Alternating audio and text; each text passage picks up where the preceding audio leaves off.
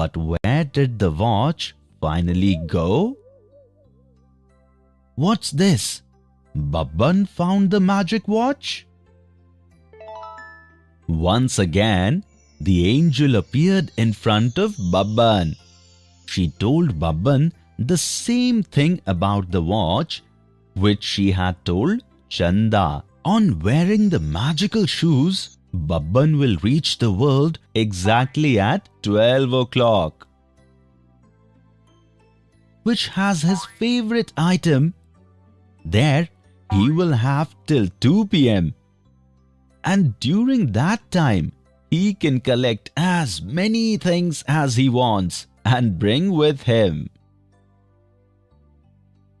Saying this, the angel also gave Babban the new magical shoes. The time in Babban's watch was this. Babban thought that it was 11 hours 15 minutes in his watch. Thinking of this, Babban quickly put on his magical shoes. He stayed for a long time, but no magic happened, and he stayed in his house. But why did it happen?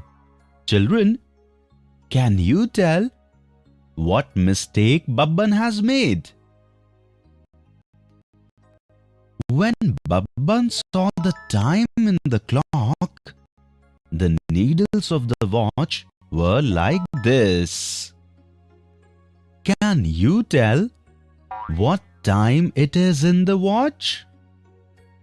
If you want, you can stop the video and find the answer. That's correct. The hour needle is between 3 and 4. So it was past 3 o'clock. And the minute needle is on number 11. So 11 times 5 is 55 minutes. In this way, the time in the watch is 3 hours 55 minutes.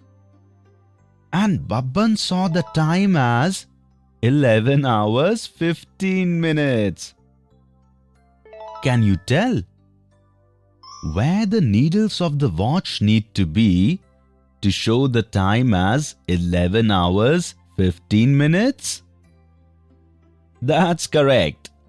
At 11 hours 15 minutes, the hour needle is between 11 and 12, and the minute needle will be at 15 divided by 5, that is number 3. Now can you tell by looking at these two watches what mistake has Babban made?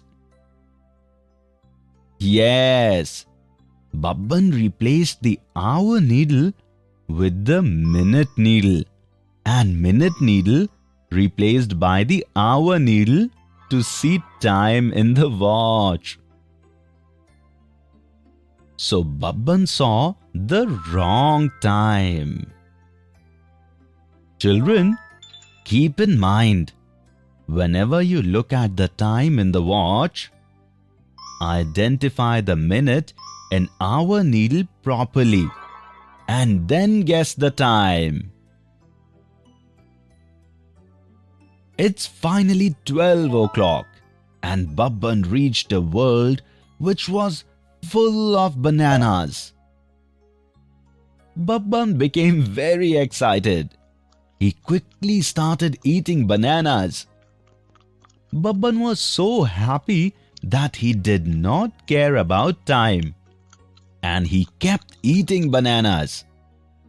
Then, when Babban's stomach was full, he started feeling very sleepy. When Babban saw the time in the watch, the needles of the watch were like this. Babban thought that the hour needle between 1 and 2 is very close to 2. Hence, 2 hours have passed and the minute needle is on number 10, or 10 times 5, 50 minutes have passed.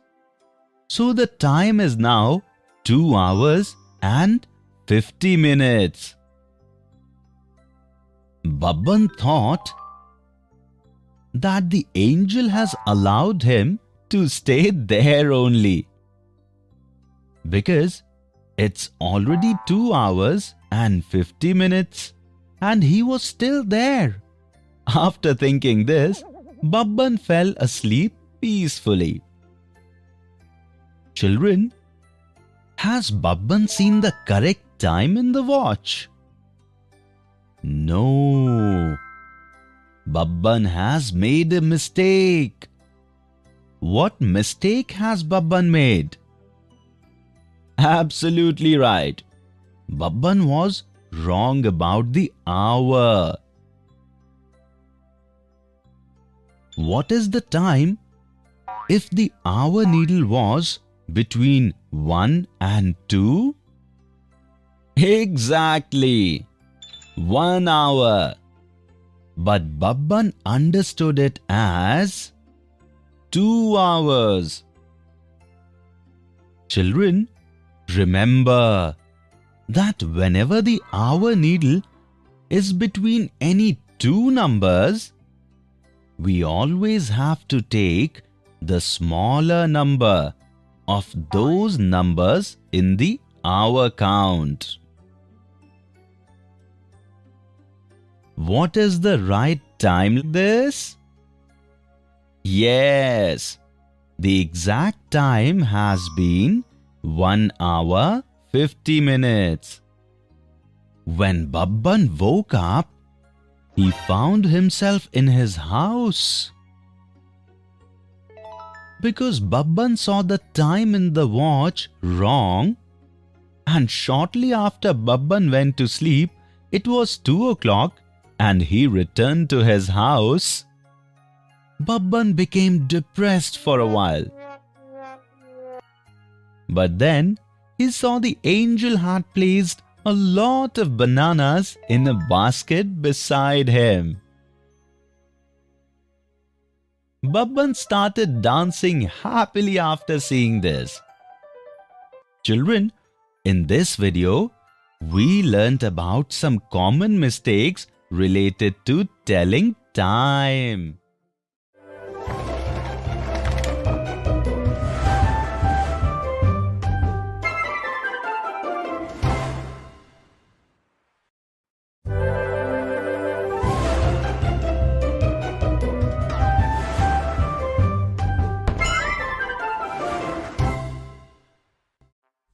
Hello children, in this video we will learn about the timeline. Chanda has come to Appu's house. She saw a photo album at Appu's house. Chanda opened the album and started looking through it. The album contained many photographs from Appu's childhood to date. Chanda told Appu, why don't they together arrange those pictures chronologically from his childhood to date? Appu could not understand how they could do this.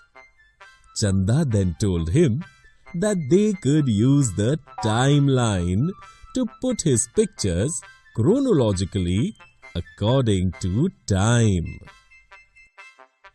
Appu asked Chanda, "What is this timeline?" Children, do you know about the timeline? No? That's all right. A timeline is a line on which we can depict the events that have happened in the life of any person in order of chronology. Chanda removed these 4 photos from Appu's album. In this picture, Appu is celebrating his 7th birthday. In this one, Appu was in first grade. This picture was taken when Appu was 1 year old and his parents had taken him on a trip to Abu. And this last picture was taken when Appu first started speaking the word mother at the age of 2. Chanda drew a horizontal line like this and explained to Appu, Look, Appu, to make the timeline, we have to first draw a horizontal line like this. Then, we will write the age of the events we want to depict on it, from the youngest to the oldest. Children, here we have 4 pictures of Appu and his age in those pictures. Can you tell which of these ages is the youngest? Correct! Out of these, this picture of Appu, which was taken when Appu was 1 year old, will be shown first on the timeline by writing 1 year on it like this. Now, can you tell out of these pictures the age of which picture will be chronologically next on the timeline? Well done, children! You have found the correct answer. This picture, in which Appu was 2 years old, will be shown chronologically next on the timeline by writing 2 years on it. And which of these pictures will be next on the timeline? Yes, this picture of Appu, in which Appu was in first grade, will be shown chronologically next on the timeline by writing the age of 5 years on it. And finally, the picture of Appu's 7th birthday will be shown by writing the age of 7 years on the timeline. In this way, Appu's timeline is ready. Children, do you remember Uncle's pictures which Raju and Bablu found? Can you draw Uncle's timeline from these pictures? If you want, you can stop the video and find the answer. Well done, children! You have found the right answer. Finally, Chanda too completed Appu's timeline and arranged Appu's pictures chronologically in this way in his album. Appu was very happy to see his pictures arranged chronologically. Children, in this video we learned about the timeline. In the next video, we will learn more about it.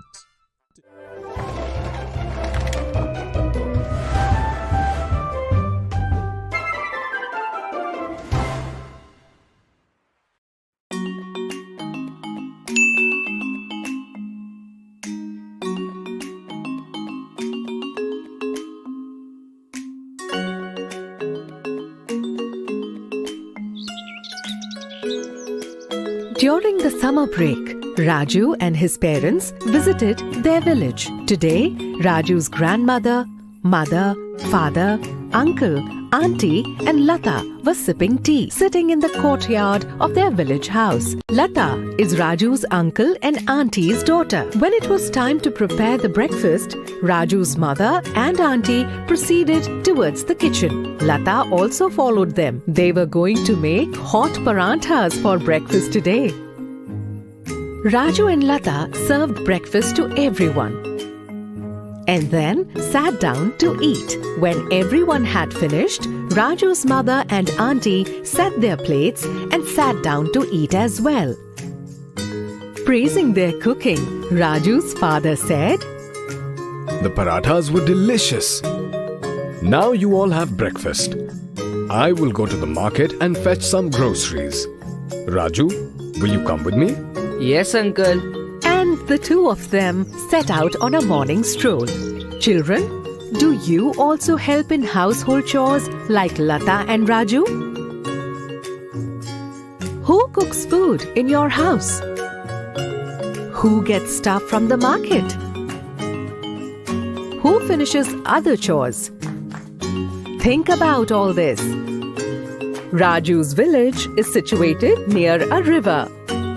When Raju and his uncle reached the river bank, they saw some people catching fish. Nearby, they collected stones and sticks, lit fire in them, and were cooking and eating the fish they caught. Upon seeing this, Raju asked, Uncle, why don't we eat fish? Our family is vegetarian, Raju, which means we only consume food items derived from plants. What are people who eat fish called? Those who eat fish and meat are called non-vegetarians.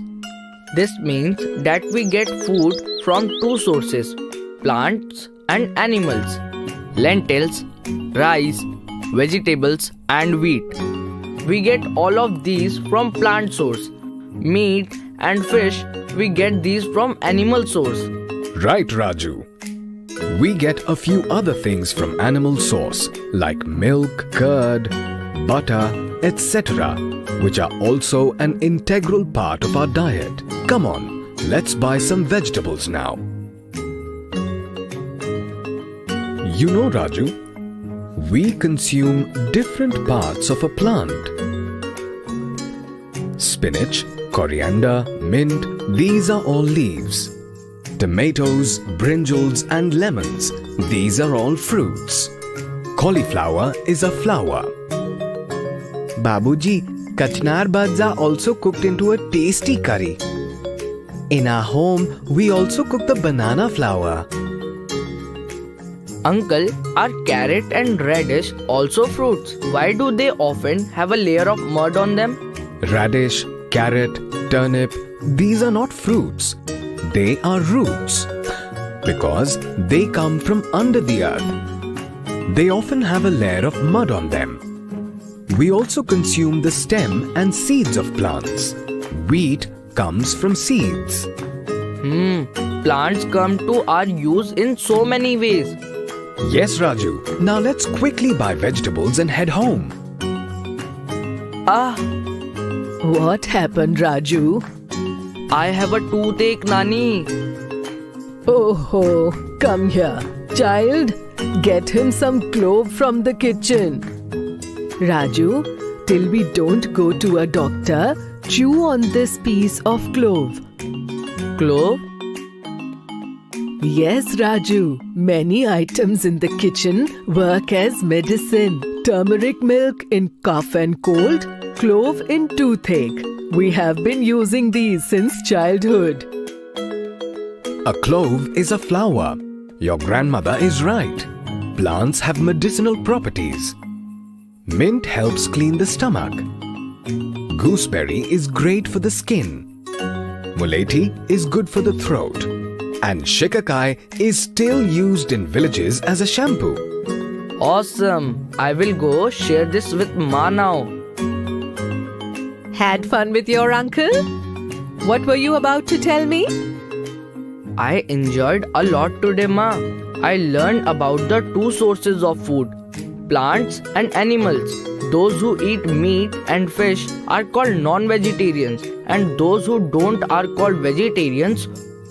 All parts of a plant, like leaves, flowers, fruits, roots and seeds, are eaten. Plants also have medicinal properties. Well done, Raju. Now tell me, what will you have for lunch? Spinach on the sides or kachnar today? Yes, uncle. Fine. Let's go and cook it together then.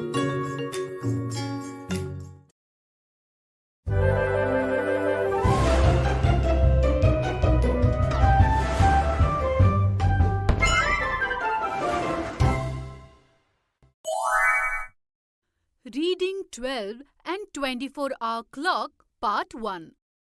Today we will learn how time is written and why and how AM and PM are used while writing time.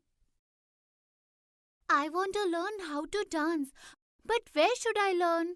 There is a dance school in my colony. You can join there. Even I learned dance there during my holidays. It was a lot of fun. We both can learn together. That will be a lot of fun. Do you have any information about dance class? Yes, I do. I have their pamphlet. Hey, then show it to me. Come home, I'll show you. See, here is the pamphlet of the dance class. Show. They have mentioned the dance style and name of the teacher, but they have not mentioned what time they teach. It must be there. Look carefully. Oh yes, it does not mention the time. Hello, Auntie. Hello, Neha. What are you both looking at? Auntie, actually I want to join a dance class. That is very good. Along with the studies, one should perform other activities as well. Yes, Mummy. That's why I'm also thinking of learning dance again. What is there to think? You both can join the dance class together. Yes, Auntie. That is what we are planning. But the dance class timings are not written in the pamphlet. Show me. The time of dance class is written on it. Where? See here. This is the time? There is no hour or minute written on it. Oh, this means you haven't been taught about time yet. No, Auntie. It's not like that. We know how to tell time. Okay, then you will understand this easily. See here, it is written batch 1 and the time of batch 1 is written in front of it. From 6 o'clock to 7:30. So does this mean that these two dots are made in between to tell the hour and minute? Yes, and these are not dots. This sign is called colon. And for time, hour, colon, minute is written like this on paper. See, it is 20 minutes past 2 o'clock in our house clock. So it will be written like this, 2:20. Okay, this means that the first batch is from 6 o'clock to 30 minutes past 7 o'clock. Yes. Then why have they written this information twice? Where is it written twice? See this? The same time is written in front of batch 1 and in front of batch 6. From 6 o'clock 0 minutes to 30 minutes past 7. No, these two are different timings. Batch 1 is in the morning and batch 6 is in the evening. How do you know, Mummy? Because they have written it. Look, in front of batch 1, the time is written as AM, whereas PM is written in front of batch 6. AM, PM? What do they mean, Auntie? AM is from 12 o'clock at night to 12 o'clock noon. Hence, AM written to show the time before noon. And PM is from 12 o'clock noon to 12 o'clock at night. Hence, PM is written to show the time after noon. Whenever the time has to be mentioned, we have to write it with the information whether it is before noon or afternoon. Yes. But what does AM and PM stand for? Full form of AM is ante-meridiem. Ante in Latin language means before and meridiem means noon. So, ante-meridiem means before noon. Oh, that means the full form of PM would mean afternoon. Yes, full form of PM is post-meridiem. Post means after and meridiem noon. Hence, PM means afternoon.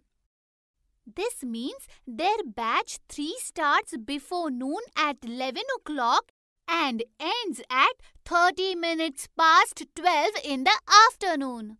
Absolutely right. Now you have learned to read and write time. Yes, Mummy. Even you can become a teacher. Today we learned that time is written in form of hour, minute. AM is written in front of the time when time is before noon. PM is written in front of time when the time is afternoon. Full form of AM is ante-meridiem, which means before noon. And the full form of PM is post-meridiem, which means afternoon.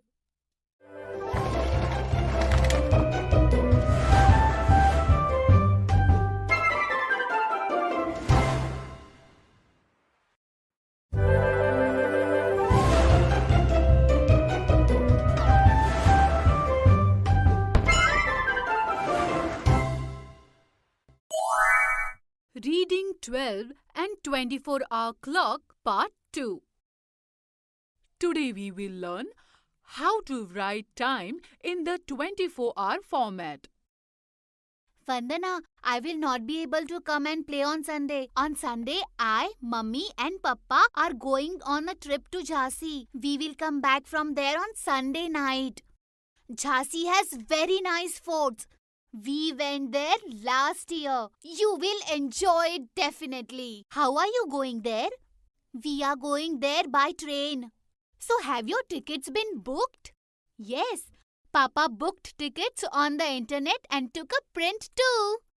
What does a train ticket look like? Let me have a look. I have never seen a train ticket. It is with my mummy. You wait here, I will get it.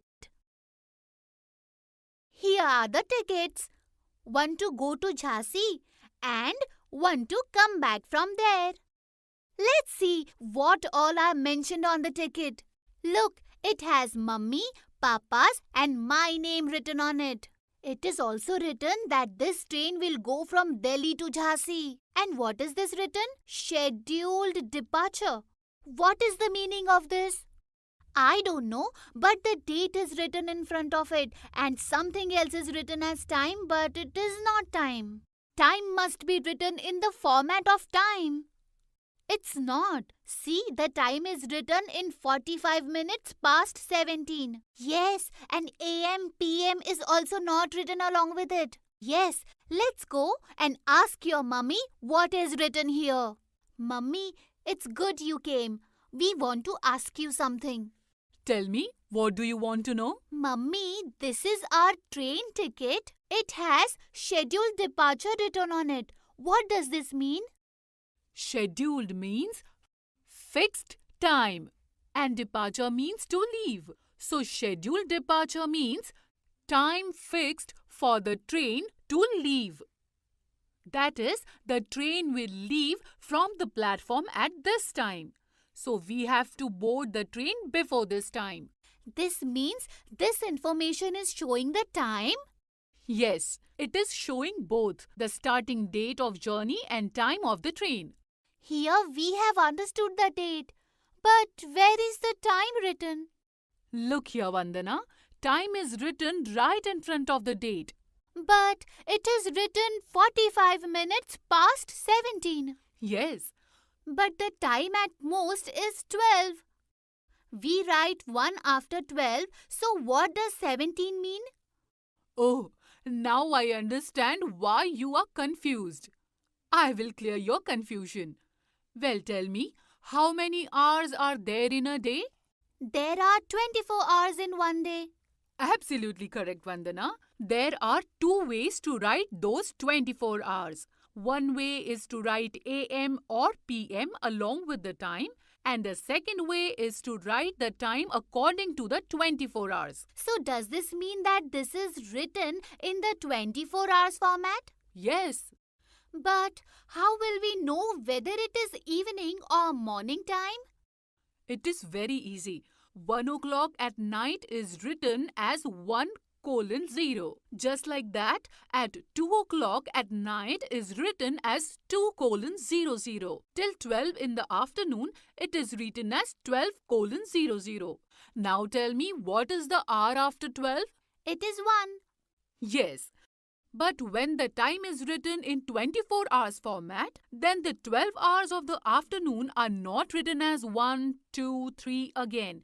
Instead, they are written as 13, 14, 15. So does this mean that writing in the 24 hours format, 1 o'clock in the afternoon will be written as 13:00? Yes. And when I saw that our train is at 45 minutes past 17, I said that our train is at 45 minutes past 5 o'clock in the evening. Because you started reading after 12, 13, 14, 15, 16 and 17. That means 5 o'clock in the evening. Yes, Neha. Then how will we write 12 o'clock at night? Why don't you try it yourself? Okay, if 5 o'clock in the evening is 17, 6 will be 18, at 7 will be 19, 20, 21, 22, 23, 24. That is 12 o'clock at night will be written as 24:00. You found it correctly, Neha. If it is 15 minutes past 12 o'clock at night, then how will we write it? 24:15? No, after 12 o'clock at night, time starts from 0. So, if you want to write 1 minute past 12 o'clock, 00:01 will be written. That means 15 minutes past 12 o'clock at night will be written as 00:15 in the 24-hour format? Yes. Now that you have understood it, you can look at these tickets and find out when we will leave and when we will come back. Okay, Mummy. Thank you, Auntie. Welcome. Today we learned how to write time in the 24-hour format.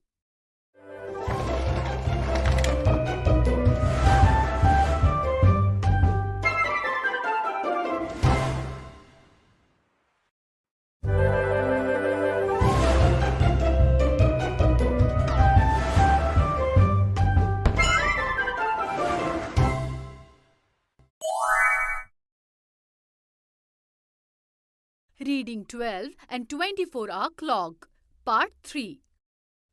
Today we will learn how to read time correctly. Hey Ayushman, why are you sad? Because tomorrow is my cousin's engagement and I will not be able to go. Why can't you go?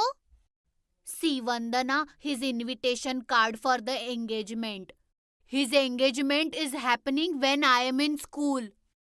Show me. Look, their engagement is from 8 o'clock to 11 o'clock in the morning and I am in school at that time. In this card, the time written is from 8 o'clock in the evening to 11 o'clock at night. Who told you that the engagement is during school time? No, it is during school time. Look carefully. PM is written in front of the time. Yes, I saw. PM is written, that's why I am saying the engagement is in the evening.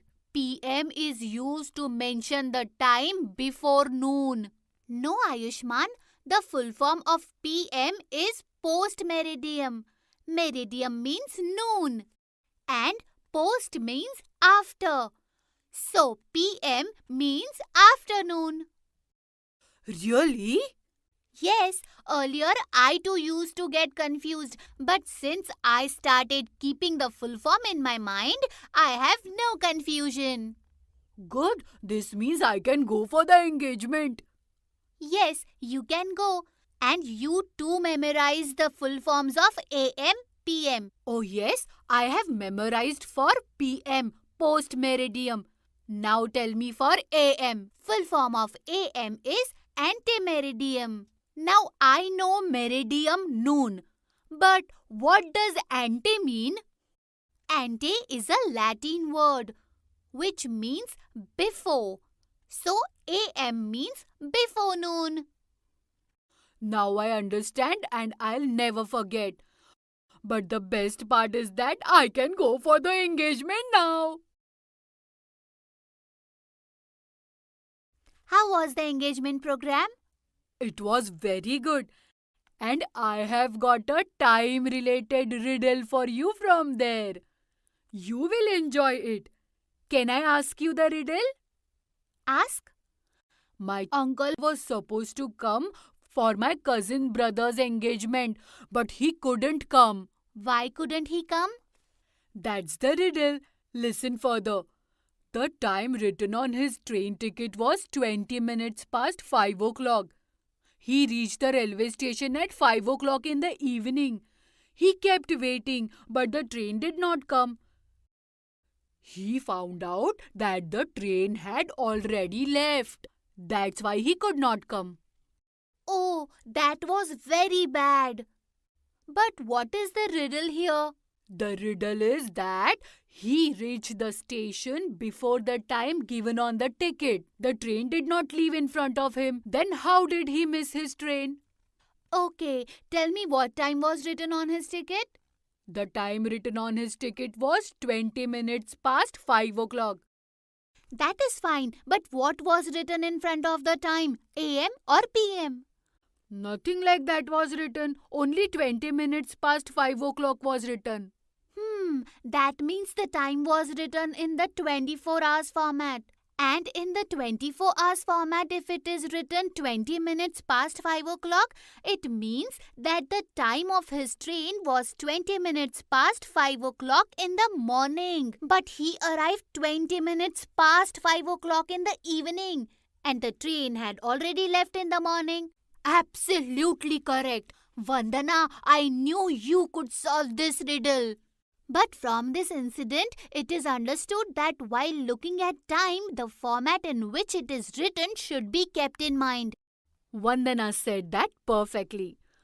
While looking at the time, it should also be noted whether it is written in 12 hours or 24 hours format. AM is used for the time before noon and PM is used for the time after noon.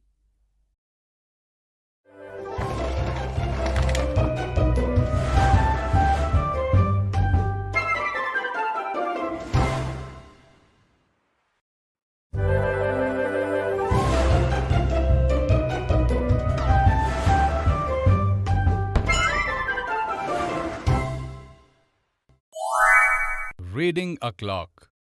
Part 1. Today we will learn to read the hour hand of the clock and read the minute hand of the clock. Hello, sir. Neha and Vandana, come inside. Tell me, what is it? Sir, this time for our school picnic, we are going to the amusement park, right? Yes. So my father wants to know what is our timetable for that day. Meaning, at what time will the bus leave from school? At what time will it arrive at the amusement park? What time we will have lunch? And what time we will return? All right, Neha. I got it. I have printed a copy of the timetable for all the students. You both take one each. Okay, sir. We will go now. Sir, why have you kept these two clocks that are not working on your table? No, Neha. These two clocks haven't stopped. These two are working. No, sir. See, both these clocks have only one hand. Yes, Neha. Both the clocks have only one hand, but both the clocks are working. See? This clock only has the hour hand, and this clock has only a minute hand. And the button above these clocks can set the time by rotating these hands. So, are these two telling the right time? Yes, these clocks are telling the right time. According to these clocks, what is the time? I will match it with my watch and tell if it is correct or not. But sir, we do not know how to read the clock. Why? Have you not been taught to read a clock in your class yet? No, sir. Never mind. I'll teach you. Reading a clock is very easy. Okay, please teach us, sir. This will be so much fun. See. First, we will learn to see the hour hand. Vandana, please tell me on which number is the hour hand at present? Sir, is the hour hand in the hour clock? Yes, Sir, then the hour hand is at 9. it means it's 9 o'clock. Sir, if it were 10 o'clock, Then the hour hand would have been at 10. meaning the number of which hour hand is on, that is the time, sir. Yes, This is very easy. yes, it's easy. Now, with the help of this button, move the hour hand to the place where it would be when it is 2 o'clock. Okay, sir, I will try. The hand is at 10 right now. Now it's at 11, meaning it's 11 o'clock. Now it's 12 o'clock. Now it's on 1, that is 1 o'clock. Now it has come to 2. Sir, it will be on 2 when it is 2 o'clock. Well done, Vandana. Look, reading or seeing a clock is very easy, isn't it? Yes, sir, but how to read this minute hand? It is very easy. Neha will read the minute hand. Listen carefully, Neha. The clock has numbers from 1 to 12. The difference between every number is 5 minutes. When the minute hand is on 1, then it is said to be 5 minutes. The same way, when the hand is on 2, then it means 10 minutes have passed. Meaning, multiplying the number where the minute hand is with 5 will tell us how many minutes have passed.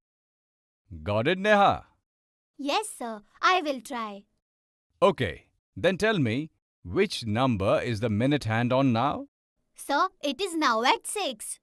Now tell me, how many minutes have passed? Sir, if the hand is on 1, then it's 5 minutes. Hand is on 2, then it's 10 minutes. Hand on 3, it will be 15 minutes. That's right, Neha. Just keep multiplying the number by 5. You will find out the minutes. When the hand is on 4, 20 minutes. When the hand is at 5, 25 minutes. And when the hand is on 6, it will be 30 minutes. So as per this clock, 30 minutes have passed. Absolutely right, Neha. Now, with the help of this button, move this hand to the number when 60 minutes would have been completed. Sir, there are 5 minutes between any two numbers. Right now the minutes hand is on 6, then it is 30 minutes. This would mean when the minute hand is on 7, then it is 35 minutes. When the hand will be on 8, it will be 40 minutes. 45 minutes on 9. 50 minutes when the minute hand is on 10. 55 minutes on 11. And it will be 60 minutes at 12. So when the minute hand is on 12, it will be 60 minutes. Absolutely right, Neha. Now you have learnt to read the hour hand and the minute hand separately.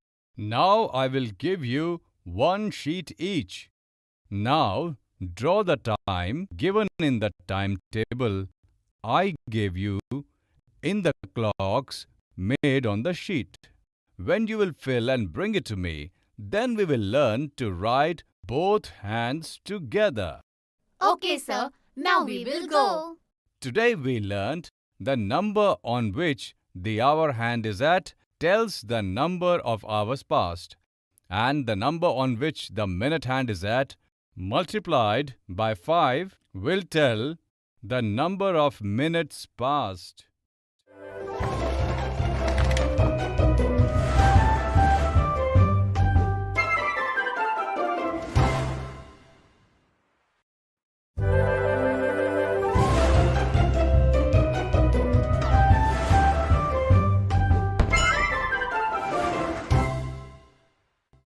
Journey by Train, Part 2.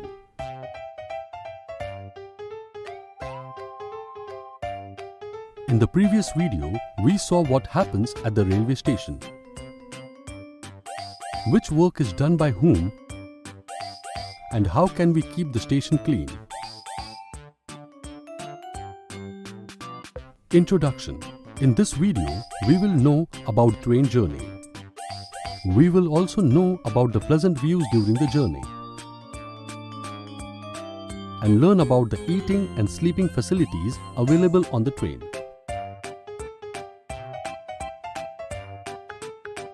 Zia and her mother are sitting at the allotted seats on the train. As soon as Zia sat on the train, she started looking out of the window.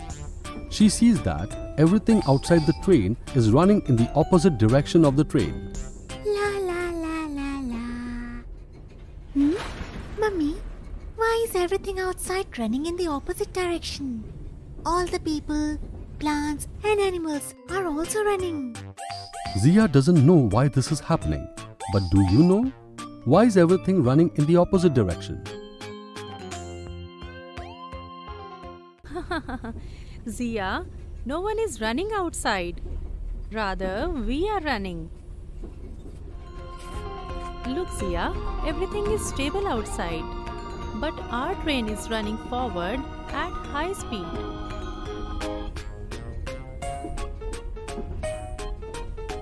So it appears as if everything outside the train is running in the opposite direction. Now I understand. This is so interesting. Have you ever noticed that the things outside a moving train appear to be running in the opposite direction? How did it make you feel? At that point, Zia sees a man in a black coat. He was going to every passenger on the train. Oh, Mummy, why is that man in the black coat going to every passenger on the train? Zia, he is a ticket checker. His job is to check whether the passengers are sitting on the seats allotted to them or not. So no one can sit on any other seat except their own. Have you ever seen a ticket checker? What kind of problems will occur on the train if there is no ticket checker? In a little while, it became noon. The train stopped at a station filled with food stalls. On seeing this, Zia turned to her mother. Mummy, all this food outside is making me hungry. Don't worry, Zia. I have brought food from home. Come, let's eat. But Mummy, people who have not brought food from home, what will they eat? There is a complete arrangement of food on the train, Zia. The kitchen of the train is called pantry. Food is made here according to the number of people and their needs. People pay money according to the choice of their food, just like in hotels. Have you ever eaten pantry food on a train journey? Was that food tasty? Soon the clock struck 5 o'clock and Zia began to enjoy the sunset.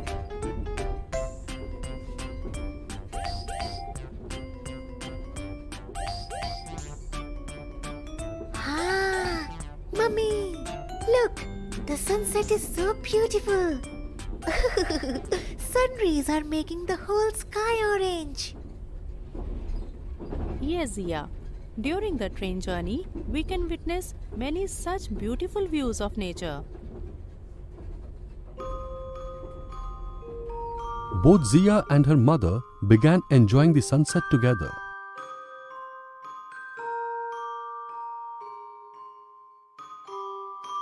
Have you ever witnessed a sunset from a moving train?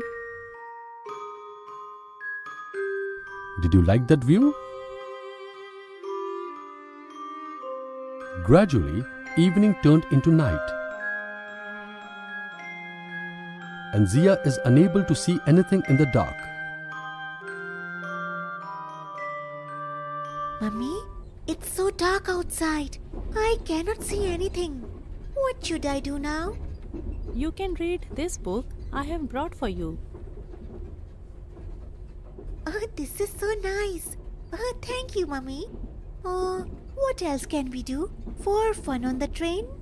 There are a lot of things, Zia, like reading a book, singing songs, making new friends, talking to people, and listening to stories from your mummy.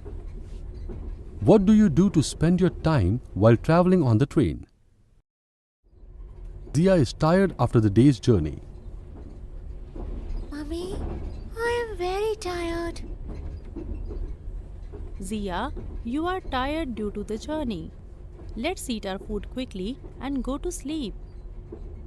Yes, Mummy. I am feeling sleepy. After having their dinner, Zia and her mother go to sleep in their respective seats. Good night, Mummy. Good night, Zia. Do you like sleeping in a moving train? Is it as comfortable as sleeping at home? Summary. In this video, we came to know about train journey. We also came to know about the pleasant views during the journey and learned about the eating and sleeping facilities available on the train.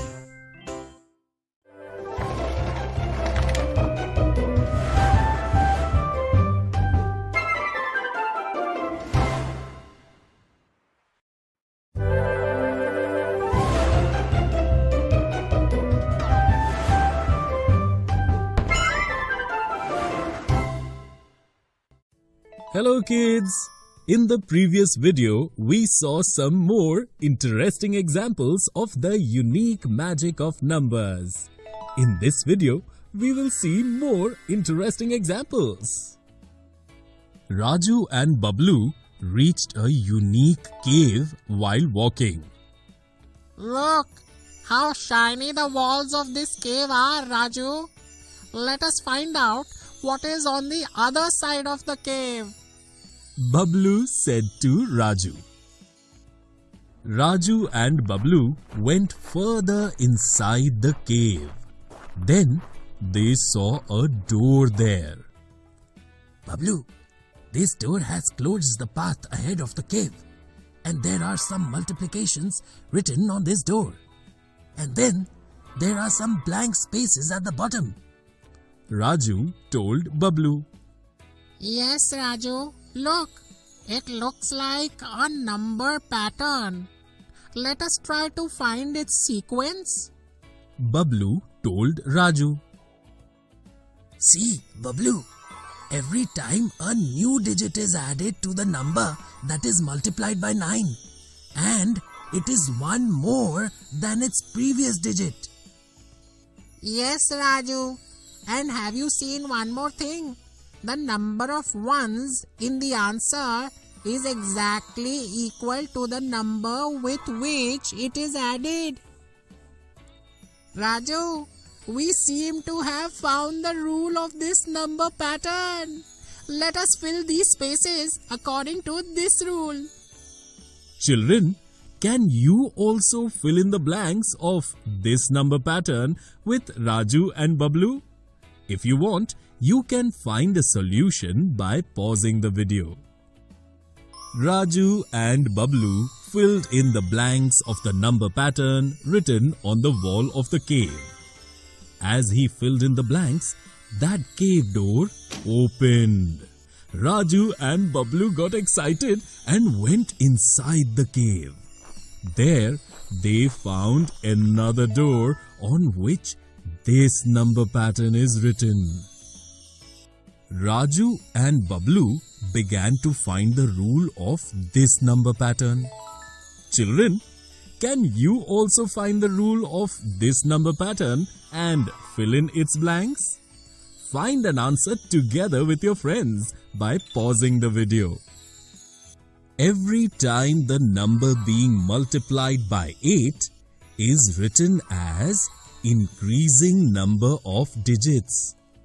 It is also the number being added after multiplication. And in the answer, the digits are written in a decreasing order, matching the length of the number being added after multiplication. According to this rule, we can fill in the blanks of this number pattern in this way. Just like you, Raju and Bablu filled in the blanks of this number pattern and the door opened.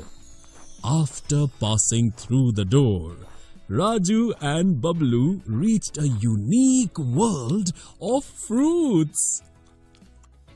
Children, in this video, we saw some more interesting examples of unique magic of numbers.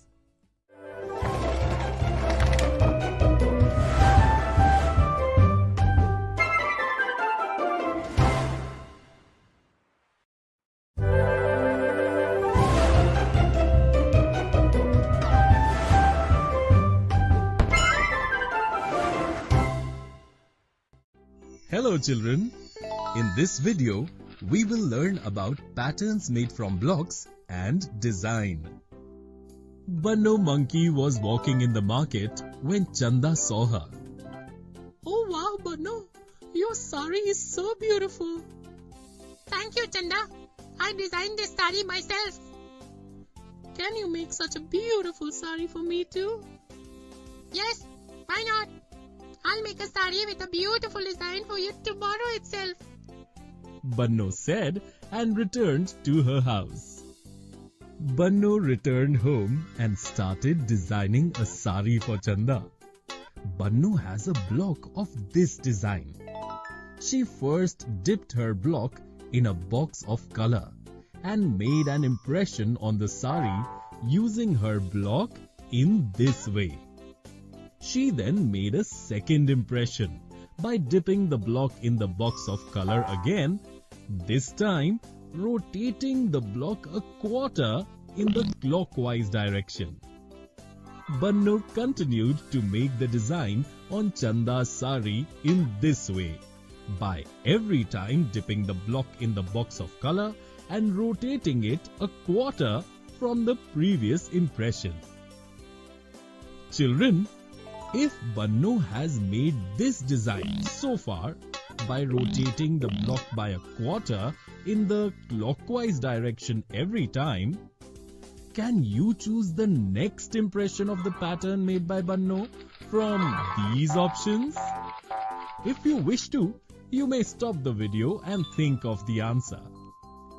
Because Banno rotates the block a quarter in the clockwise direction every time to create this pattern, to make the next impression, we have to rotate this impression by a quarter in the clockwise direction.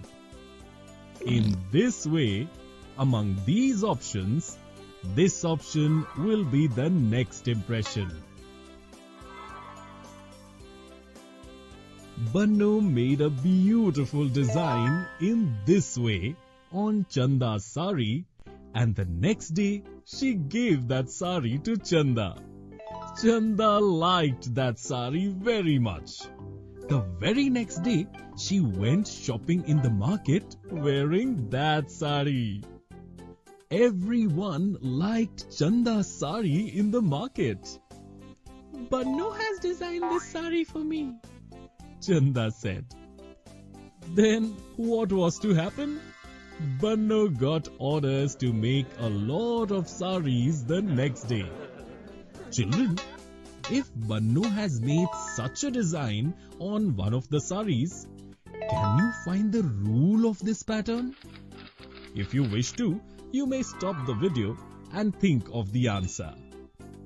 If we look closely, we will find that this impression has been made by rotating the previous impression by half in the clockwise direction. In order to create this pattern, Banno has rotated the block of the design by half in the clockwise direction each time. Saris made by Banno became very famous throughout the village. And Banno also opened her own sari shop in a very short span of time. Children, in this video we learned about patterns made from blocks and design. In the next video, we will learn more about it through some interesting examples.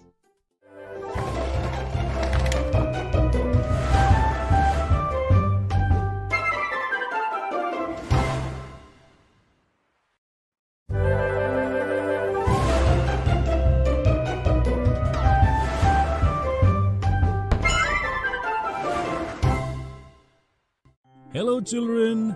In the previous video, we learned about patterns made from blocks and designs. In this video, we will learn more about it through some interesting examples.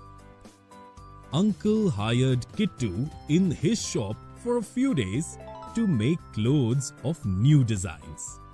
But Kittu was very lazy and left unfinished designs. So after a few days, Uncle asked Kittu not to come for the job. Now Uncle himself is busy trying to complete those incomplete designs. First, Uncle took the shirt of this design. What rule has Kittu used to make this pattern?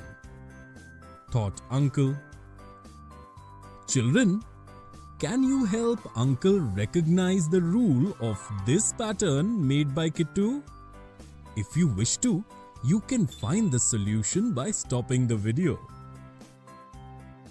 If we look closely, we will find that this impression is made by rotating its previous impression 3/4 in the anti-clockwise direction. In the same way, the impression made after it is made by rotating this impression 3/4 in the anti-clockwise direction. Oh, wow! You found the rule! To make this pattern, Kittu has rotated the previous impression 3/4 in the anti-clockwise direction or 1/4 in the clockwise direction every time. Uncle too, like you, found the rule of this pattern and completed the design made on this shirt. Children, can you now help Uncle find the rules of patterns made on this skirt and the dupatta? Find the solution for this with your friends. In the pattern on the skirt, the design is being rotated by half in the clockwise direction every time. And in the pattern made on the dupatta, the design is being rotated by 1/4 in the anti-clockwise direction or 3/4 in the clockwise direction every time. Uncle also found the rules of those incomplete patterns and completed those patterns. All the villagers are liking the new pattern clothes sold at Chacha's shop a lot.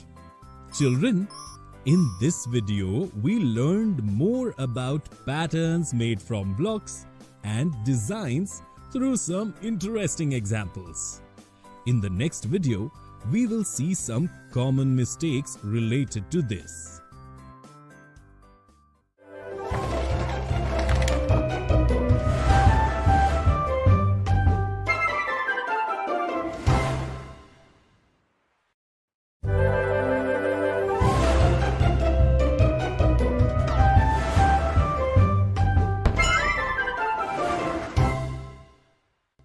Hello children! In the previous video, we learned more about patterns made from blocks and designs through some interesting examples. In this video, we will see some common mistakes related to this. Banno's saris shop is going very well. Every day, seeing Banno making designs on so many saris, Babban thought, why not give Banno a little help? Babbanji, I will write the rules of the pattern you need to make on the saris on a piece of paper for you. You only need to use these blocks and make the designs according to that rule. Banno told Babban. Babban has to make the design using this block according to this rule on the first sari. Make the design by rotating this block by 1/4 anti-clockwise every time. Babban read the instructions written by Banno. This is so easy, thought Babban, and quickly made this design using the block on the first sari. Babbanji, you made the wrong design. Banno told Babban. Poor Babban could not understand what mistake he made while creating the design. Children, can you tell by looking at Banno's instructions and Babban's design what is the mistake that Babban made while making the design? If you wish to, you may stop the video and find the answer. Actually, as per the instructions written by Banno, Babban had to rotate the block by a quarter in the anti-clockwise direction every time. But Babban got confused between the clockwise and anti-clockwise directions and accidentally made the pattern on the sari by rotating the block by a quarter in the clockwise direction every time. Children, remember, whenever you want to know the clockwise direction, look at the direction of the movement of the needles in a clock. Banno explained Babban's mistake to him. Then, Babban helped Banno create designs on a lot of saris without making any further mistake. Children, in this video, we saw some common mistakes related to patterns made from blocks and design.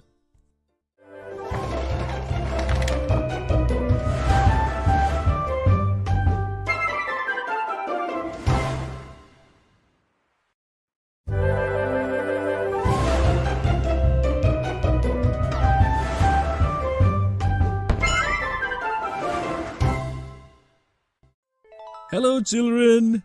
In this video, we will learn about patterns with geometric shapes. Seeing the pattern of Banno's saris becoming famous, Uncle thought, why not make a pattern on his desk too? Uncle created such a pattern using geometric shapes on his round table. Golu came to buy the table at Uncle's shop and he liked the table very much. Golu immediately bought the table from Uncle. Golu returns to his house thinking, How did Uncle make this pattern?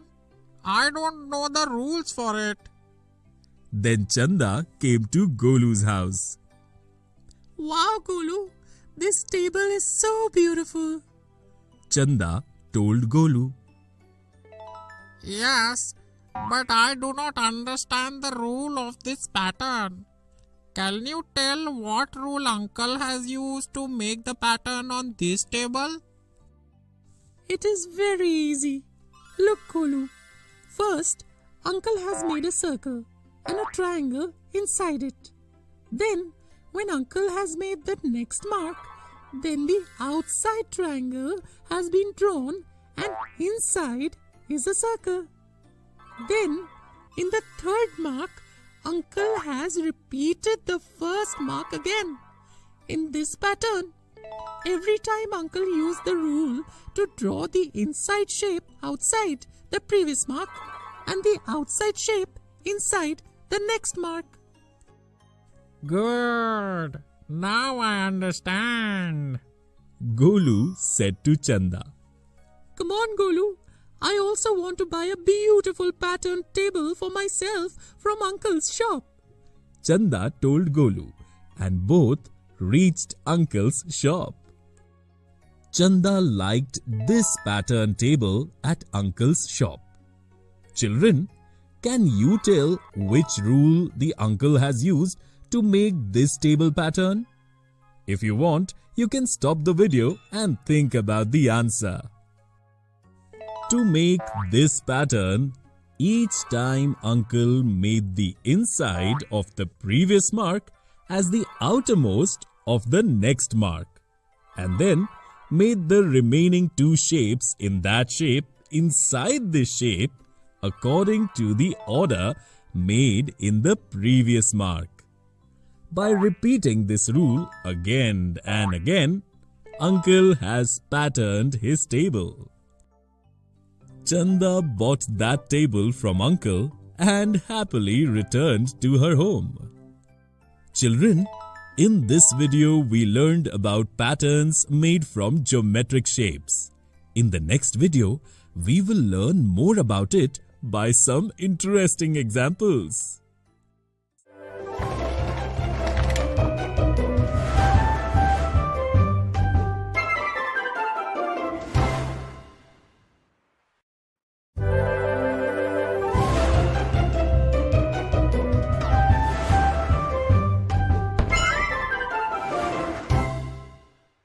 So,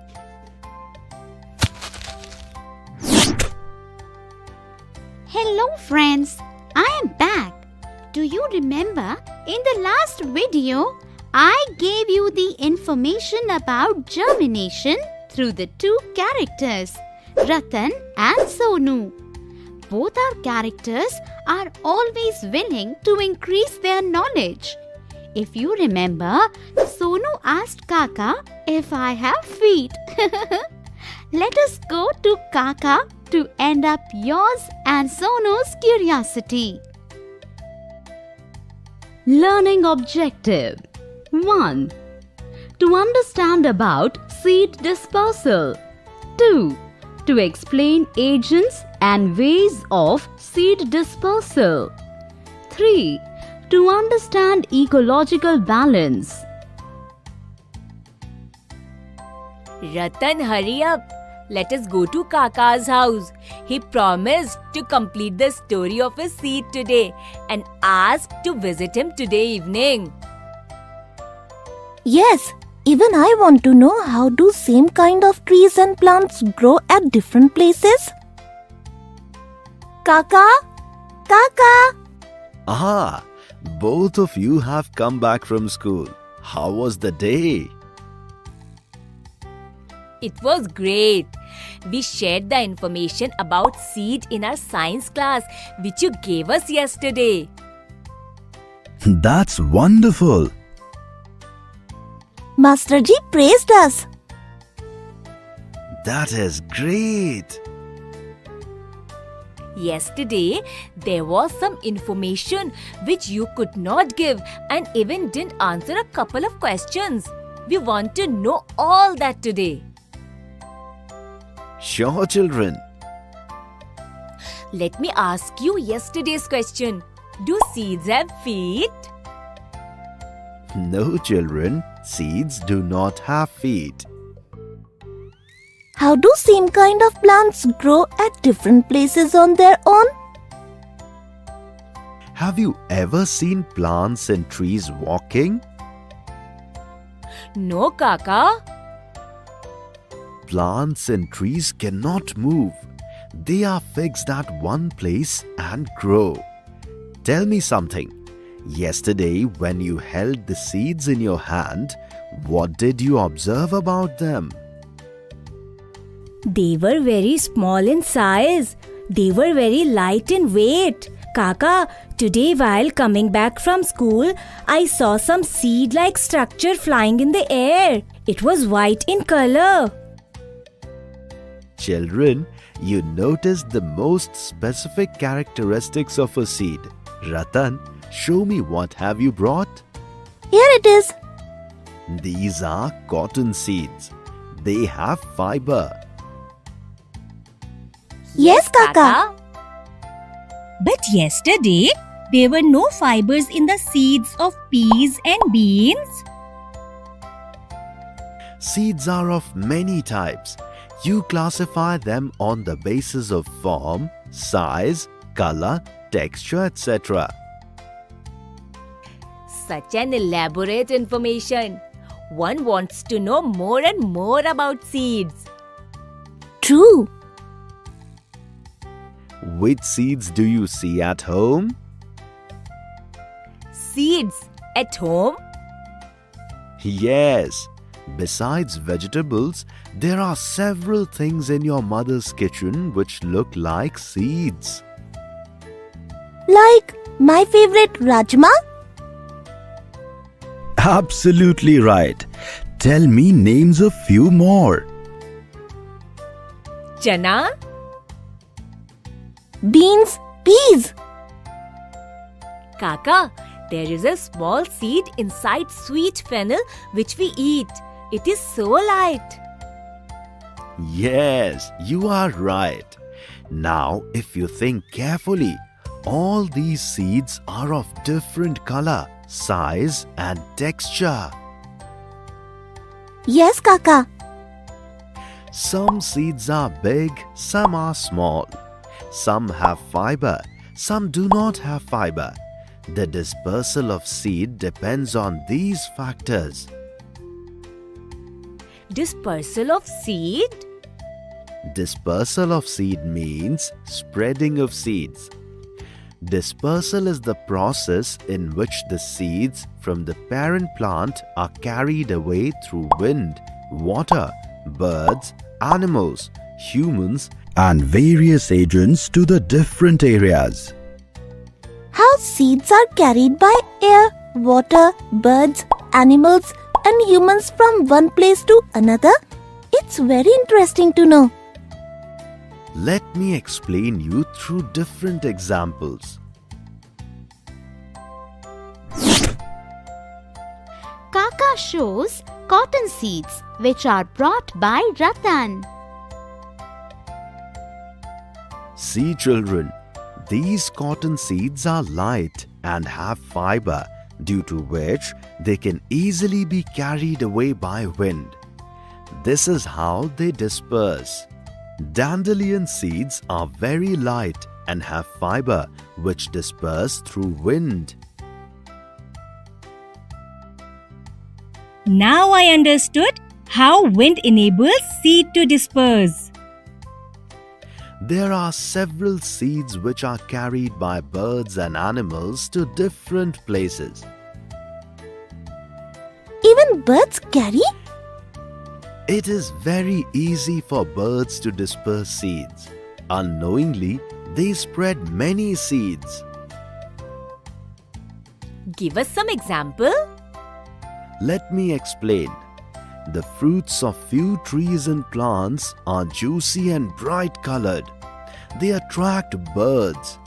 Birds eat these fruits along with seeds. When the digestive process gets over, the seeds come out of their body in the form of waste. This is how seeds disperse. This is how it happens. Yes, children. This is one way how birds disperse seeds.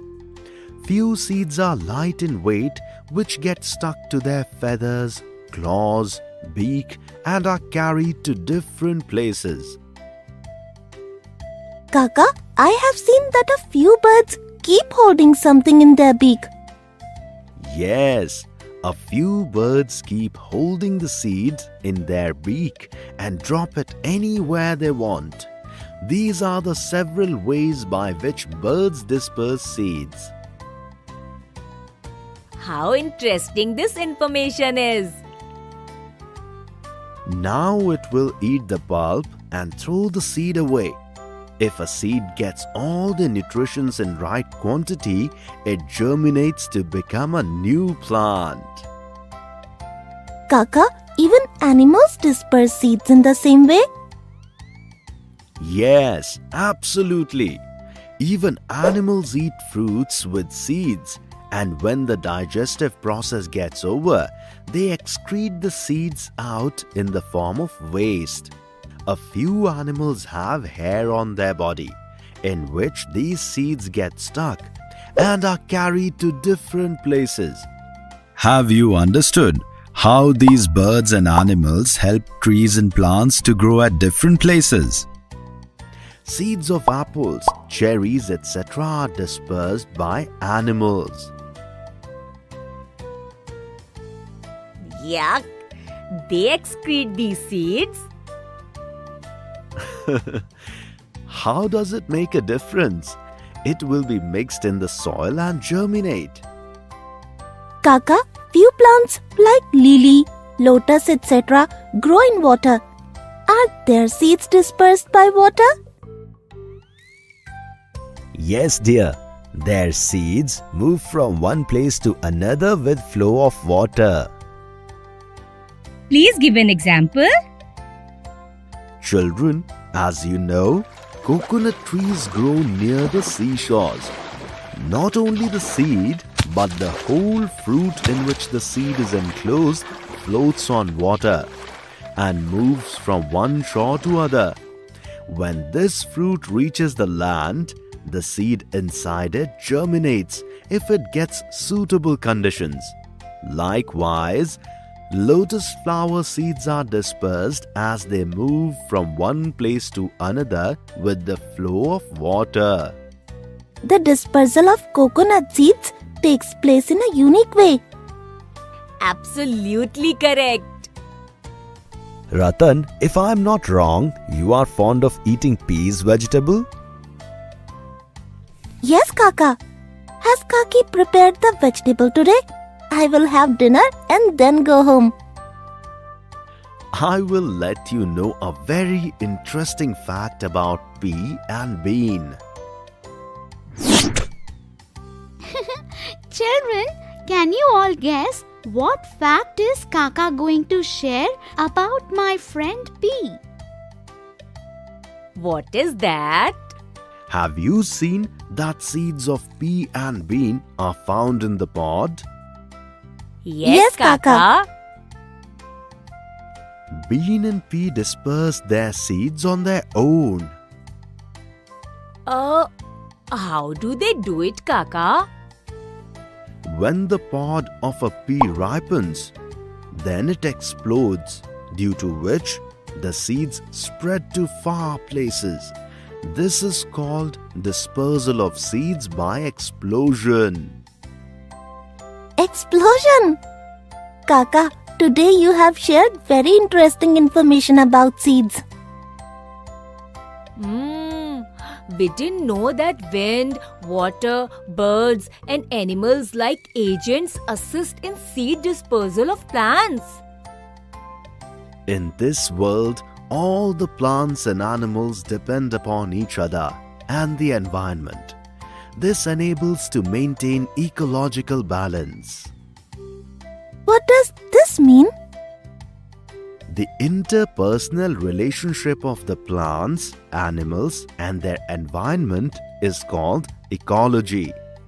It's very important, especially for humans, to maintain this balance. If it gets disturbed, there is a probability of floods, famine, diseases, etc. What shall we do to maintain ecological balance? To maintain the ecological balance, it is very important to take care of the environment. 1/3 of the earth should be under forests. The way we are growing in population, it has become essential for us to conserve water in order to maintain this balance. We understood, Kaka. We promise that we will plant trees. Today, we learned a lot about seed dispersal and ecological balance from you. Children, have you seen how all plants, animals are dependent on each other and are ready to help each other? You should also be ready to help each other and make this world a better place to live, where peace stays forever.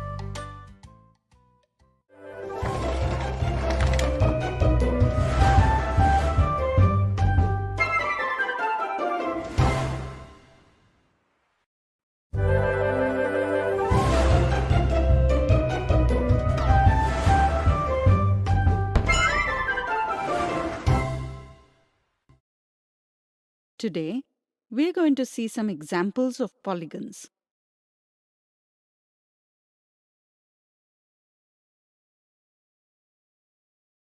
Which of the following figures are polygons? We are expected to identify polygons among the given figures. Can you tell on which basis we will identify whether a given figure is a polygon or not? Think a little.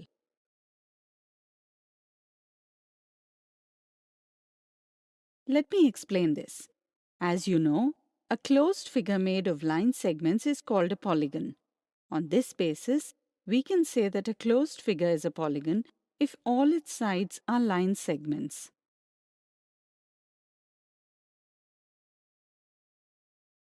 Here we see that figures C, E, H, J and K are not completely made of line segments, rather these are made with curved lines.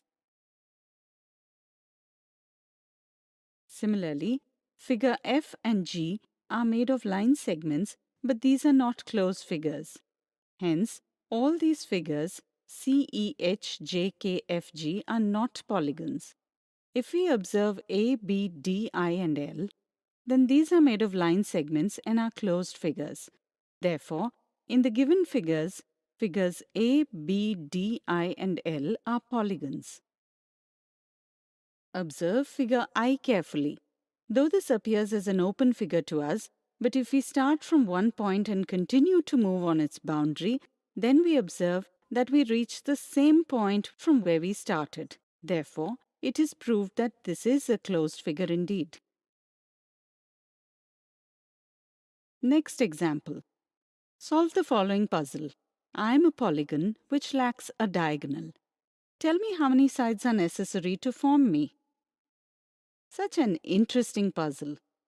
We need to draw such a polygon which does not have a diagonal in it. The number of sides of this polygon will be the answer of the puzzle. So let's solve this puzzle. As you know, a polygon is a closed figure made of line segments. The line segments from which the polygon is made are called sides of the polygon. You also know that at least 3 sides are compulsory to form a polygon. Let's draw some polygons.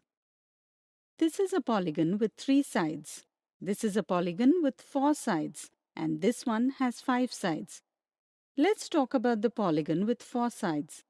If we connect such vertices which are not adjacent, then we get a diagonal. In a 4-sided polygon, we can draw 2 diagonals. Similarly, in a 5-sided polygon, we can draw 5 diagonals. Can you tell me how many diagonals can be made in a 3-sided polygon? Think a little.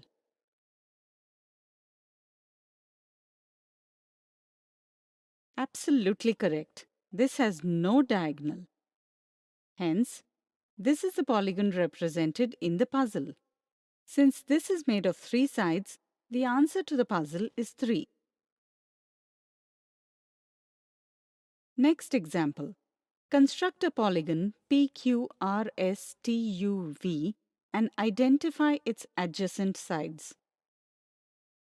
Here, we have been given a name of a polygon. Let's use this to construct the polygon. Can you tell me how you would do this with the name? Think a little. Now, if we connect the vertices, then we get the polygon PQRSTUV. Since here no condition is given for constructing a polygon, we can construct it in different ways. Pause the video and think about it.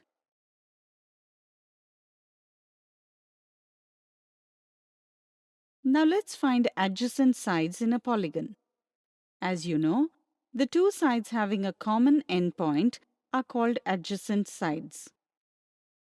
In this way, adjacent sides in polygon PQRSTUV are PQ and QR, QR and RS, RS and ST, ST and TU, TU and UV, UV and VP, and VP and PQ. Just think, if we are given conditions such as length of sides and angles should be equal, then it was necessary for us to construct the polygon with given conditions. In that case, only this figure would have been correct. Now solve this question by yourself. Draw a polygon with 6 sides and identify how many diagonals can be drawn in this.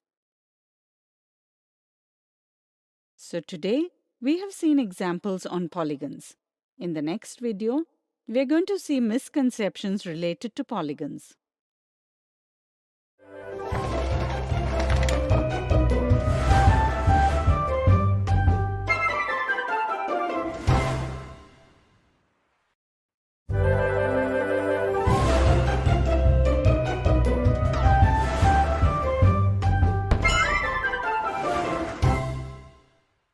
Today, we are going to see some misconceptions and one common mistake related to polygons. Misconception 1. Identify the polygon in the figures given below. Many students do not understand the concept of polygons correctly. They think that since all these shapes are closed figures, they are all polygons. So they give the answer as option 1, which is the wrong answer. Some students think that only large shapes or figures can be polygons. Since figure Q appears smaller, that is why they don't consider this as a polygon. They consider P, R and S as polygons and give answer as option 2, which is the wrong answer. Correct understanding is that a polygon is a closed figure made of line segments. In the figures given, P, Q and R are made of line segments, therefore they are polygons. But figure S is not completely made of line segments, therefore it is not a polygon. Hence, in the given figure only P, Q and R are polygons. Therefore, the correct answer of the given question is option 3. Misconception 2. Identify the incorrect name of polygon from the options given below. Some students have a misconception that the name of the polygon can be identified by writing the letters of the vertices in any order. In the given figure, vertices are named from A to F. Students ignore the sequence in vertices and name the polygon as A, B, C, D, E, F, which is a wrong name. Therefore, option 1 is the correct answer to the given question. Some students understand that naming the polygon starts from the left side only. Therefore, they think that the name of the polygon will start from either F or A and not from D. Therefore, they think that the name given in option 3 is incorrect. Hence, they give the answer as option 3. But this is a wrong answer. The correct understanding is that we can name a polygon with the help of vertices. While naming, we can start from any vertex and progressing in one direction on the boundary. Write the vertices in sequence one after the other. In this way, the name of the given polygon can either be FECDBA or DCEFAB. Both ways are correct. Therefore, option 2 and option 3 are correct names. Hence, they cannot be the answer to the given question. Now let's see a common mistake. Observe this polygon. Is line segment BD a diagonal of this polygon? Think a little. Let me tell you, some students think that line segment BD is outside of polygon, therefore it cannot be a diagonal. But this is a wrong understanding. The correct understanding is that if we connect two such vertices of a polygon which are not adjacent, then we get a diagonal. It is not necessary that diagonal should be present inside the figure only. It can be outside also. So today we saw some misconceptions and a common mistake related to polygons.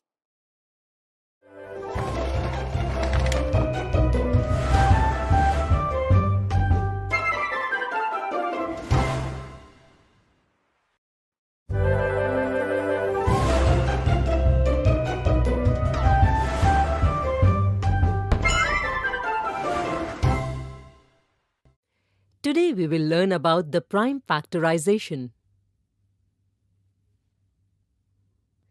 We see many things around us, like photo frame, water bottle, pen, etc. They are all made up of different parts. It is the same with numbers. Let us consider number 6. It is formed by the multiplication of 2 and 3. Similarly, if we consider number 10, it is formed by the multiplication of 2 and 5. Such numbers whose multiplication gives the number itself are called the factors of that number. Sometimes we need to break a number to find those numbers whose product is the given number. That is, we need to find out the factors of that number. The method of breaking a number to find the factors is called factorization. Let's factorize the number 40. Can you express 40 as the product of 2 or more numbers? Try it. Upon trying, you must have understood that 40's factorization can be done in different ways, like 2 multiplied by 20, 4 multiplied by 10, 5 multiplied by 8, etc. What does it tell you? We can say that the factorization of a number can be expressed in different ways. 40 has another interesting factorization. 2 multiplied by 2 multiplied by 2 multiplied by 5. Can you tell what its speciality is? You got it right. In this factorization, all are prime factors. This way of expressing a number in prime factors is called the prime factorization. Keep in mind that the factorization of a number is to break that number into smaller numbers. On the other hand, the prime factorization of any number is to break the number in prime factors. Now the question is how to do the prime factorization. Let's learn an interesting way to do it. Let us assume the number as a tree whose prime factorization has to be done. Just like a tree is divided into branches, in the same manner, we will find a pair of factors whose product will be that number. Similarly, just like the branches of the tree are divided into smaller branches and finally into leaves, we will express the factors into smaller factors. At last, we will reach a stage where leaves cannot be further divided. In the same way, we get into this situation by obtaining small factors where we cannot express any of them to smaller factors. At this stage, we get the prime factors of the given number. Isn't it an interesting method? Another way of doing the prime factorization is the division method. Let's understand it. Let's find out prime factors of 40. First of all, draw all images as shown in the screen. The prime factorization of number 40 has to be done. So we will write it in the second column of the top row. Now, we will choose the smallest prime number which completely divides 40. By applying the divisibility rule of 2, 40 can be completely divided by 2. So, we will write 2 in the first column of the first row. On dividing 40 by 2, the result will be 20. We will write it under 40 in the second row. Again, we will find the smallest prime number which completely divides 20. Since 2 completely divide 20, we will write number 2 in the first column of the second row. 10 is the quotient of 20 by 2. So, we will write it in the second column of third row. In the same manner, we will divide 10 by 2 and write 5 in the second column of next row. Then, we will divide 5 by 5. At the end, we get the number 1. All the number of column 1 are the prime factors of 40. Therefore, we will write 40 is equal to 2 multiplied by 2 multiplied by 2 multiplied by 5. Today we have learned the prime factorization. In the next video, we will learn it in a better way with some examples.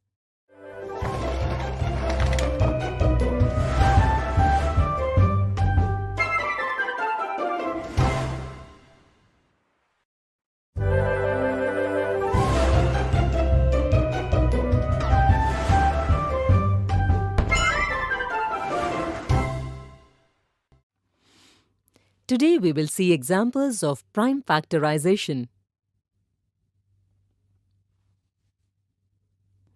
A puzzle game is going on in a classroom. The teacher has written a puzzle on the blackboard. The puzzle is, I am the smallest number having 3 different prime factors. Tell me, who am I? Ajay's reply is 6, Vijay's reply is 105 and Namrata's reply is 30. In your opinion, who gave the correct answer? Let's read the puzzle once again. I am the smallest number of 3 different prime factors. Tell me, who am I? That means we have to find out the smallest number with 3 different prime factors. Now, to find out the smallest number, the prime factors should be small. But they must be different at the same time. So we will choose 2, 3 and 5. To find out the smallest number, let's multiply them. Therefore, the result of 2 multiplied by 3 multiplied by 5 is 30. So we can say that Namrata gave the correct answer. Next example, find out all the prime factors of 120. Prime factorization is the method of expressing any number into its prime factors. Let's do the prime factorization of number 120. In order to do this, we can choose any method between factor tree or division method. Let's use the factor tree method here. First of all, we will find out the factor pair of 120 whose product is 120. There can be many such pairs like 4 and 30, 8 and 15, 5 and 24, etc. If you feel any difficulty to find the factor pair, then you can use divisibility rule to find it out easily. Please read these rules by stopping the video. Since the end digit of number 120 is 0, this number can be divided by 10. Which means one of the numbers among factor pair of 120 is 10. To find out the second number, we divide 120 by 10. By doing so, we get the second number of the pair, which is 12. Factor pair of this is 2 and 2. Thereafter, the branches cannot be extended. Now we can express 120 as 2 multiplied by 2 multiplied by 2 multiplied by 3 multiplied by 5. In this way, we have found the prime factors of 120. Therefore, to find the prime factors of any number, divide it into the branches until we get all the prime numbers.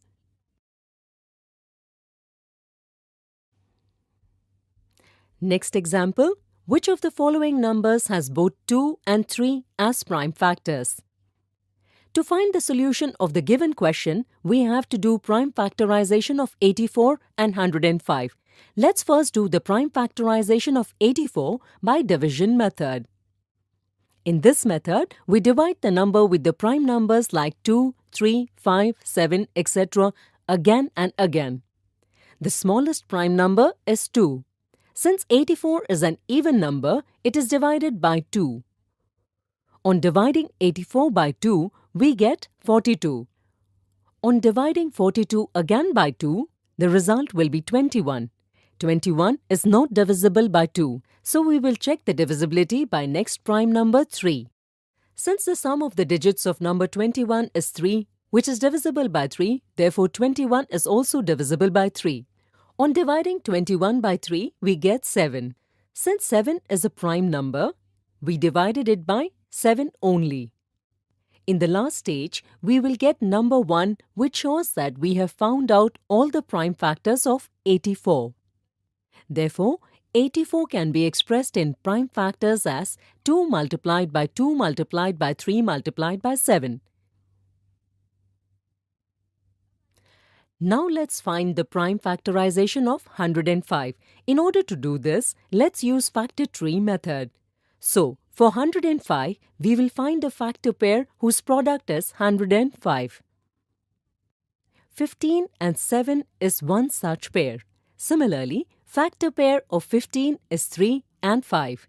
Since there are prime numbers at the end of all branches, we can say that the factor tree of 105 is complete. Therefore, we can express 105 as 3 multiplied by 5 multiplied by 7. As you can see, both the numbers 2 and 3 are the prime factors of 84 only. So the answer of the given question is 84. Today we saw some examples of the prime factorization. In the next video, we are going to see some misconceptions and common mistakes related to it.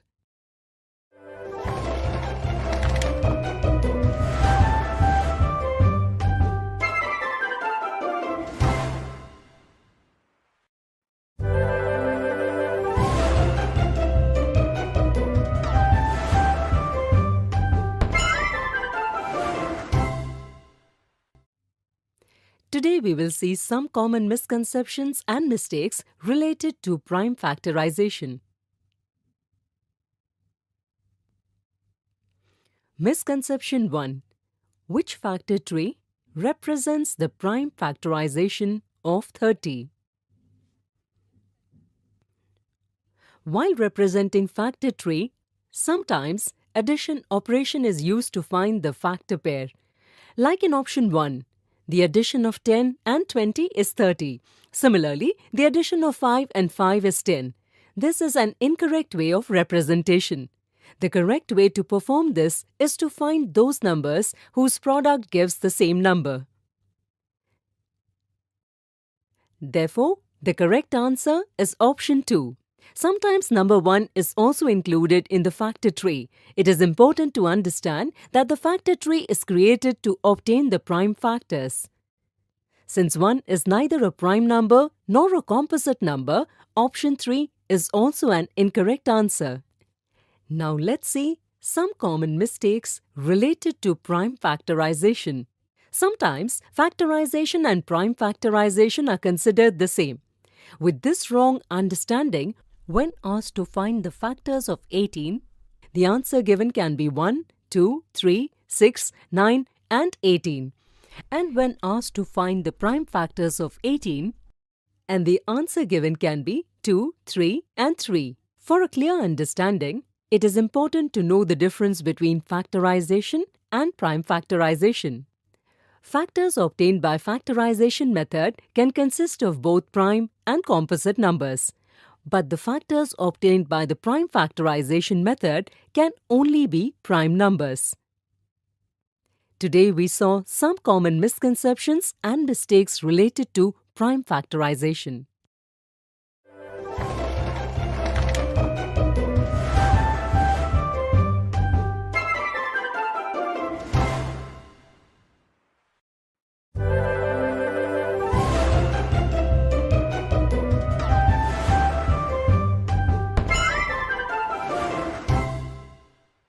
Today we will learn the following types of fraction: proper fraction, improper fraction, and mixed fraction.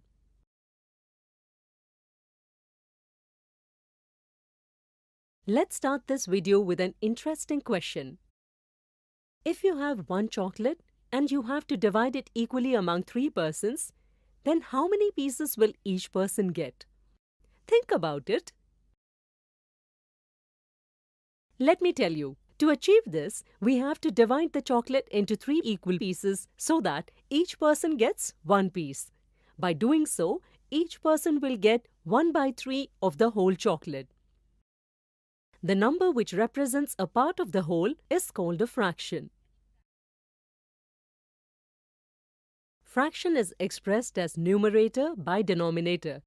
The number of equal parts the whole is divided into becomes the denominator, and the number of parts taken becomes the numerator. As you can see, in this fraction, the numerator, that is 1, is less than the denominator, that is 3. Fraction in which the numerator is less than the denominator is called a proper fraction. Similar to 1/3, there are some other fractions like 3/5, 6/7, etc. Let's represent them on number line. Can you tell how can we represent fraction on the number line? Think about it. You got it right. To represent 1 by 3 on the number line, we will divide the unit length into 3 equal parts and we take one part of it as 1 by 3. Similarly, for 3 by 5, we will divide the unit length to 5 equal parts and we take 3 parts of it as 3 by 5. Similarly, we can also express 6 by 7 on the number line. If we observe these representations on number line, you must have understood that all fractions which are on the left side of 1 are smaller than 1 and all fractions which are on the right side of 0 are greater than 0. We can say that when denominator is greater than numerator, then the value of the fraction is greater than 0 but less than 1. Fraction whose value lies between 0 and 1 is called a proper fraction. Let's assume that you have 5 chocolates and you have to divide them equally among 3 people. Then how many pieces will each person get? For this, we have to divide each chocolate into 3 equal parts and give a part of each chocolate to each person.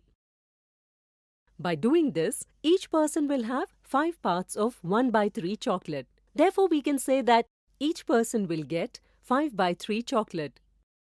In this fraction, 5 is the numerator and 3 is the denominator. Is this a proper fraction? Think about it. You got it right. Here, the numerator is greater than the denominator. Therefore, it cannot be a proper fraction. Fraction in which the numerator is greater than the denominator is called an improper fraction. If you consider a box and things in it as a fraction, then the denominator represents the number of things that can be placed inside the box, whereas numerator represents the actual number of things in the box. Improper fraction means that the number of things in the box are more than its capacity. That means more than one box is required to place these things. Some other improper fractions are 7 by 2, 11 by 3, and 16 by 7, etc. Let's also represent them on the number line. To represent 7 by 2 on the number line, first we will divide the unit length to 2 equal parts and take 7 such parts on the number line. Similarly, to represent 11 by 3, we will divide unit length to 3 equal parts and take 11 such parts on the number line. Similarly, for 16 by 7, we will divide unit length to 7 equal parts and take 16 such parts on the number line. As you can see, here each fraction is lying on the right side of 1. Therefore, it's greater than 1. Therefore, we can say that whenever the numerator is greater than the denominator, the value of this fraction is greater than 1, such fraction is called as an improper fraction.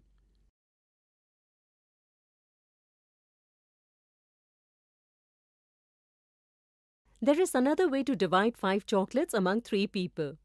First, we will give 1 whole chocolate to each person. Remaining 2 chocolates will be equally divided into 3 parts and 2 parts are given to each person.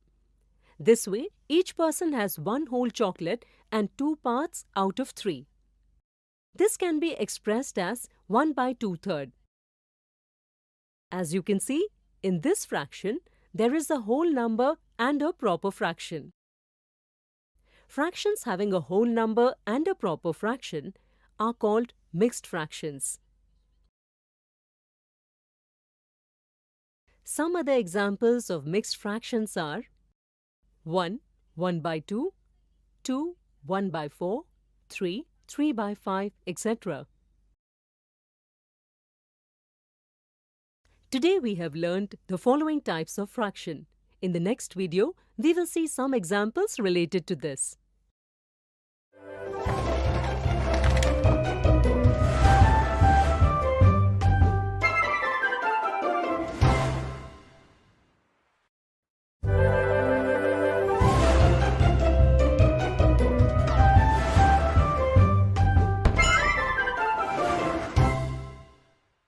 Today we will see some examples related to the following types of fraction.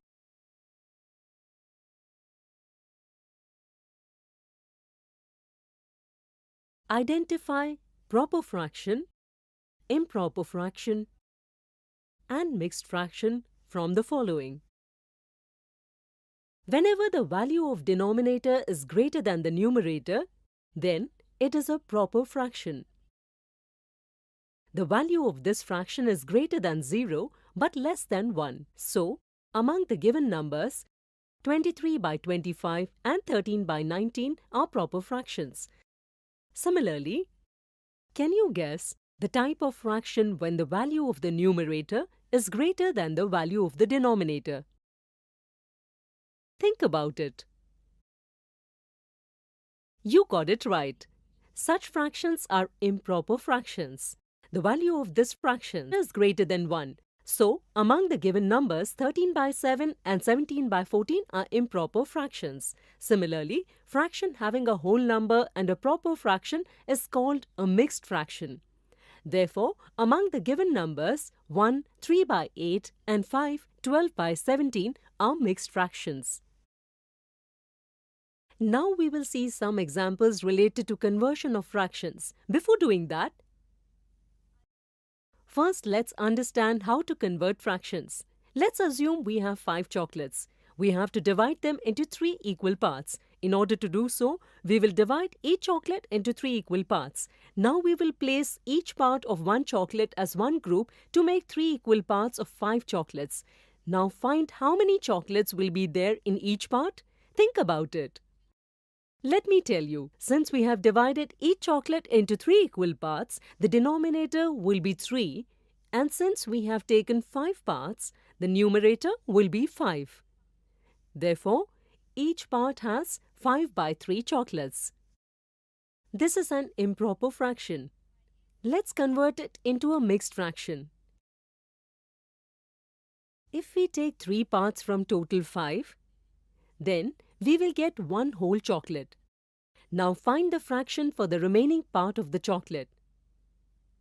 Since we are left with 2 parts out of 3, therefore the fraction is 2 by 3. This way, a whole chocolate and 2 by 3 chocolate can be expressed together as 1 2 by 3. In order to do this conversion mathematically, we divide the numerator by the denominator, which means we express 5 by 3 in division form. Upon dividing, we get the quotient and the remainder. Now, we express the mixed fraction in this way. Therefore, we get mixed fraction 1 2 by 3. Similarly, if we have to convert a mixed fraction 1 2 by 3 into an improper fraction, then how will we do it? As you can see, here the denominator is 3.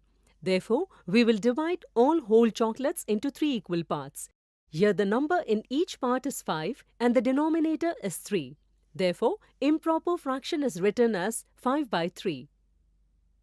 In order to do this conversion mathematically, first we multiply the whole number with the denominator and add the result to the numerator. Here, 1 is multiplied by 3 and 2 is added to get 5, which means first we find all parts taken. Now below the result, that is, in place of denominator, we write the number of parts into which the whole is divided. By doing this, we get 5 by 3, which is an improper fraction. Therefore, in this way, we can express an improper fraction into a mixed fraction and a mixed fraction into an improper fraction. Next example, out of the following, which statement is correct?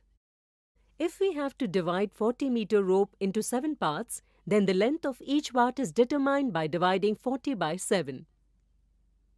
This is expressed in fraction as 40 by 7. Therefore, option 1 is correct. The length 40 by 7 is expressed in the form of an improper fraction.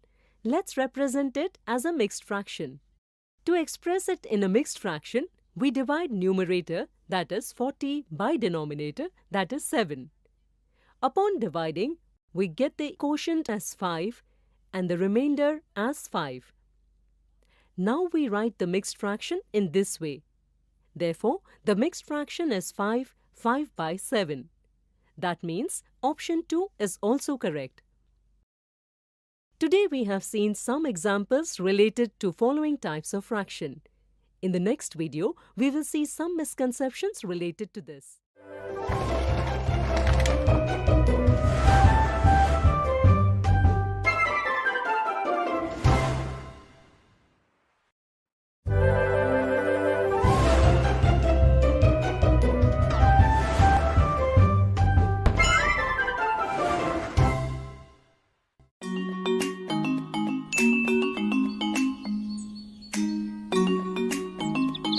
In the evening, it was time for Rohan to play. Ma, it's evening. Shall I go play with my friends? Yes, carefully and play with everyone. Rohan met all his friends and was very keen to tell them how he spent time at the shop with his father and learned something new. How are you all? We are good. How are you? I am fine too. Do you know, I went to the shop with Dad yesterday and I enjoyed it a lot. I saw a lot of things in the marketplace. All friends became very excited by listening to Rohan. Tell us what you did there. Yesterday, 2 monkeys came and scattered all the utensils at the shop. And then Dad and I together set up the shop properly. There are many different utensils in my father's shop. Some are made up of clay, some of iron, some of steel, and some made up of glass. I have learned to categorize different things. Hey, we also keep utensils in our kitchen like this. In my kitchen, there is different place for utensils made from different substances. Rohan got into thinking. Priya's elder sister, Sarita, was standing nearby listening to all this. Sarita is 4 years older than Priya and a student of class 10. Children, tell me, can I help you with your problem? Yes, sister. Then tell me, what comes to your mind by seeing this stone lying on the ground? It is white in color. It is very hard and edgy. It can cause injury. When the rain comes and I throw it in the chilled water, it sinks and sits down. Now tell me, what is this? Hey, this is a chalk. And the teacher in the school also uses chalk to write on the board. So, now tell me, what does it look like? It's white in color. It's hard. And what will happen when we put it into water? Come on, let's see now.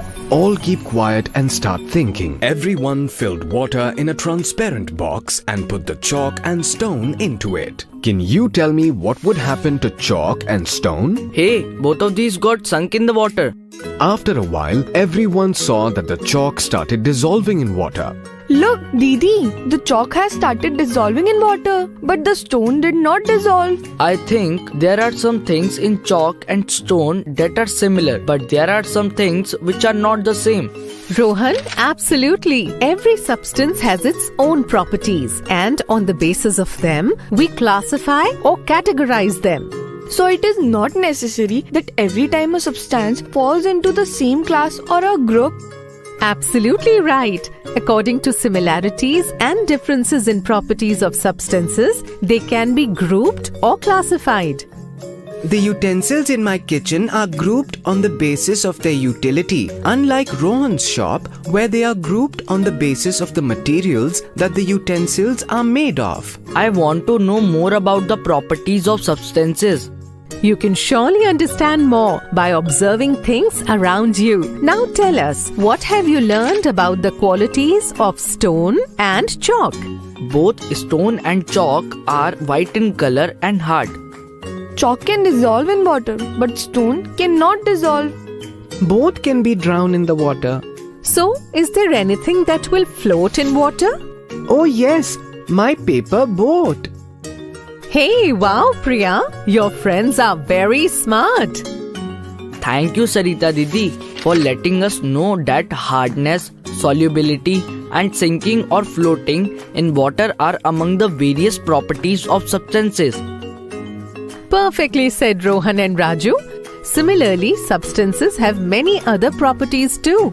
We can learn about many things by exploring them. I will go home today and try to learn all this by collecting various things. So, the sun started to set in and everyone started moving happily to their homes.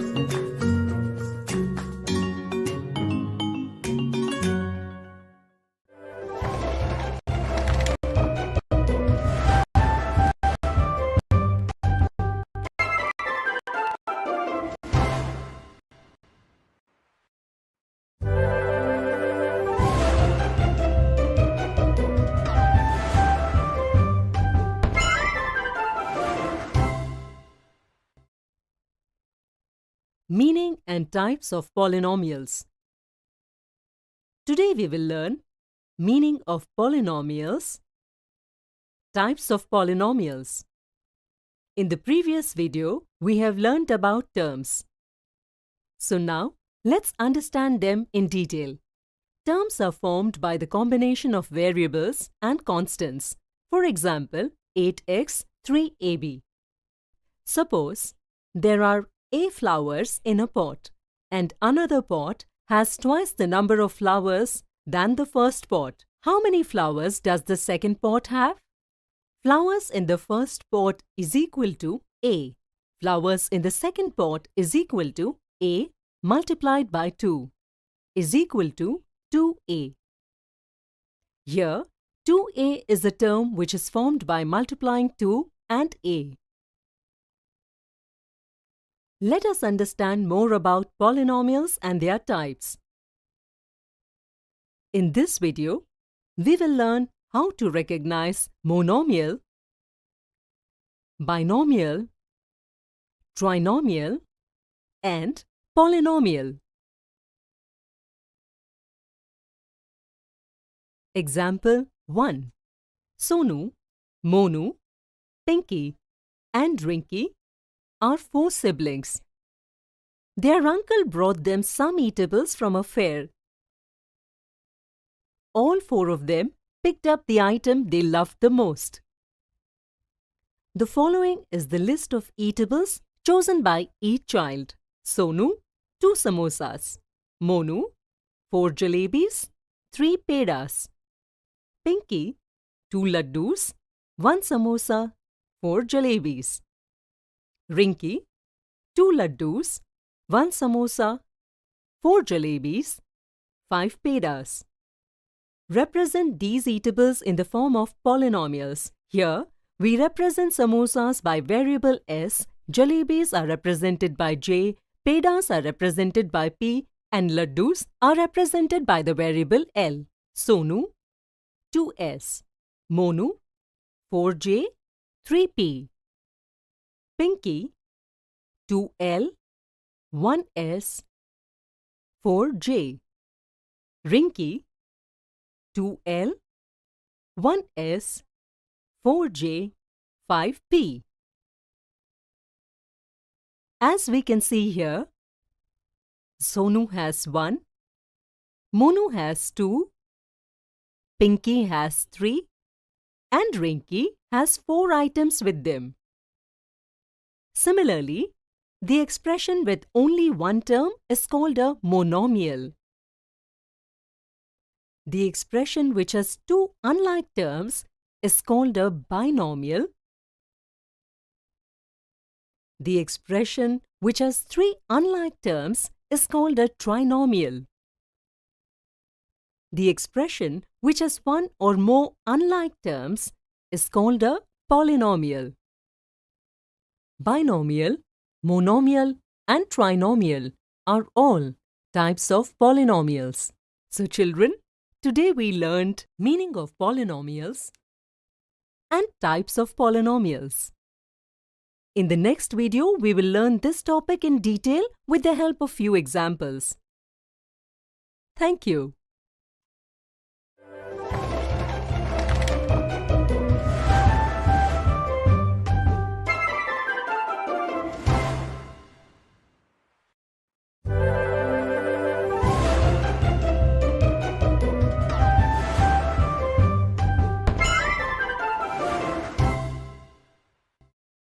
Examples of polynomials.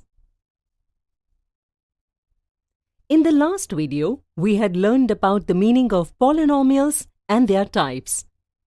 In this video, we will understand polynomials better with some examples. Example 1. Mohan, Rohit, and Pankaj are good friends. All 3 are classmates too. They all went to the shop to buy pens for themselves. All 3 chose different colored pens for themselves. Mohan bought 2 red, 3 blue, and 4 green pens for himself. Rohit bought only 2 blue color pens and Pankaj brought 3 red, 5 blue, 2 green and 7 black pens for himself. Can you classify the given information in the form of monomial, binomial, trinomial and polynomial? Here we represent the color red as A, blue as B, green as C and black as D. Red is equal to A, blue is equal to B, green is equal to C, black is equal to D. Let's now summarize the total number of pens with them in the form of polynomials. Mohan, 2A plus 3B plus 4C. Rohit, 2B. Pankaj, 3A plus 5B plus 2C plus 7D. Mohan has 3 types of pens with him. We know that the expressions that have 3 unlike terms are called trinomials. Therefore, 2A plus 3B plus 4C will be called a trinomial. Similarly, Rohit has a single type of pen with him, so 2B is a monomial. Now, if we take a look at Pankaj's pens, there are 4 types of pens with him. Hence, 3A plus 5B plus 2C plus 7D is a polynomial. Example 2. Classify the following into monomial, binomial and trinomial. 5 p square QR plus 3pq minus 7pqr square. 2 mn cube minus 5a square b. 11 t u square v. In the given expression, there are 3 types of terms, in which the first term is 5p square qr, the second term is 3pq, and the third term is minus 7pqr square. Therefore, it is a trinomial. In the given expression, there are 2 types of terms given, in which the first term is 2mn cube, and the second term is minus 5a square b. Therefore, it is a binomial. This given expression has only one term, which is 11 tu square v. Therefore, it is a monomial. So today we have seen examples of polynomials. In the next video, we will learn about the misconceptions related to polynomials. Thank you.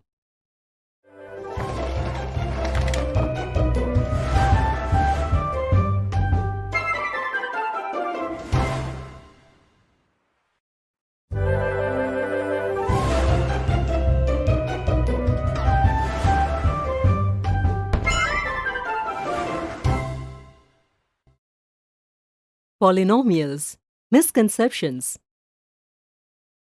Today we will see misconceptions related to polynomials. In the previous video, we understood polynomials better with few examples. Now, let's clear some misconceptions related to them. Which of the following expressions is a polynomial? 2xy, pq plus 2, y plus x plus z. Or all of the above. A, 2xy. If you observe option A carefully, you will get to know that it is an expression which has a single term. As we had seen earlier, an expression which has one or more terms is called a polynomial? B. PQ plus 2. If you observe option B, then you will find that this expression PQ plus 2 has two terms. So this is a binomial. Hence, it will also be a polynomial as it has more than one term. C. Y plus X plus Z. If you observe option C, then you will find that this expression Y plus X plus Z has three terms which is joined together. Hence, this is a trinomial and it is also a polynomial. D. All of the above. As we have seen above, all the given options are polynomials. Therefore, option D would be the correct answer. Which of the following is a trinomial? A. Y raised to 3. B. 3UVZ. C. B plus 5 plus 2B. D. P raised to 2 plus 5P minus 4. A. Y raised to 3. If you observe the option A, you will find that it has only one single term in it, hence it is a monomial and not a trinomial, so this is not the correct answer. B. 3UVZ. This option too has a single term. This too is not a trinomial, hence this is not the correct option. C. B plus 5 plus 2B. If you observe the option C here, B and 2B are like terms and the second term is 5. Hence, it's a binomial. So this too is not the correct answer. D. P raised to 2 plus 5P minus 4. If you observe this option, you will find that this expression has three terms. This is a trinomial. Hence, option D will be the correct answer. Today we saw misconceptions related to polynomials. Hopefully, this video would have helped you in better understanding of polynomials and cleared some misconceptions you had on polynomials. Thank you.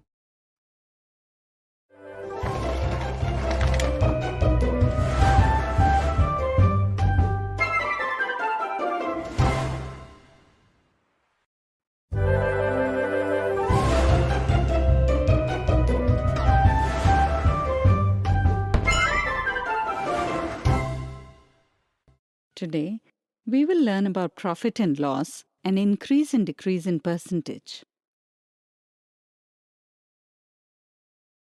Have you ever wondered how a shopkeeper earns his livelihood? The shopkeeper sells goods to earn for his daily needs. And where does he bring these goods from? He purchases them from big shopkeepers or from the companies that make them. The price at which an item is purchased is called the cost price of that item. We write cost price in simple form as CP. Then, the shopkeeper sells the items he purchases. The price at which an item is sold is called the selling price of that item. We write selling price in simple form as SP. Does the shopkeeper sell the item at the same price that he buys? No. Generally, any shopkeeper tries to sell an item at a price higher than the price purchased. That is, he tries to keep the selling price higher than the cost price. If the selling price is higher than the cost price, then the shopkeeper gets his cost price along with some extra money, which we call as profit. Therefore, we can say that profit is equal to selling price minus cost price. Is the selling price always greater than the cost price in every situation? Think for a while. Absolutely correct. This is not possible in every situation. For example, a shopkeeper purchased some mirrors from a company. But while transportation, glass of some mirrors get damaged. Then, in this situation, it becomes compulsory for him to sell the mirrors at a price lower than the cost price. In such a situation, he has to suffer a loss. We can say that if the selling price is lower than the cost price, then it is called a loss, which is equal to the cost price minus selling price. Let us suppose Amar purchased a photo frame for 50 rupees and sold it to his friend for 55. Leena also purchased a similar photo frame for 40 rupees and sold it to another person for 45. So tell me who gets more profit. Profit of Amar is equal to selling price minus cost price, which is equal to 55 minus 50, which is 5 rupees. Similarly, for Leena, selling price minus cost price is equal to 45 minus 40, which is again 5 rupees. Can we say that both get equal profit? Think for a while. No, we cannot say this, because even though there is a profit of rupees 5, Amar has earned a profit of 5 on cost price of 50, whereas Leena has earned a profit of rupees 5 on cost price of 40. Since cost prices are not equal in both cases, we cannot say that both get equal profit. Then how are we going to find out who has got more profit? One way to do this is to express the profit as a percentage. We know that to represent any fraction in percentage, we multiply it by 100. Therefore, profit percentage is equal to profit by cost price into 100. So profit percentage of Amar is equal to 5 by 50 into 100, which is equal to 10. That means Amar has made 10% profit on the cost price. And the profit percentage of Leena is equal to 5 by 40 into 100, which is equal to 12.5. That means Leena has made 12.5% profit on the cost price. Now tell me who earned greater profit. Think for a while. You got it correct.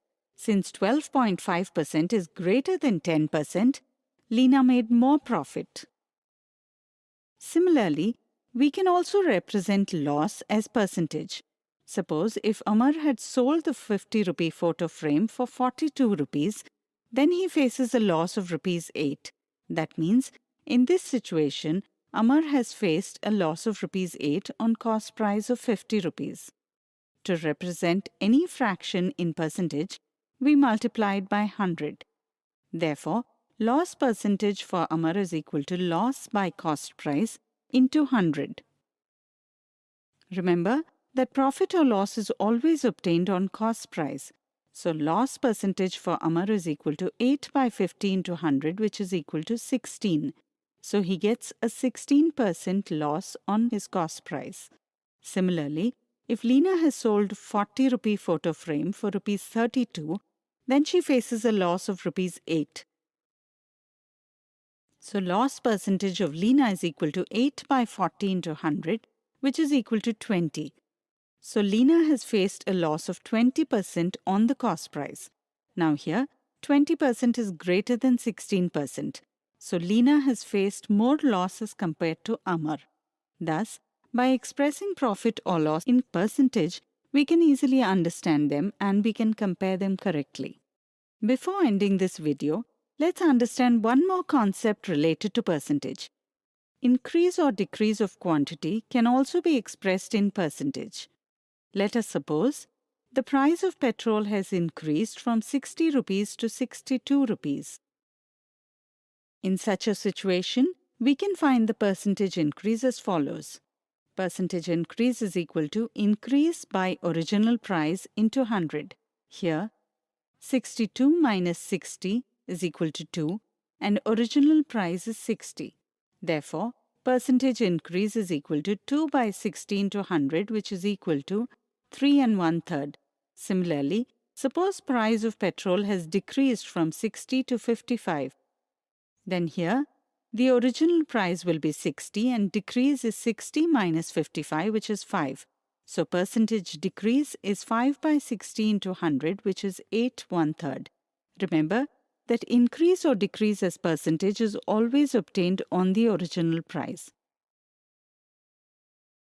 Today, we have learnt profit and loss, and increase or decrease as percentage. In the next video, we will see some examples related to this.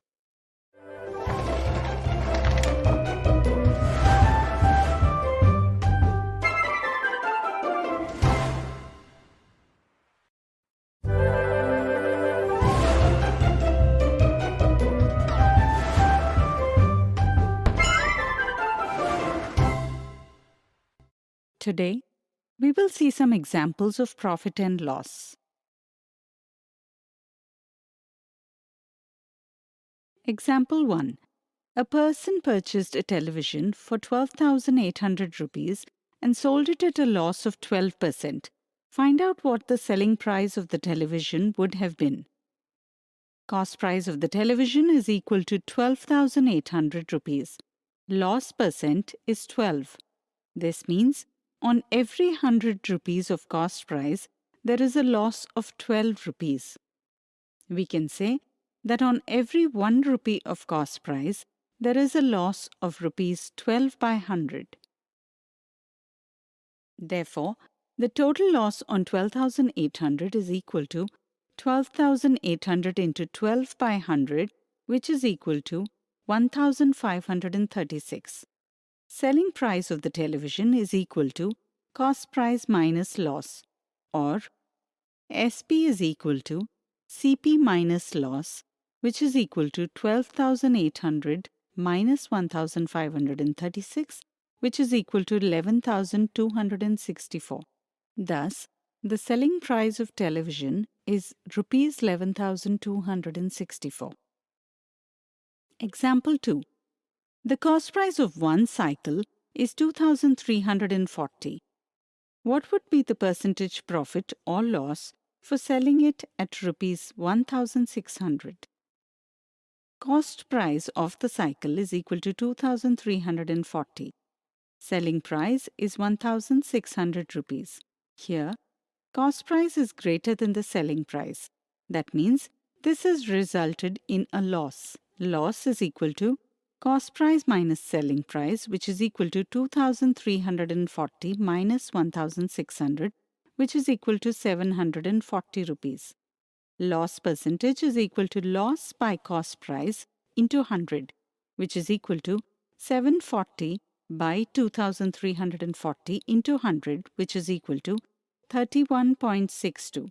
Therefore, if the cost price of the cycle is 2,340, then selling it at 1,600 incurs a loss of 31.62%. Example 3. The selling price of a chair was rupees 600. If the shopkeeper sold it for 20% profit, then based on the given information, find the cost price of the chair. Selling price of the chair is equal to 600 rupees. Here, selling price tells us that the shopkeeper sold the chair for rupees 600. Selling this at this price gave him a profit of 20%. We have to find the cost price, that is, cost at which the shopkeeper purchased the chair. In the previous video, we have learnt that profit percent is equal to profit by cost price into 100. That means 20 is equal to profit by cost price into 100. That is, 20 by 100 is equal to profit by cost price. Profit is equal to 20 by 100 into cost price. We can also write this as profit is equal to 20% into cost price. What do you understand from this? Think for a while. Absolutely correct. 20% of the cost price is profit. Let us suppose you have been given P percentage profit. Then it means P% part of the cost price is profit. Similarly, if you have been given L percentage loss, then it means L% part of the cost price is loss. You already know that profit is equal to selling price minus cost price. So, we can say that selling price minus cost price is equal to 20 by 100 into cost price, which is equal to 1 by 5 into cost price.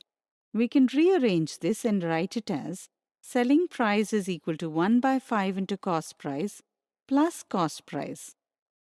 Now, using the distributive property of multiplication, If we write cost price outside the bracket, then inside the bracket we get 1 by 5 plus 1. Since 1 by 5 plus 1 is equal to 1 by 5 plus 5 by 5 is equal to 6 by 5. So selling price is equal to 6 by 5 into cost price. Multiplying both sides by the reciprocal of 6 by 5, that is 5 by 6, we get selling price into 5 by 6 is equal to cost price. That is, cost price is equal to 5 by 6 into selling price. Therefore, cost price is equal to 5 by 6 into 600, which is equal to 5 into 100, which is 500 rupees. Thus, the cost price of the chair is rupees 500. Today, we have seen some examples on profit and loss. In the next video, we will see some misconceptions related to profit and loss.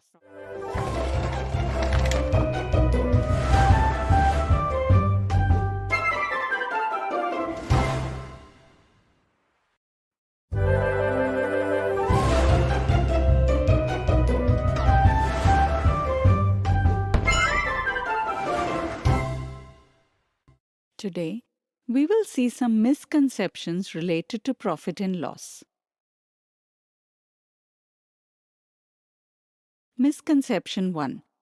A person purchased a table for rupees 550 and sold it at a loss of 10%. What is the selling price of the table? Here, cost price is rupees 550 and loss is 10%. That means loss is equal to rupees 10 by 100 into 550, which is equal to 55 rupees. Students often think that selling price is always greater than cost price. In order to get selling price, they add loss to cost price. This is a misconception which leads to the incorrect answer of rupees 605. The correct understanding is that selling price can be lower than the cost price. In the given example, loss is given.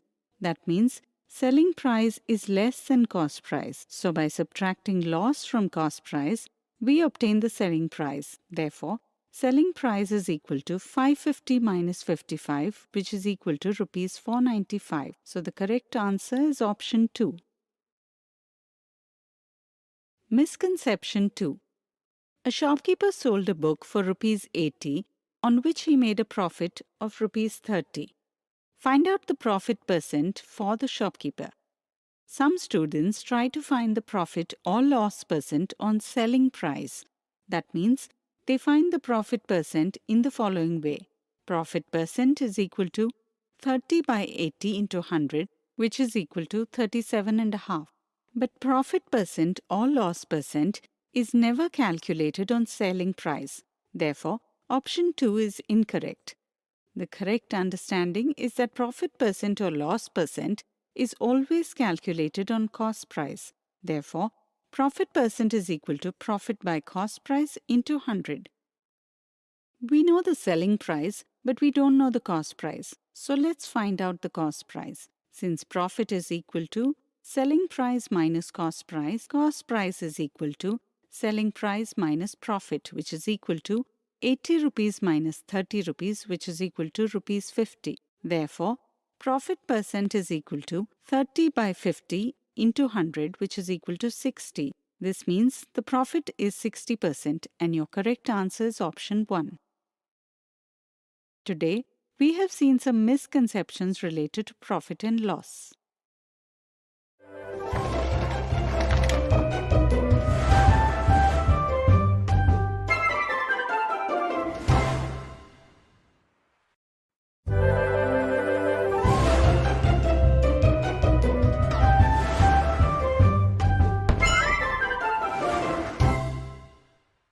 Today we will learn about range of data and its mean, which is a measure of the central tendency of a set of numbers in a range of data.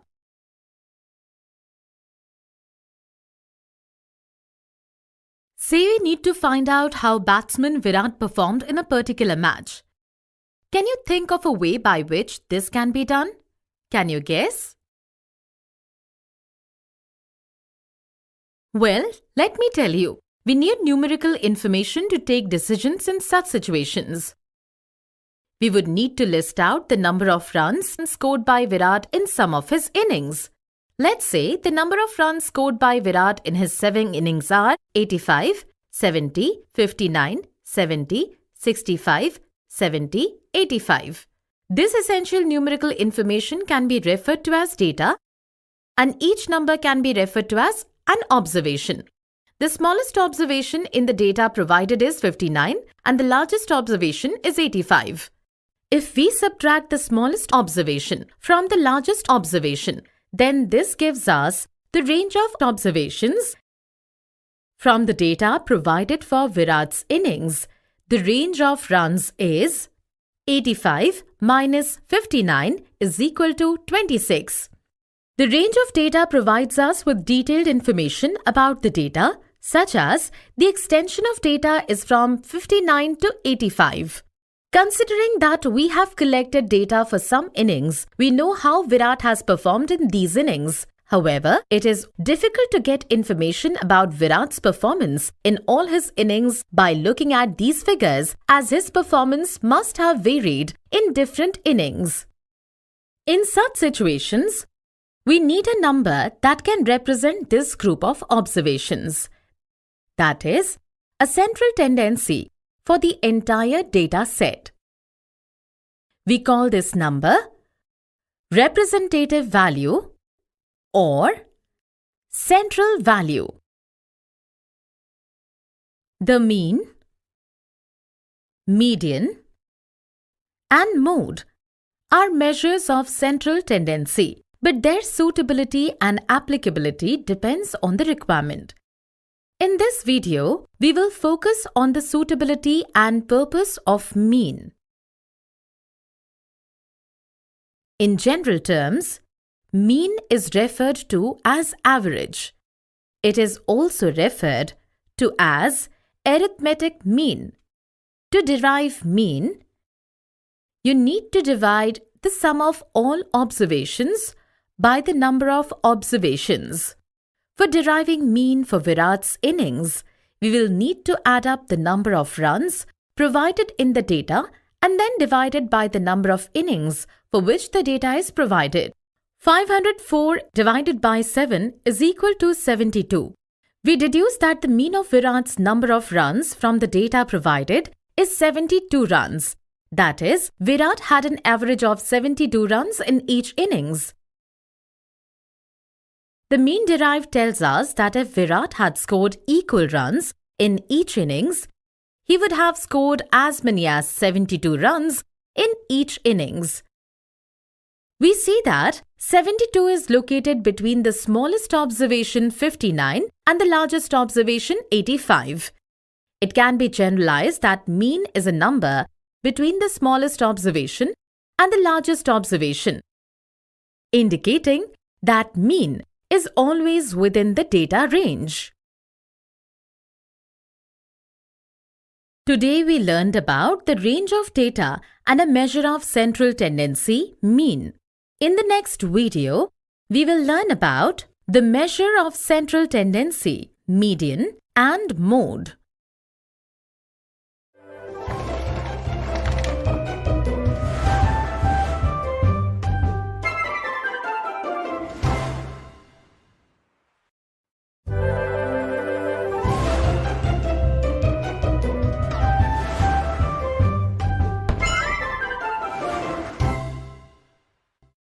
Today we will elaborate and learn more about the concepts of mean, median, mode, and range of data. This table provides you with the costs of 5 textbooks of different subjects. Using this information, can you calculate the mean, median, mode, and range of the data? We all know mean is equal to sum of all observations divided by number of observations. Using this formula, we can derive the mean of the values given in the table. The answer of this is 53. Let us also try deriving the range of this data by subtracting the smallest observation 46 from the largest observation 60. The range comes out to be 14. Now to find the median, let us arrange the data in ascending or descending order.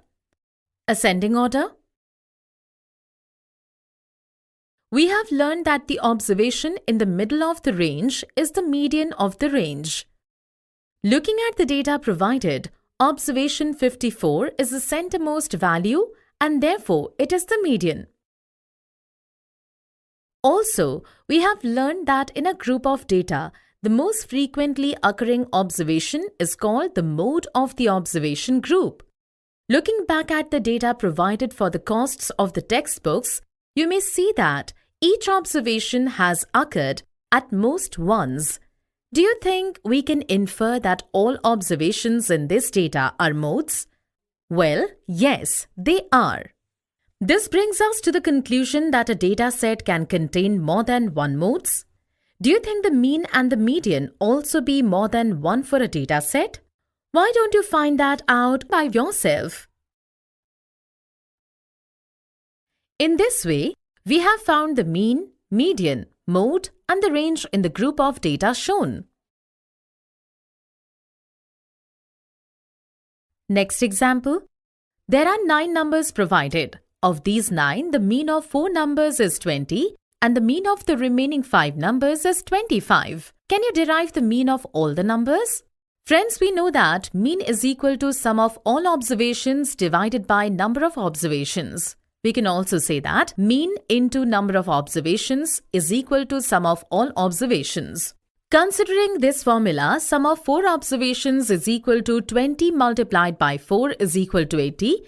Sum of 5 observations is equal to 25 multiplied by 5 is equal to 125. Therefore, the sum of all observations 4 plus 5 is equal to 9 will be 80 plus 125 is equal to 205. Now the mean will be derived as mean is equal to sum of all observations divided by number of observations. 205 divided by 9 is equal to 22.77. Let us look at an example. For finding the mode of a set of data. As you can see, there are so many number of observations. Therefore, we will be using tally marks to find the mode. For this, we will first create a table. We will place the data in the first column, the tally marks in the second column, and the number of digits in the third column. Let us go from left to right and make tally marks. Now pause the video and take a moment to think. Looking at the table, we can easily infer that both 7 and 4 have come at most 9 times. Hence, 7 and 4 are the modes for the provided data set. Today we saw some examples of how to derive mean, median, mode, and range from a set of data. In the next video, we will learn about some mistakes and misconceptions related to mean, median, and mode.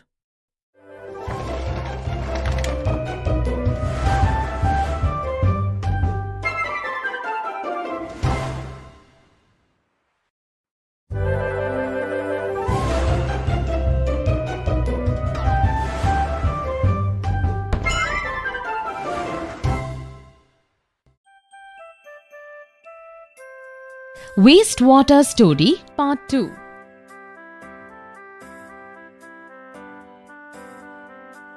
Hello children, you learnt about wastewater in the previous video.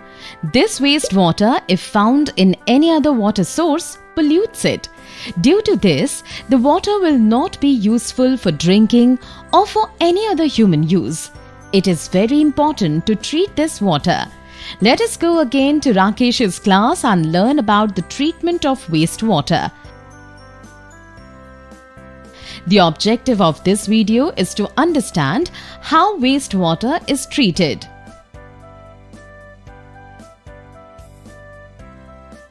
Today, sir had said that he will teach about the wastewater treatment. Do you know, when me and Sunil were going home yesterday, we saw an open drain. dirty water was flowing from it and it smelled very dirty.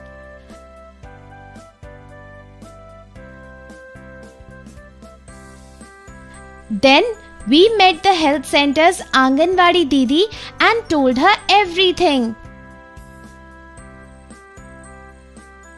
She was happy that we were aware and informed her about the drain. Children, what are you discussing about? Good morning, sir. Good morning. All of you please sit down. Yesterday, we were talking about wastewater. Today, we will learn about the treatment of that water. Can any of you tell me what substances can be found in wastewater? Pieces of clothes, cans, plastic packets, napkins, earthenware, pieces of clothes, papers, etc., sir. Correct. Apart from this, there is also human excreta, oil and a lot of physical, chemical and biological matter. That is why wastewater is treated with physical, chemical and biological processes.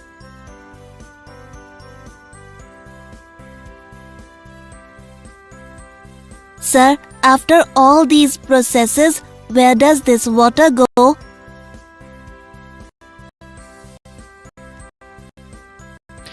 After proper treatment of the contaminated water, it is recycled. It is used in plantation, irrigation, flushing, etc. as per the requirement. All this is from the grey water. Sewage mostly consists of grey water.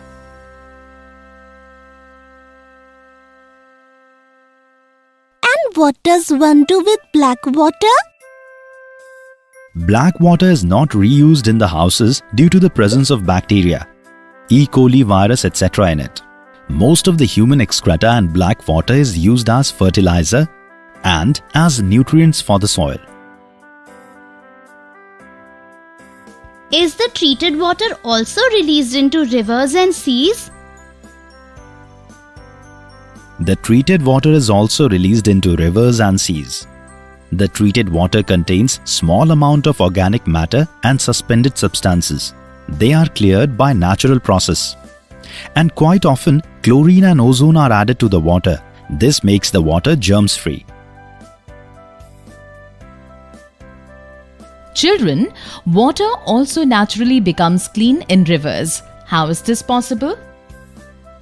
Sir, it means that we should not leave untreated water in rivers, seas, etc.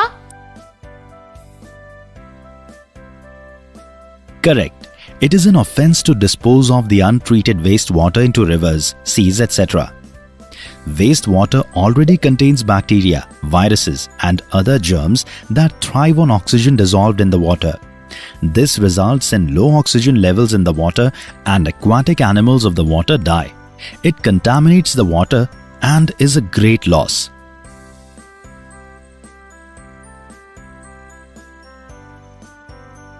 Sir, can you explain the whole process of wastewater treatment to us? Yes, this entire process is of 4 to 5 steps. In the first phase, sewage water is flown in the screen or mesh of the treatment plant, separating some of the larger sized suspended materials like fibers, stones, packets, napkins, etc. In this way, about 60% of the suspended particles are separated by the process of filtration.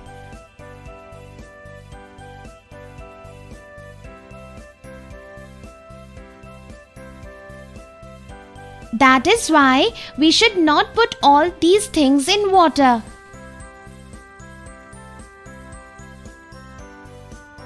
Correct. Due to this filtering, the machines installed in the steps ahead are also saved. This water is then sent to the grit and sand removal plant. Here, sand, egg peels, bone fragments, etc. are separated.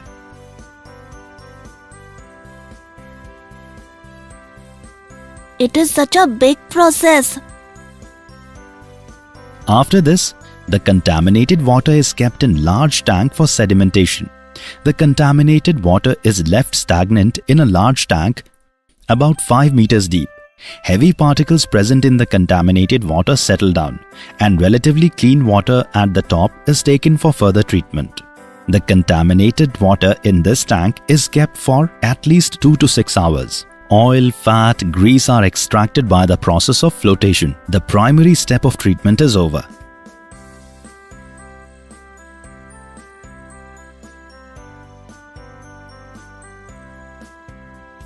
The water is mostly clean with this step.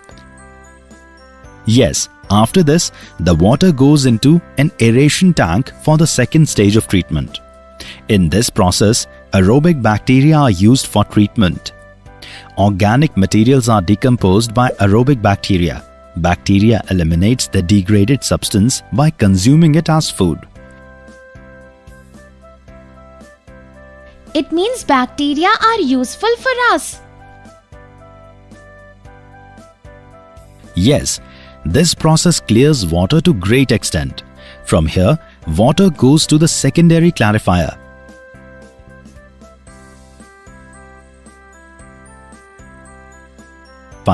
Here, the biological waste is separated. Water is treated with chlorine and is used for irrigation, flushing, etc. The remaining water is sent to rivers and seas. The remaining biological waste or sludge is sent to the sludge thickener.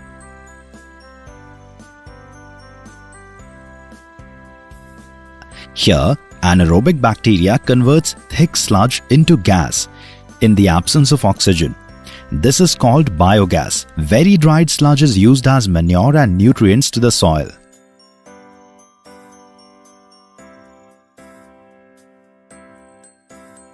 Sir, this is such a complicated and a long process.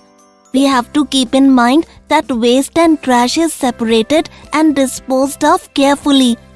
Thank you for explaining this so clearly. Thank you for the information, sir. Children, we learned how to treat wastewater in this video. In the next video, we will learn about sanitation and cleanliness. Goodbye. See you again.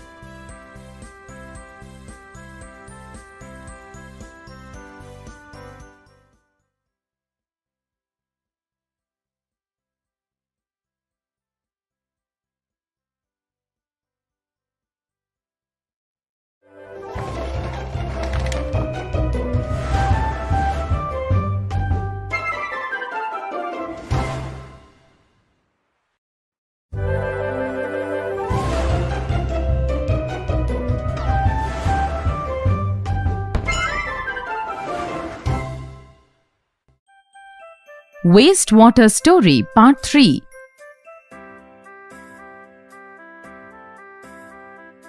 Hello children, you learnt about wastewater treatment in the previous video. Wastewater has to go through 4 to 5 stages to be treated.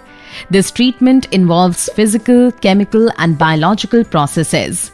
We all have a responsibility to have good housekeeping practices so that we can reduce or completely remove waste materials and pollutants from the water. The purpose of this video is to learn about good housekeeping practices and cleanliness and sanitation in public places. Today the Anganwadi nurse is visiting Rakesh's house and the neighborhood to supervise the sanitation. Come, let us go with her. The objective of this video is to understand how to keep the house and its surroundings clean, to understand what is cleanliness in public places. Didi, can I come in? Kamla, come in. What makes you come here? Didi, I'm doing house-to-house inspection. These days it is raining heavily and waterborne diseases are spreading. Yes, Rakesh was also saying that Sunil had been ill for a week and was suffering from cholera. Yes, Didi, that is why I'm going from house to house in this locality to see if cleanliness and sanitation is maintained. Hello, Didi. Hello. Come, let's inspect the house. Many a times we throw many things in the drain and wash basin which contaminates the water. Yes, Didi. Sir said that we should not throw cooking oil and greasy things into the drain. Yes, rightly said. We should collect oil, fatty and greasy substances in a bottle or in a vessel and discard them with the remains of solid objects. They should be thrown in the trash can. Due to this, it is difficult to separate the oil from the water. Kamla, we also throw tea leaves, sanitary towels, solid foods, etc. in the dustbin.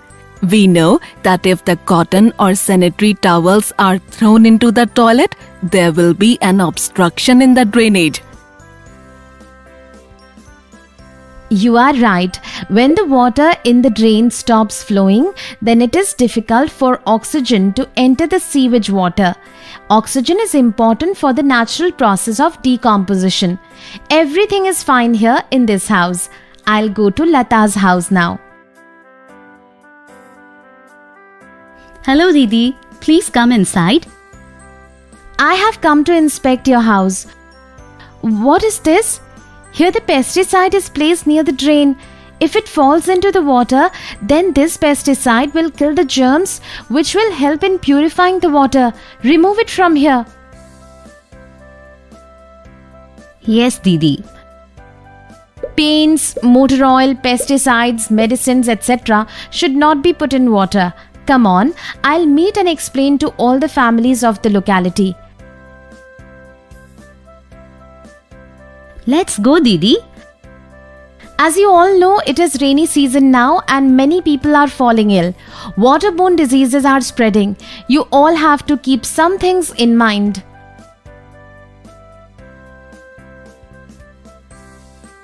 Didi, I know that we should not defecate in the open and near the sources of water. Due to this, surface water and groundwater can also get contaminated and we can fall sick.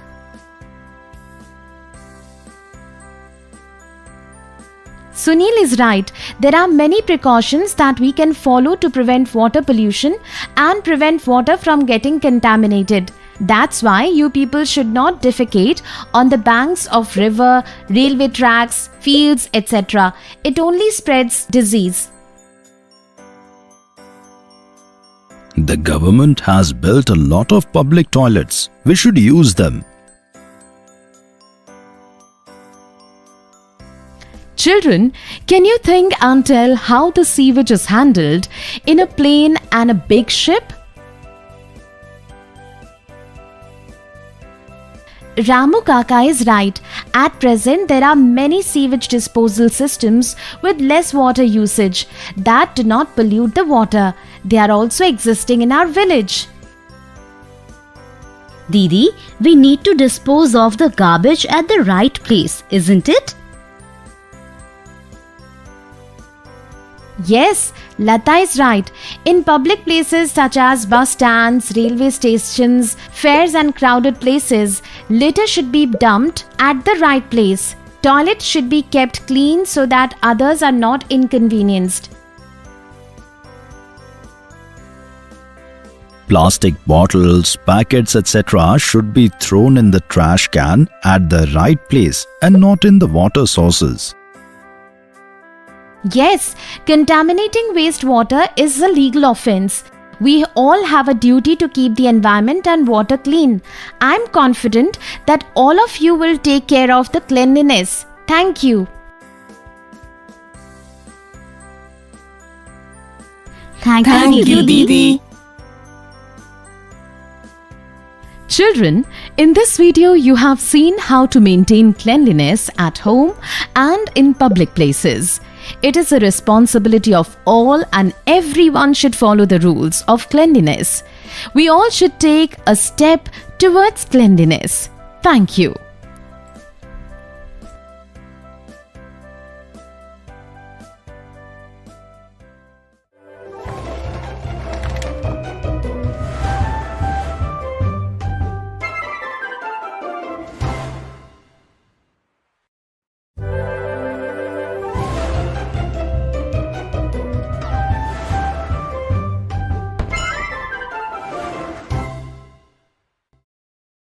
Friends, in our last session, we saw how to solve a linear equation with one variable. Now in this session, with the help of some examples, we will understand how to solve these linear equations more efficiently. Consider this situation. Raghu gets a rectangular-shaped parcel from the delivery man. He wants to measure the parcel to guess the contents of the parcel. He has a 5 centimeter long scale that he uses to measure the parcel. He finds that the width of the parcel is exactly 5 centimeters, but the length is somewhat longer than 5 centimeters. His ruler falls short while measuring the length of the parcel.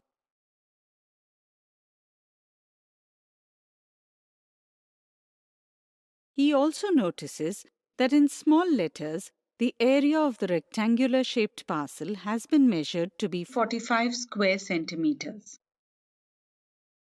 Can you help Raghu find the length of the parcel? Let's help him. We know that the breadth of the parcel is 5 centimeters and the length of the parcel is longer than 5 centimeters. So, we can write the parcel's length as 5 plus b centimeters. We also know that the area of the parcel is equal to 45 centimeters square. We know that the area of a rectangle is length times its breadth. So, we can form an equation with its area like this. Here, we will have to solve this equation to get the value of the variable b. So let's go ahead with our equation. This is how we can expand our equation. Now, we will have to subtract 25 from both the sides so that we can eliminate 25 from the left-hand side of the equation. On doing so, we get this new equation. But look at these steps carefully. Let's say from our equation, instead of subtracting 25 from both sides, can we directly transpose 25 from the left to the right-hand side? Yes, we can do that. When we do that, we see that this equation is the same as the equation we got by subtracting 25 from both sides.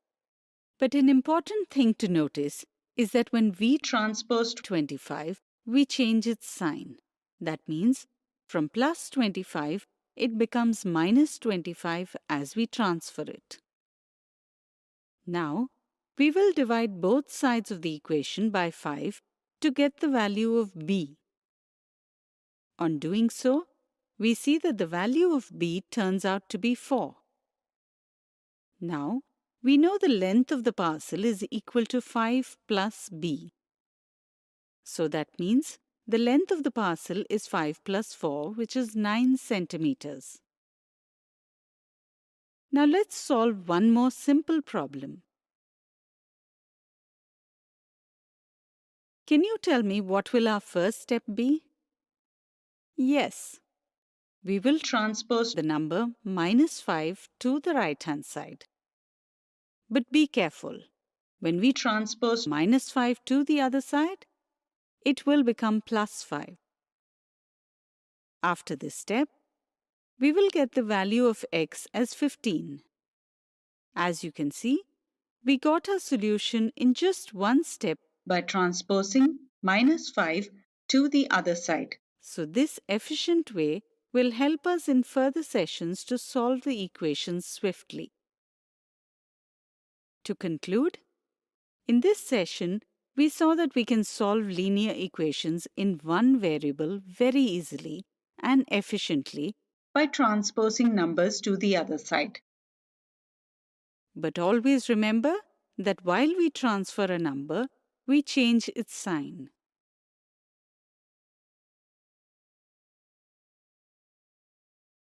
If a number is a positive number on one side, after transferring, it becomes negative.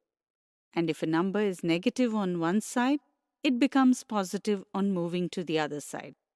This means addition becomes subtraction and subtraction becomes addition.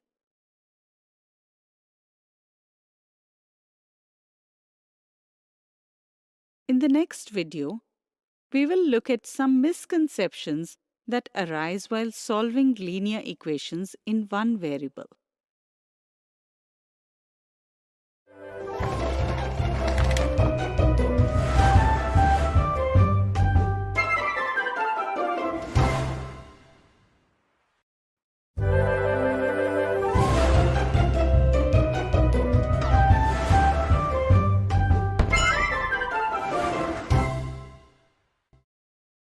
In our previous session, we saw how to solve linear equations with one variable. Friends, in this session, we will take a look at some common mistakes related to its concept. Suppose this equation is given to us, and we have to find the value of x. The options given to us are as displayed. What do you think is the right answer?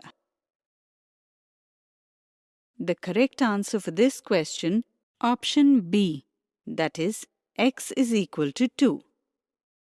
Now, some of you might have got option A as the answer. Why do you think this happened? Where did you go wrong? Let's find out. The equation that we have is this. Since 8 is multiplied with this term, we simplify this by opening the bracket. But this is where we need to be careful. Because while multiplying by 8, we tend to multiply only 4x by 8 and forget to multiply 3 by 8 as well. This is why we end up getting the wrong answer.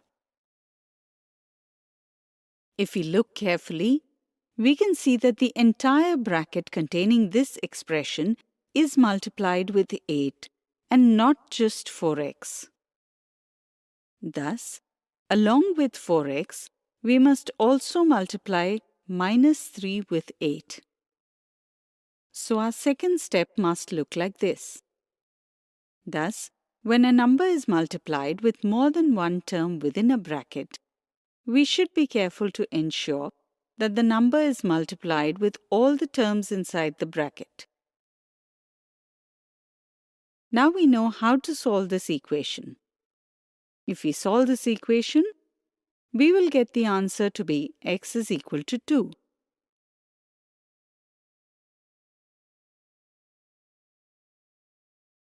In today's session, we saw a common mistake related to solving linear equations with one variable.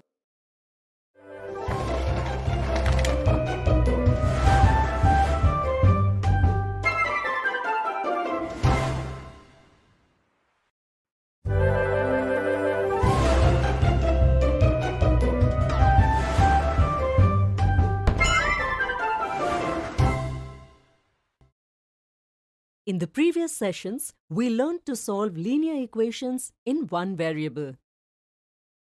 Note that in all these equations, the variable is only on one side.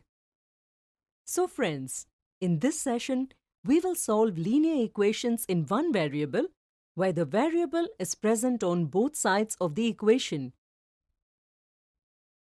Let's understand this with the help of an example. Rani has been given 2 square chart papers. The length of the bigger paper is 5 inches more than that of the smaller paper. She has to find the length of the smaller paper. The clue has been given to her. The clue is that the perimeter of the bigger paper is 4 by 3 times the perimeter of the smaller paper. Let's find out the answer. We have been told that the length of the bigger paper is 5 inches more than that of the smaller paper. So, if we use L as the variable of length of smaller paper, then the length of bigger paper will be equal to L plus 5. Let's use the clue given to Rani. The perimeters of the bigger paper is 4 by 3 times the perimeter of the smaller paper. We can write it this way. Did you notice it? Here, the variable exists on both the sides of the equation.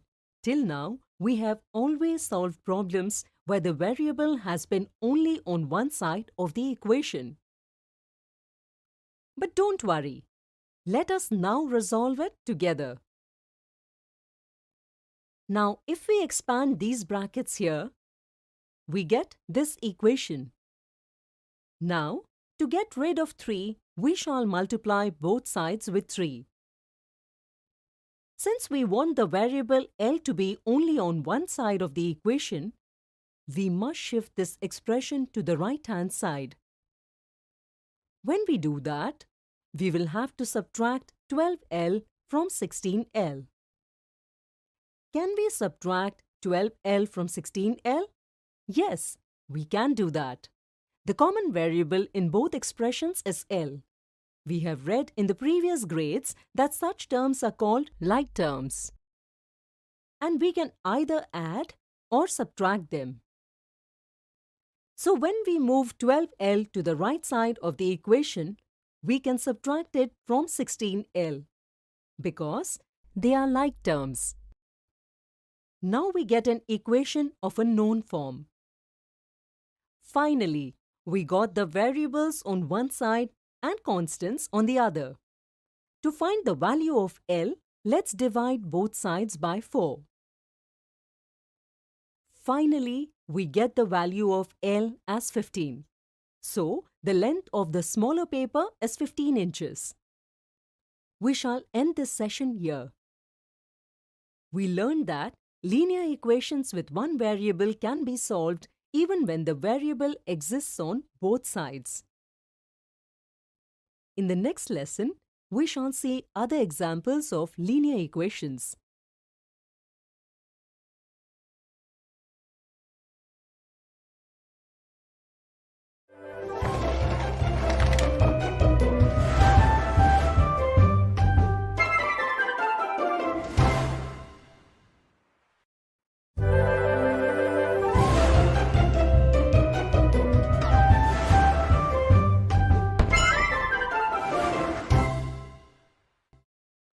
In the previous session, we learned that a linear equation with one variable can also be solved when there are variables on both sides of the equation. So friends, today let's look at another interesting example and learn solving such an equation.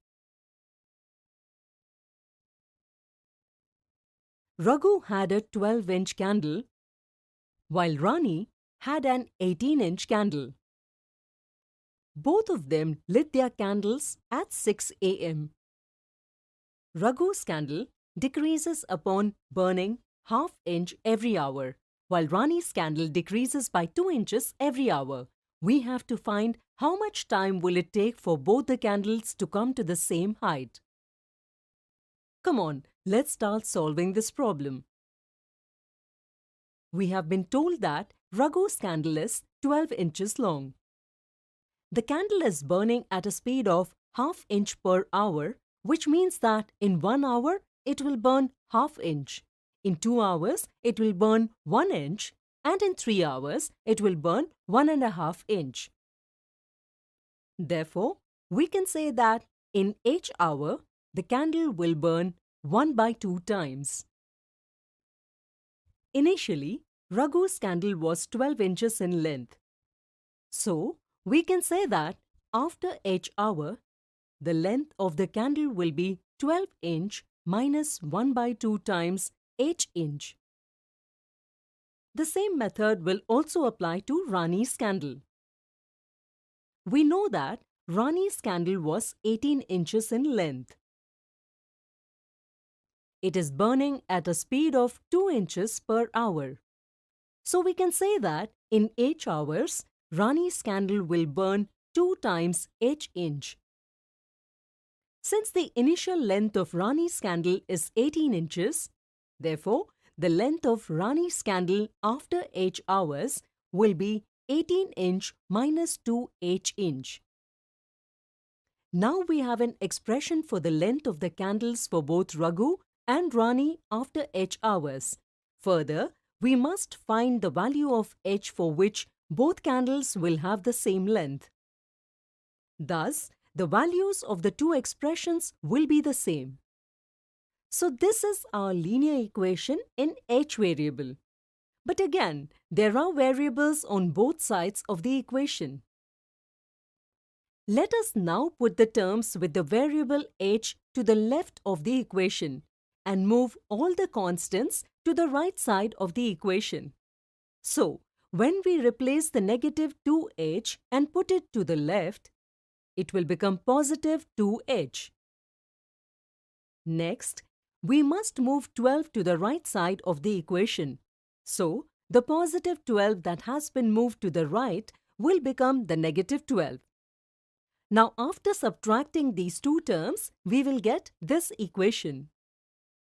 Since 3 by 2 is multiplied by h, we must remove 2 from the denominator and multiply both sides of the equation by 2. Now we shall divide both sides of the equation by 3 to remove the 3 with variable h. The value of h is found as 4, which explains that after 4 hours, both the candles will be of equal height. Since the candles were lit at 6 a.m., they would be of equal length at 10 a.m.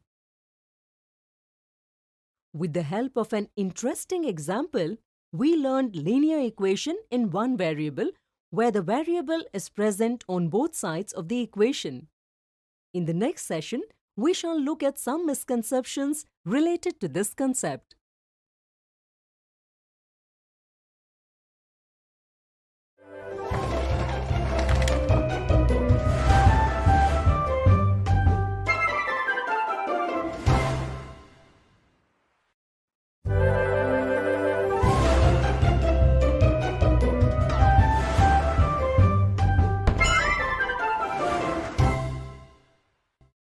Friends, in the previous session, we solved examples of linear equations in one variable. Kindly make a note that the variable is on both the sides of the equation. In this session, we shall look into few misconceptions that can occur while solving such equations. Look at this expression. Out of these two options, which option would be the result of this expression? Let us first have a look at option A. We know that the figure 7p is actually 7 times p. Similarly, here p can be written as 1p. So in this expression, we can easily apply the distribution property. When we do this, we can consider p being always present and write its coefficient as 7 minus 1. So, the correct answer would be 7 minus 1 multiplied by p minus 7, which is 6p minus 7. Because there is no other number in the expression, 7 will remain as it is. Hence, the correct option is A. At times, 7 is considered to be common, resulting in subtracting p from p, which leads us to option B. But that is the wrong option. Let's look at another question. When do you think this statement will be correct? Can we consider A as the answer since h is a variable? This shows that the value of h can vary, isn't it? So, if h is equal to 7 on this side and 0 on this side, then this statement can sometimes be false. But this notion is wrong. Do you know why? In spite of h being a variable, it does not mean that it will have different values in the same situation. Therefore, h cannot have two different values simultaneously. Here, h indicates an unknown number. So the value of h is the same number, but we do not know what it is. Based on the same assumption, if we place the same number in place of h on both sides, we shall see that this statement will always be true. So the correct option is B. In this session, we dealt with two similar misconceptions where one can easily get confused while trying to understand the concept of linear equations in one variable.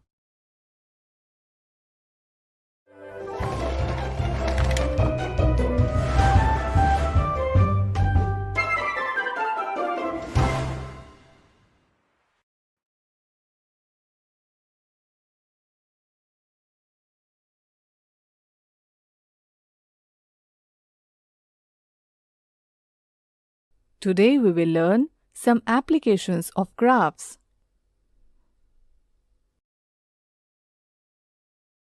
It is often not easy to understand numerical information and to get desired or needed information from them.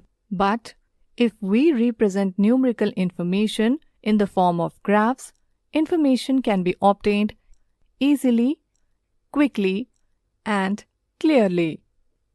Till now, we have seen many types of graphs. Today, we will learn to select the graph for the given situation.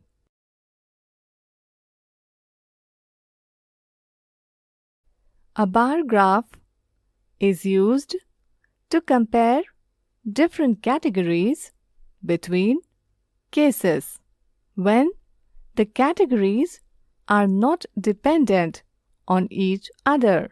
The amount of each category in the bar graph is represented by the length of the bar.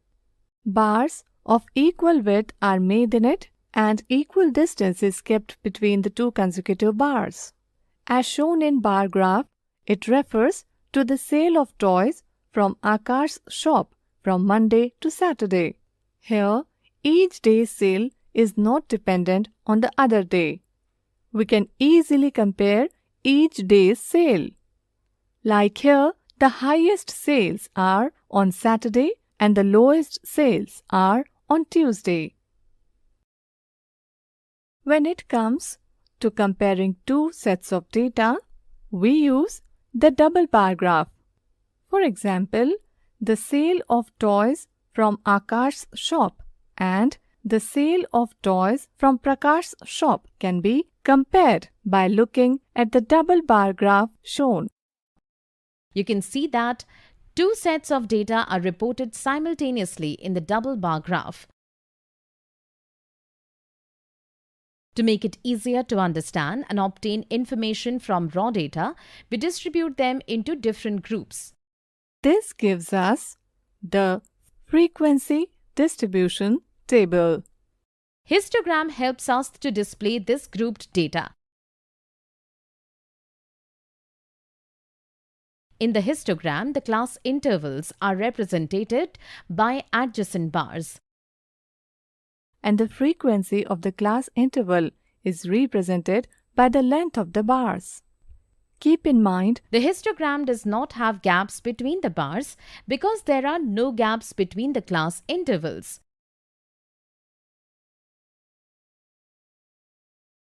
Sometimes we need to know the relation between a whole and its parts.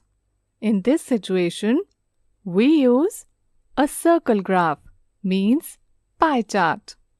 For example, in the election of class monitor, a total of 64 students gave their votes. Out of this, the details of votes received by Nisha, Amit and Ramesh are given in the pie chart shown. From the pie chart, you can find out how the entire vote has been divided into different candidates.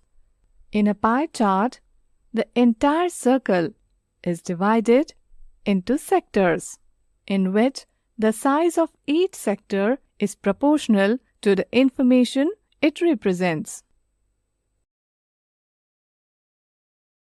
A line graph is used to display data that changes over time. As shown in this line graph, temperature of different days of the week. You can see that each data point in a line graph is represented by a point on a graph paper and consecutive points are connected by line segments. Line graphs help us understand the trend of data. Like here, we can say that the temperature from Sunday to Saturday remained between 16 degrees Celsius to 18 degrees Celsius. If all the line segments in the line graph are in the same line, then such a line graph is called a linear graph.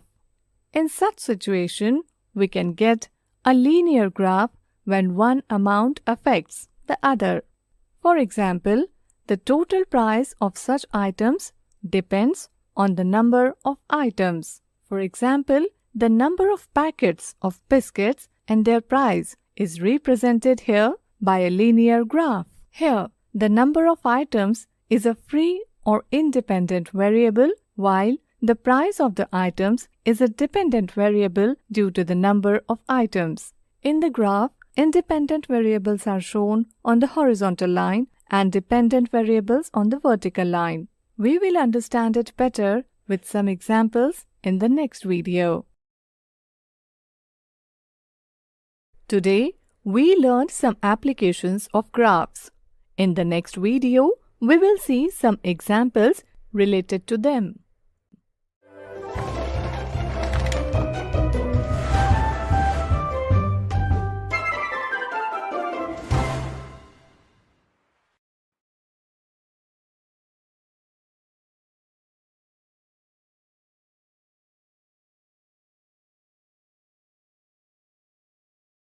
Today we will see some examples related to applications of graphs. The table shown below shows how much simple interest is received in a year on the amount deposited in a bank.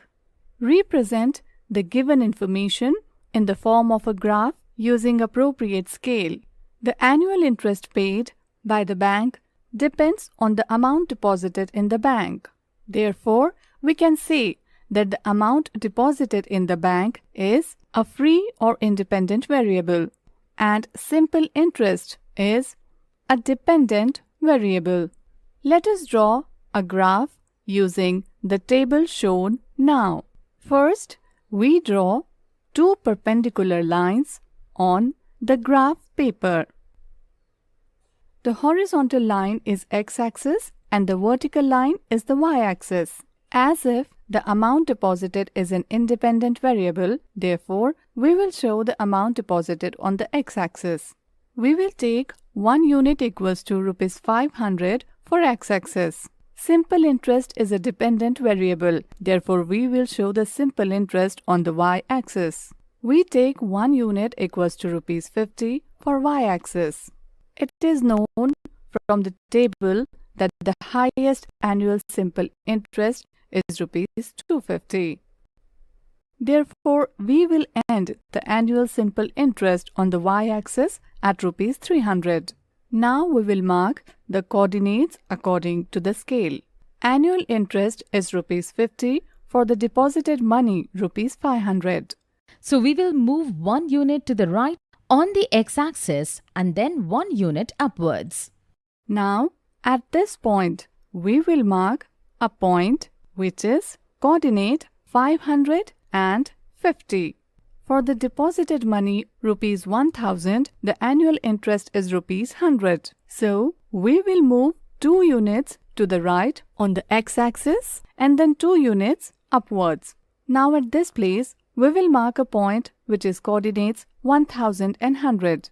Similarly, we will also mark the coordinates 1500 and 150, 2000 and 200 and 2500 and 250.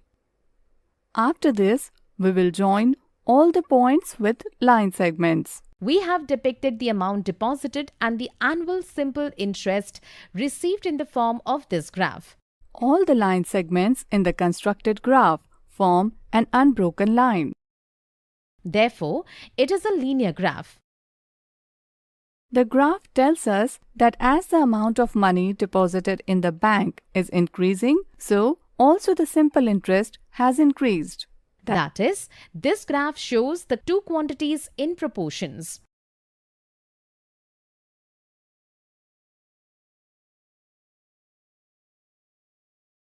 Next example, the expenses of 1 week of Ria's family is rupees 5000, whose division is given in the table shown below. represent the given information in the form of a graph. In the table shown, the entire expenditure of Rs 5,000 is divided into various items. We know that the pie chart compares the different parts of a whole. Therefore, the information given should be shown as a pie chart. To construct a pie chart, we will find the central angle of expenditure on each item. As whole, here is Rs 5,000. Therefore, in the pie chart, the angle of 360 degree at the center of the circle will denote Rs 5,000. With this understanding, we will find the central angle representing the expenditure on all items. The expenditure on the education of children is 1,000 by 5,000 of the total. That means 1 by 5 of it. So its central angle will be 1 by 5 of 360 degree. That means 1 by 5 multiplied by 360 degree, which is equal to 72 degree. Similarly, the expenditure on food is 1,250. 1,250 by 5,000 of the total, that means 1 by 4 of the total. So, its central angle will be 1 by 4 multiplied by 360 degree, which is equal to 90 degree.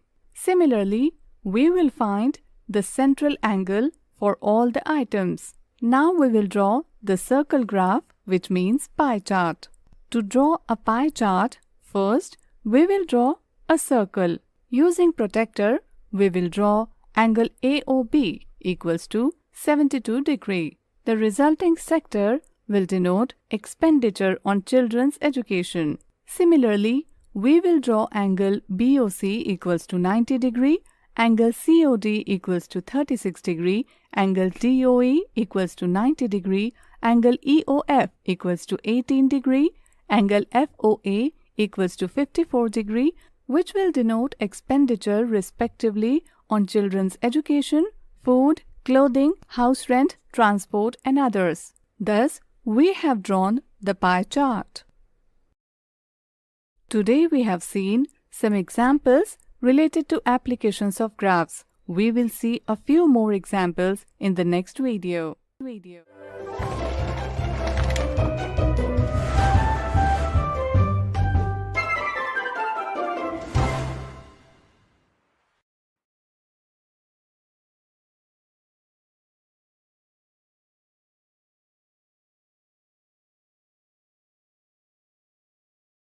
Today we will see some more examples related to applications of graphs.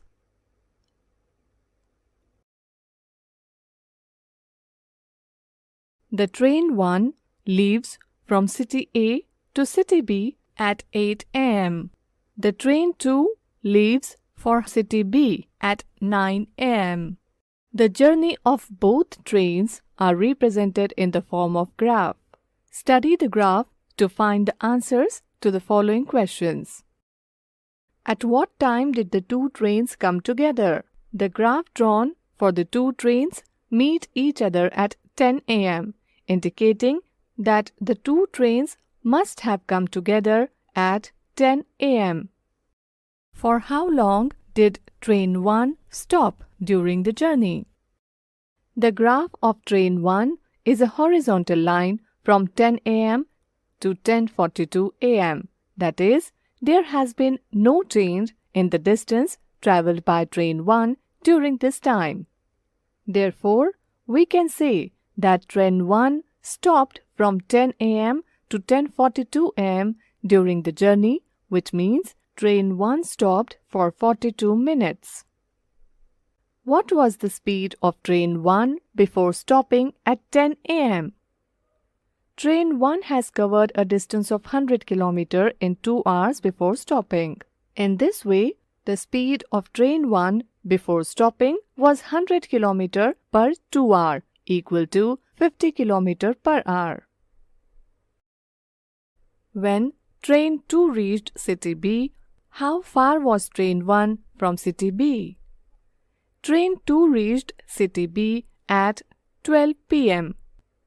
At this time, train 1 had covered a distance of 190 km, so 300 km minus 190 km equal to 110 km. So, distance of train 1 from city B was 110 km. Next example, the price of 1 liter of milk is rupees 40. So, represent the price of 2, 3, 4 and 5 liters of milk as a line graph. If the price of 1 liter of milk is rupees 40, so the value of 2 liters of milk is rupees 80. The cost of 3 liters of milk is rupees 120. The price of 4 liters of milk is rupees 160 and the price of 5 liters of milk is rupees 200. We will represent this data in this way. Now we will draw the graph for the table. Draw 2 perpendicular lines on the graph paper. The horizontal line is the x-axis and the vertical line is the y-axis. After this, we will show the independent variable, which is the quantity of the milk on the x-axis. Scale for x-axis, 1 unit equals to 1 liter. The dependent variable on the y-axis will denote the price of milk. 1 unit equals to rupees 40 for y-axis. It is known from the table that the highest milk price is rupees 200. Therefore, we take the last price of milk on the y-axis at rupees 200. Now, we will mark the points according to the scale.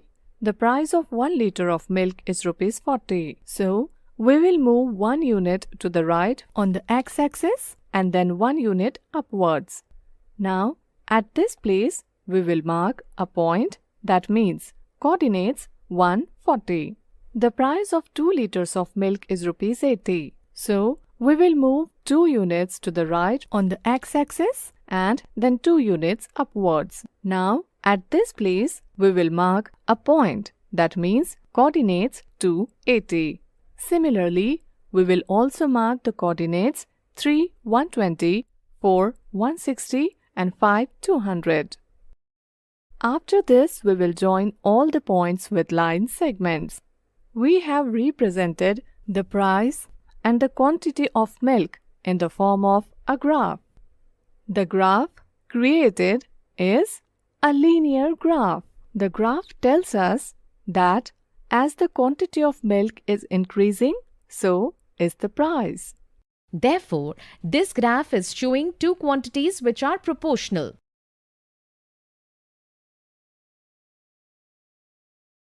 Today we have seen some more examples related to applications of graphs.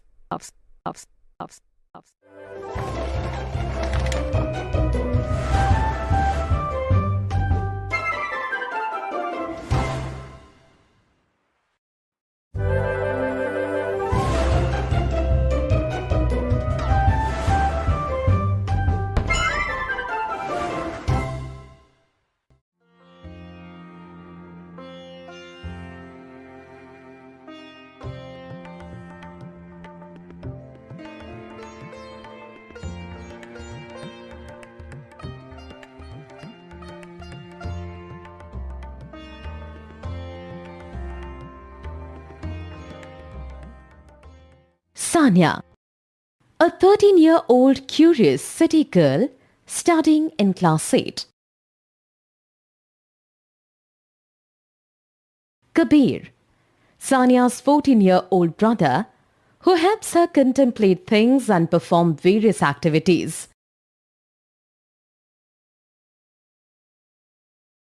Mummy, Sanya's mother, who facilitates them in understanding different concepts.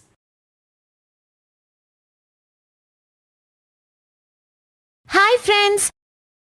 How are you all today? Remember, Mummy and Kabir Bhaiya had explained to us how some organisms like Hydra and Amoeba reproduce asexually? What I'm still wondering is how animals such as dogs, cats, horses, lions, or for that matter, even birds reproduce and give birth to their young ones. Are you curious too? Come on, let's go and ask Mummy. Mummy, may I ask you something? Yes, sure, Sanya. Remember, the other day we were discussing asexual reproduction in animals? Yes. I want to know how animals such as dogs and cats produce their young ones. Is that too done asexually?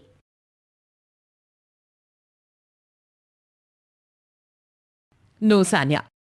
These animals reproduce through the sexual mode. Remember, I had told you that like plants, animals too have male and female reproductive organs.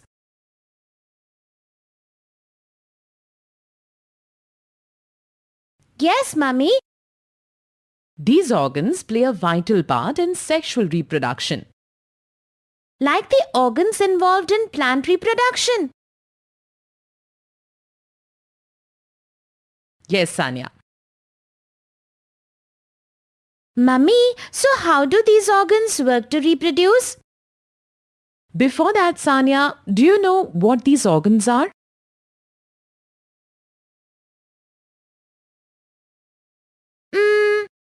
I'm not sure, Mummy. Friends, do you know? Let us take a pause here and refer to the textbooks and find out about the organs that are categorized as male and female reproductive organs.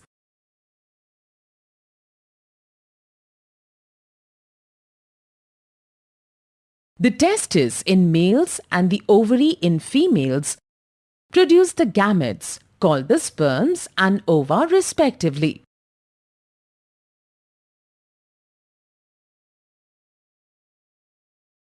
Mummy, gametes are the reproductive cells, right? Yes, Sanya. Sanya, you had learned about sexual reproduction in plants in class 7. Can you recall that process? Yes, Mummy. In plants, male and female gametes fuse to form a zygote. The zygote then develops into an embryo that grows into a plant.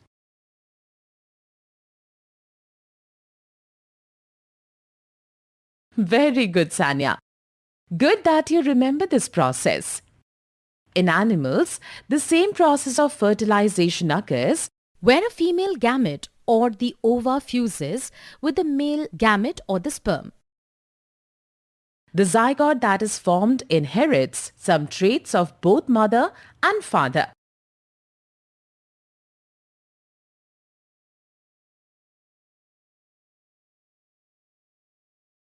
Oh, that is why you at times see similarities between parents and their kids.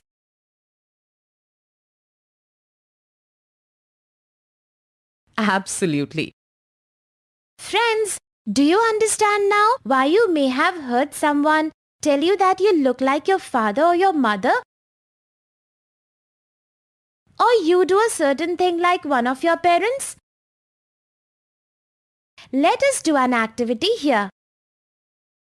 Observe the members of your family and make a list of similarities between them and their respective parents.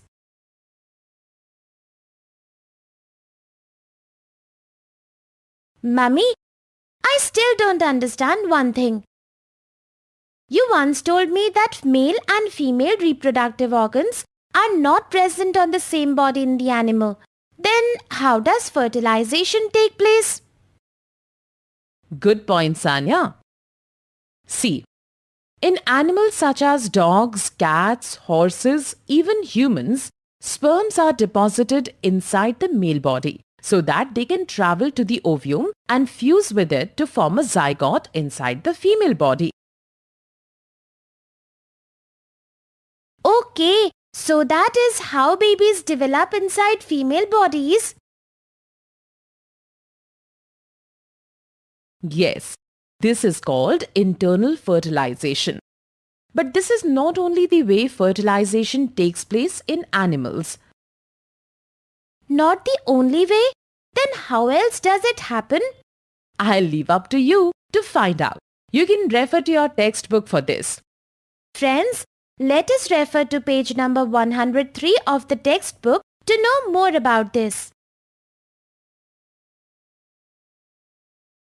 You know, Sanya, a zygote is just a fused cell. For it to take the shape of an animal, it goes through a process of development.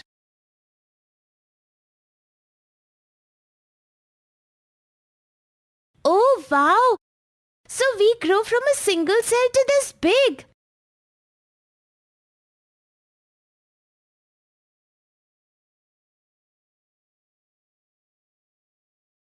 Yes. The zygote divides repeatedly to form a ball of cells, which further segregates and develops into different tissues and organs and forms an embryo.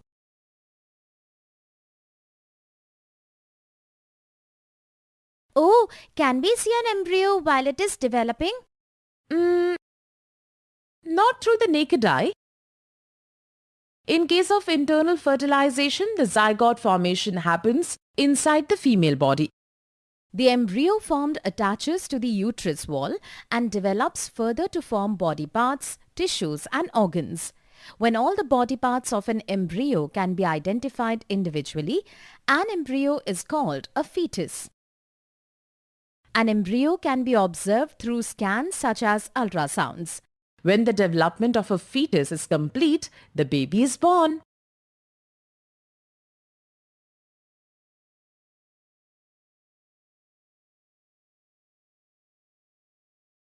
What is an ultrasound, Mummy?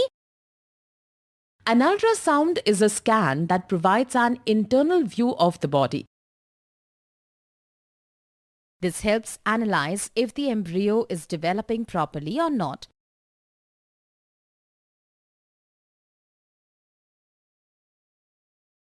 And what about external fertilization? Can we see an embryo developing in that? In external fertilization, since the development of embryo takes place outside of the female body, like in case of aquatic animals, the embryos develop inside the protection of their egg coverings.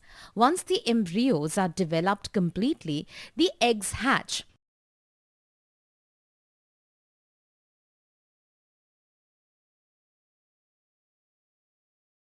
This is also surprising, Mummy. The thought that we all developed from a single cell is so magical. Aren't you surprised after learning all this, friends? Let us summarize our learning. Male reproductive organs are pair of testes, 2 sperm ducts, penis. Female reproductive organs are pair of ovaries, oviducts, uterus.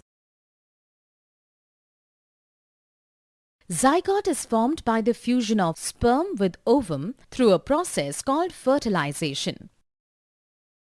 Fertilization can be either internal or external. Zygote divides repeatedly to form an embryo that grows into a fetus. Once the fetus is fully developed, the baby is born.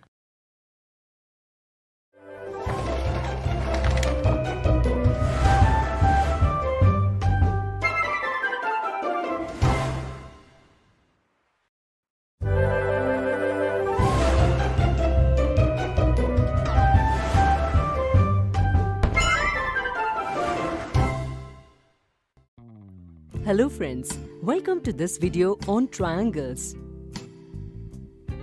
In the previous video, we discussed the AAS congruence rule. Today, we will discuss the right angle hypotenuse side RHS congruence rule. So let's start. To understand the RHS congruence rule, we will start with a pair of triangles. In the two triangles, two sides and one angle are equal. But these two triangles are not congruent. We can verify this by placing the two triangles one on top of the other. Can we draw two congruent triangles considering all the three given conditions? Where the two sides of the triangles are equal and one angle which is not within these two sides is also equal. You can verify that we can draw two such right-angled triangles easily which satisfies all the three conditions. We can see that in these two triangles, an angle which is a right angle is equal and one side and the hypotenuse are also equal. Are these two triangles congruent? Yes, these two triangles are congruent. This is a test for the congruence of triangles, and we use this to verify the congruence of right-angled triangles. We call this the RHS congruence rule. If in two right-angled triangles, the hypotenuse and one side of one triangle is equal to the hypotenuse and one side of the other triangle, then these two triangles will be congruent. Therefore, this is called the RHS congruence rule.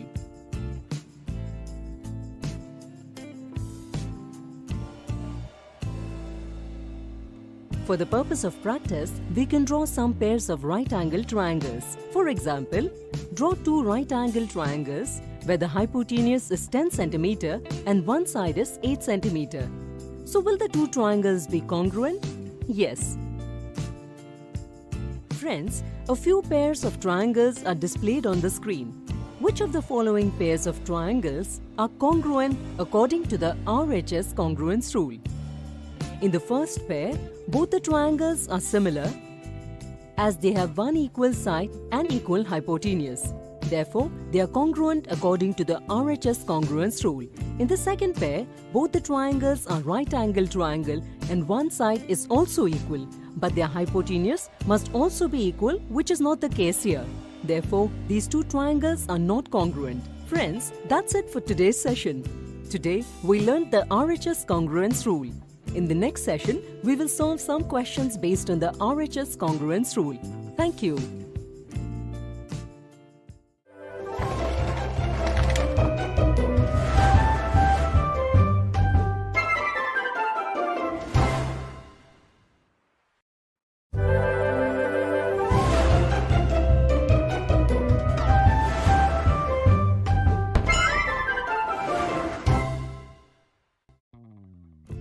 Hello friends, welcome to this session on triangles.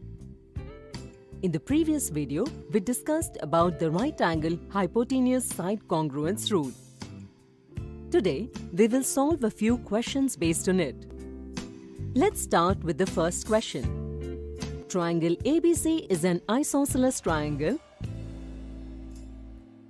and side BD is perpendicular to AC. Now, prove that AD is equal to DC. Friends, if we will prove that triangle ADB is congruent to triangle CDB, then the corresponding sides of congruent triangles are congruent. So, side AD is equal to side DC. Our aim is to prove that these two triangles are congruent. So let's see how to prove these triangles congruent. Since side BD is perpendicular to side AC, in triangle ADB and triangle CDB, angle ADB is equal to angle CDB, which is equal to 90 degrees. Triangle ABC is an isosceles triangle, so side AB is equal to side BC. And respectively, in both these triangles, triangle ADB and triangle CDB, the hypotenuse will be equal, and side BD is the common side in these two triangles. Now we can say that these two triangles are congruent by the right angle hypotenuse side congruence rule. And the corresponding sides of the congruent triangles are equal. Therefore, side AD is equal to side CD. Or we can say that side AD is equal to side DC. Let's see the next question. In quadrilateral ABCD, the measurement of angle A and angle C is 90 degrees and side AD is equal to side BC. Now prove that quadrilateral ABCD is a rectangle. Friends, what is the definition of a rectangle? A rectangle is a quadrilateral whose opposite sides are equal and each angle measures 90 degrees. It's given that side AD is equal to side BC. And angle A and angle C are right angles. ABCD will be a rectangle if we can prove that side AB and side DC are also equal and angle B and angle D are right angles. So let's start. In triangle DAB and triangle BCD, angle A is equal to angle C. Side DA is equal to side BC. Side DB is the common side. Therefore, by the RHS congruence rule, these two triangles will be congruent and therefore its corresponding parts and corresponding angles will also be equal. This means side AB will be equal to side CD, angle ADB is equal to angle CBD, angle ABD is equal to angle CDB. Now if we look at triangle DAB, angle DAB is equal to 90 degrees. So by the angle sum property of a triangle, angle BDA plus angle ABD is equal to 90 degrees. Since angle ABD is equal to angle CDB, therefore we can also write it as angle ADB plus angle CDB is equal to 90 degrees. That is, angle ADC is equal to 90 degrees. Similarly, we can prove that angle ABC is equal to 90 degrees. Therefore, quadrilateral ABCD is a rectangle. Now try to solve this question. With the help of the figure, prove the triangle PQR is congruent to triangle SRQ when PR is equal to SQ. So friends, in this session we solved a few questions based on the right angle hypotenuse side congruence rule. Now let's meet in the next video. Thank you.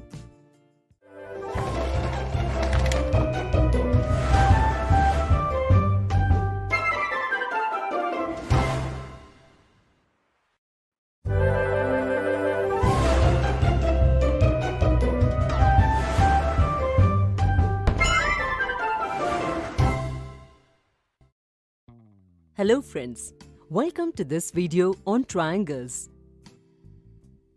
In the previous video, we solved some questions based on the right angle hypotenuse side congruence rule, RHS.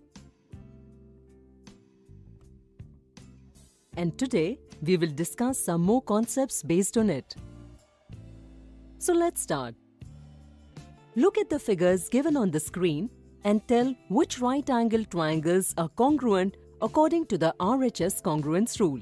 Friends, in the first pair of triangles, we are given right angle triangles, but the two sides and the included angle of these two triangles are equal. Therefore, as per the given information, the two triangles are not congruent by the RHS congruence rule, but they are congruent by the side angle side or SAS congruence rule. In the second pair, in triangle WXY and triangle ZYX, angle W and angle Z are right angles. Hypotenuse XY is the common hypotenuse and side XW is equal to side YZ. So these two triangles are congruent by the RHS congruence rule. Now let's move to the third pair. In the third pair of triangles also, only the right angles and one common side are equal, but their hypotenuse are not equal. Therefore, these triangles will not be congruent by the RHS congruence rule. Friends, for triangles to be congruent, it is necessary to follow the rules. Friends, so that's it for today. In this session, we discussed some facts related to the right angle hypotenuse side rule. Let's meet in the next video. Thank you.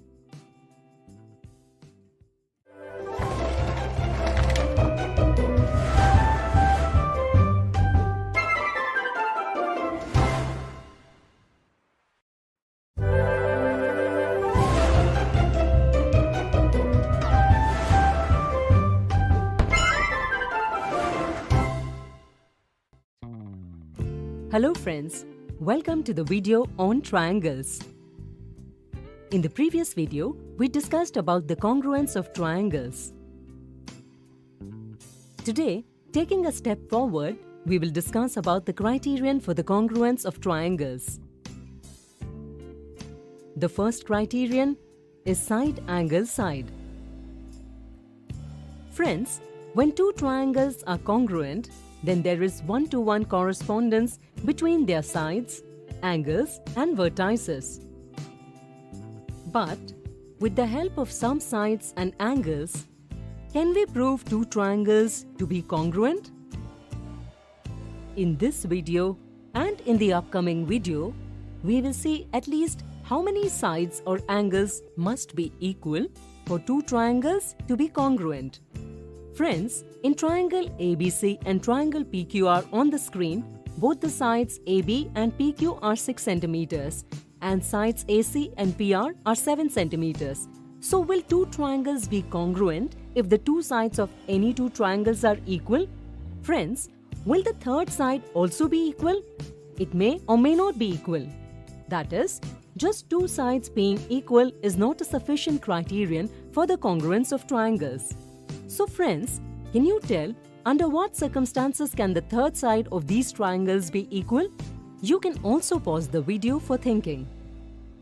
If the angle made by these two sides are equal, then will the third side also be equal?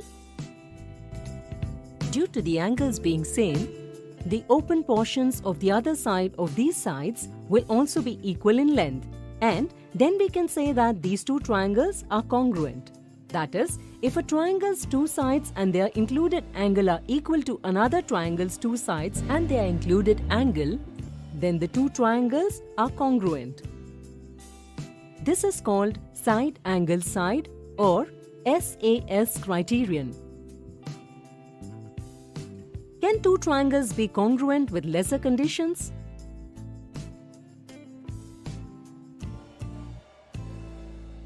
For example, one side and one angle of two triangles are equal. Here are some examples. Here, the triangles are not congruent by just having one equal side and one equal angle. Friends, apart from SAS, are two triangles congruent by the SSA rule, wherein two sides and one angle of a triangle which is not within these sides are equal to the sides and one angle of another triangle?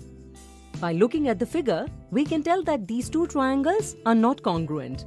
Therefore, SSA cannot be accepted as the test for the congruence of triangles.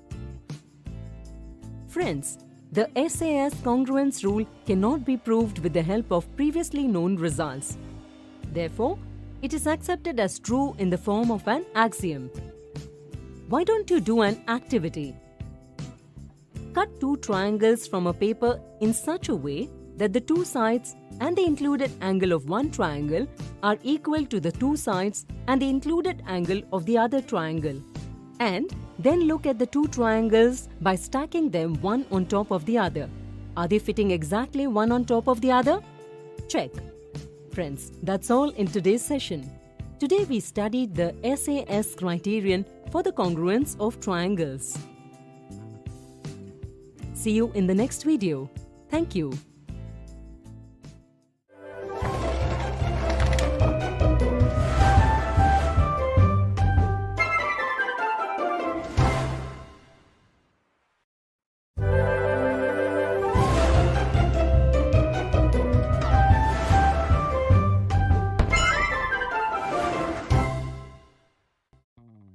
Hello friends, welcome to this video on triangles. In the previous video, we discussed about the side angle side or the SAS criterion for the congruence of triangles. Today, we will solve some questions related to the same. So let's start. In the given figure, side LM is equal to side LK and angle KLN is equal to angle MLN. So, prove that triangle KLN is congruent to triangle MLN. Let's see, if we look at the two triangles, then their one side and one angle is equal. Now, if you look at side LN, you will notice that it is that side in both the triangles that comes in order after one congruent side and angle. That is, when it is congruent, the side angle side congruence rule is formed. And since this side is the common side of the two triangles, it will be congruent. We can write it like this also. Therefore, triangle KLN is congruent to triangle MLN. And friends, while writing congruent triangles, write their names in the same order in which their sides and angles have one-to-one correspondence, or in the order in which they are congruent to each other. Let's move to the next question. In the given figure, line PR and line SQ are bisecting each other. So, prove that triangle PTQ is congruent to triangle RTS. Friends, if we look at triangle PTQ and triangle RTS, then since line PR and line SQ are bisecting each other, therefore sides TQ and TS are equal. Similarly, sides PT and TR are also equal. Now, if the angles between these sides, that is, angle PTQ and angle RTS are equal, then these triangles can be said to be congruent according to the SAS criterion. And since PR and SQ are lines and are intersecting each other at T, therefore, angle PTQ is equal to angle RTS as they are vertically opposite angles. Therefore, according to the SAS criterion, triangle PTQ is congruent to triangle RTS. Friends, you can see here that the names of the two triangles are in the same order as the congruence of their sides and angles. Let's take one more question. Look at the given figure and prove that triangle ABD and triangle CBD are congruent. Pause the video and try to solve this question yourself and finally see the solution. Friends, that's all in today's session. We solved some questions based on the SAS criterion of the congruence of triangles. See you in the next video with some more facts related to this topic. Thank you.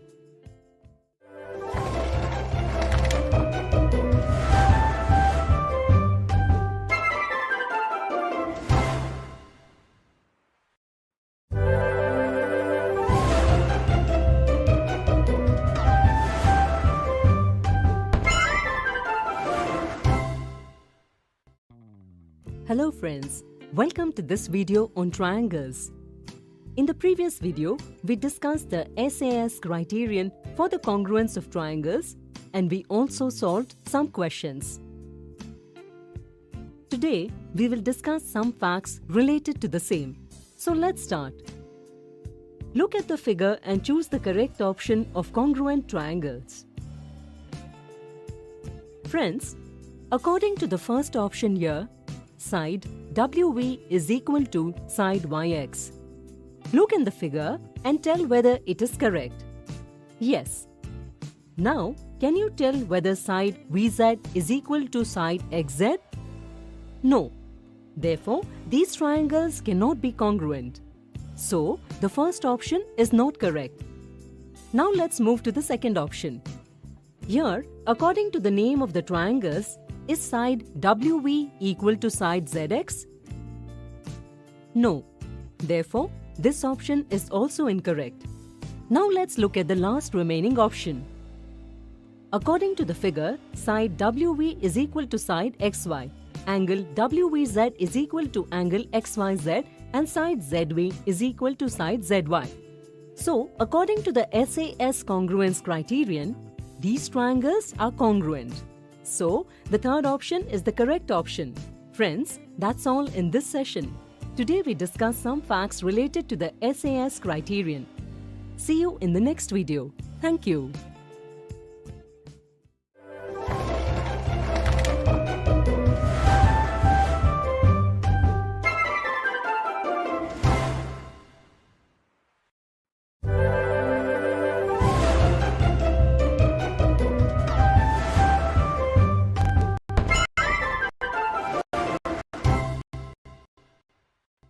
Hello friends, welcome to this session on triangles. In the previous video, we discussed the RHS congruence rule. Today, as we move forward, we will discuss one more property of triangles, which is the SSS congruence rule.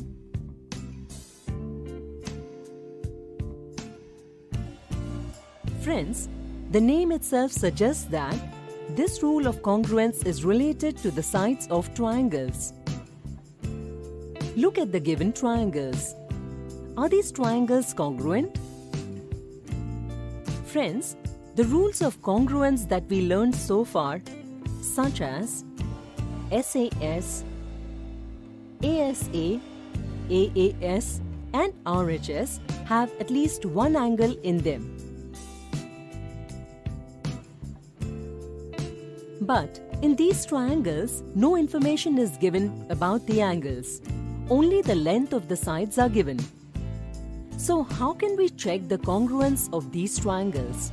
Friends, let us take a paper and by using the given length of the sides, let's construct a triangle.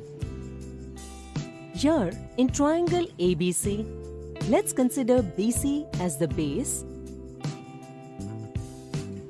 and draw a line of length 5 cm. Now, take the measurement of AC in a compass, which is 4 cm.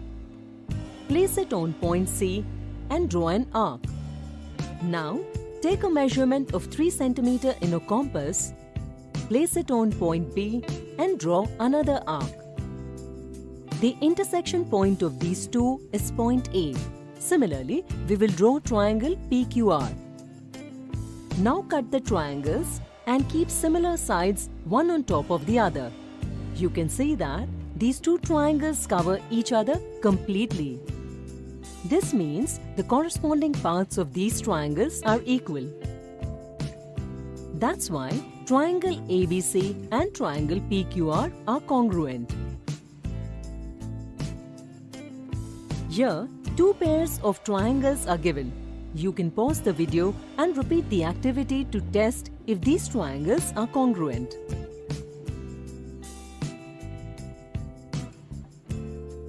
Observe the first pair. The three sides of the first triangle are equal to the three sides of the other triangle. That's why they are covering each other completely.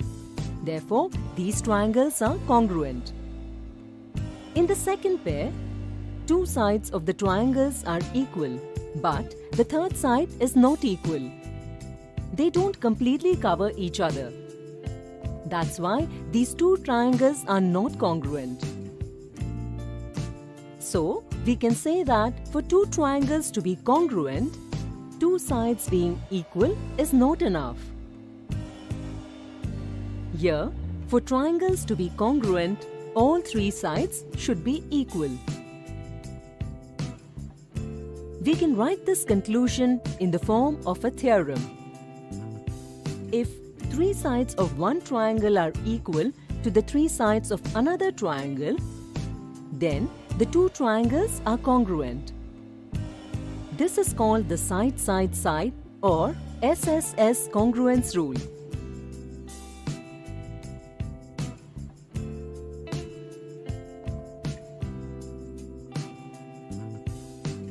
So, if three sides of two triangles are equal, then they are congruent according to the SSS congruence rule.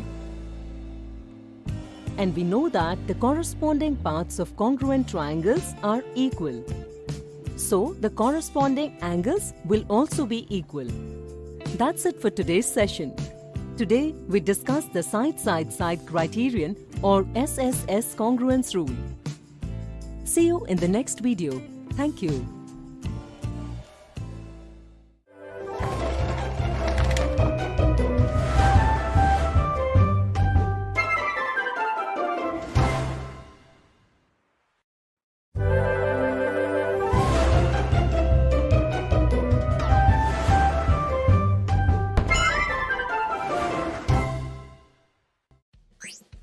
Welcome to this video. In the previous video, we studied about the separation of mixtures. In this video, we will study the types of pure substances.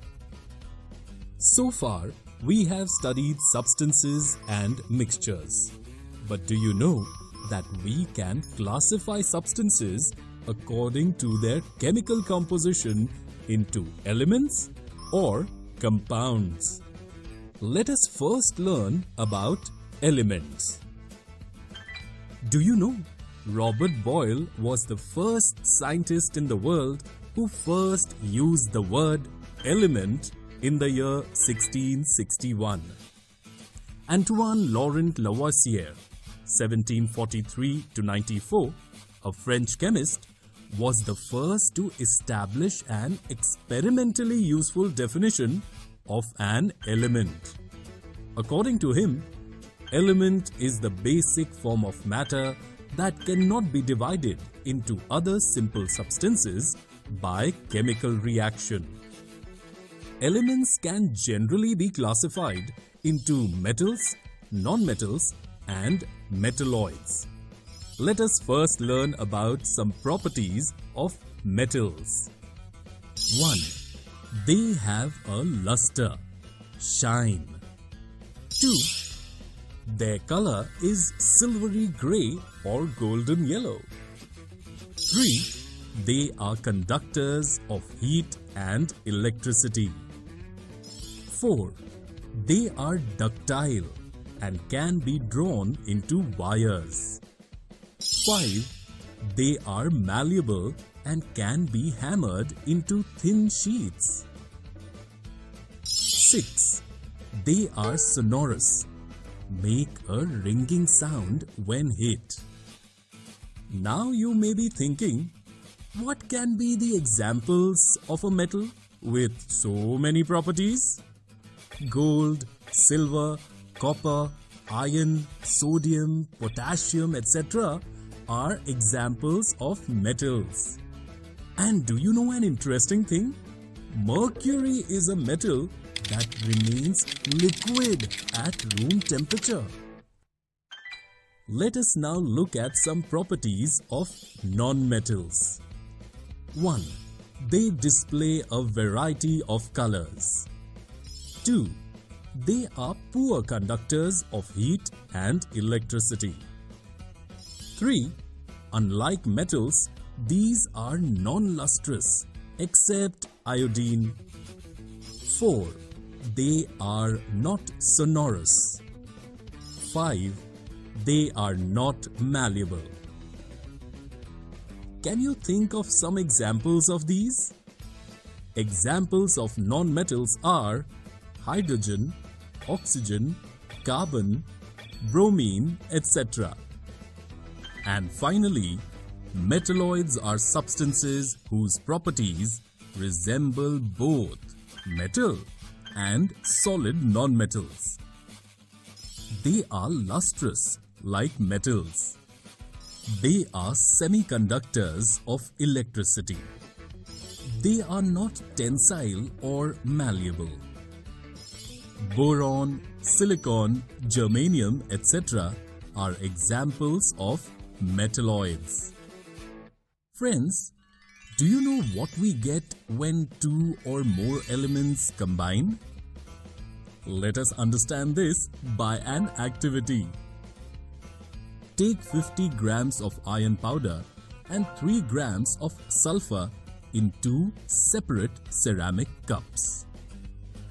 Now mix iron powder and sulfur powder in the first bowl, and in the second bowl, mix iron powder and sulfur powder.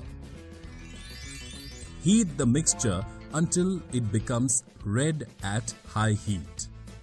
Now remove the flame and allow the mixture to cool. Are the materials obtained in both cups similar in appearance? The gas obtained in a cup 1 is hydrogen. It is colorless, odorless, and flammable. While the gas obtained in cup 2 is hydrogen sulfide. It is colorless gas and smells like rotten eggs. Now check the magnetic properties in both cups. Bring a magnet near the material. Check if the material is attracted to the magnet. What do you see? The material obtained in cup 1 has magnetic properties, while the material obtained in cup 2 does not have magnetic properties. Although initially the given substances were similar, the materials obtained in both the cups showed different properties. Why did this happen? This happened because the action done in cup 1 resulted in the physical change of the substances, while the action in the cup 2 resulted in chemical changes in the substances. Material obtained in the cup 1 are two substances, a mixture of iron and sulfur. The properties of the mixture are similar to those two elements. The material obtained in cup 2 is a compound whose properties are completely different compared to combining elements. In this table, you can see the difference between a mixture and a compound. Friends, today we have studied the types of pure substances.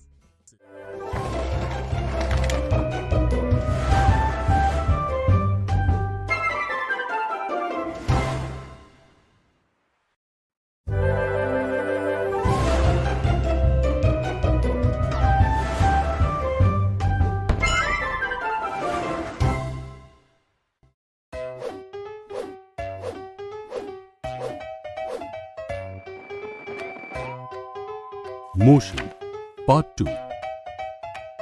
Uniform and non-uniform motion.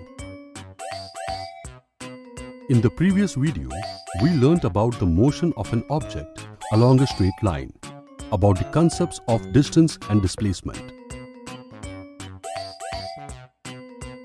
In this video, we will learn about uniform and non-uniform motion and about speed.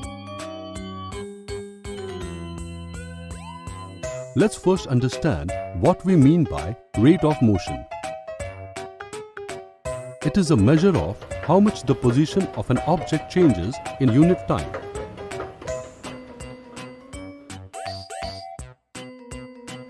For example, consider a car in motion starts from the origin. After 2 seconds, it reaches at the position 10 meters away. In the next 2 seconds, it covers again 10 meters. We can observe that as time passes, its position changes. The change in the position is 10 meters in 2 seconds of the time interval. Now, here comes the concept of speed, which is the measurement of the rate of motion.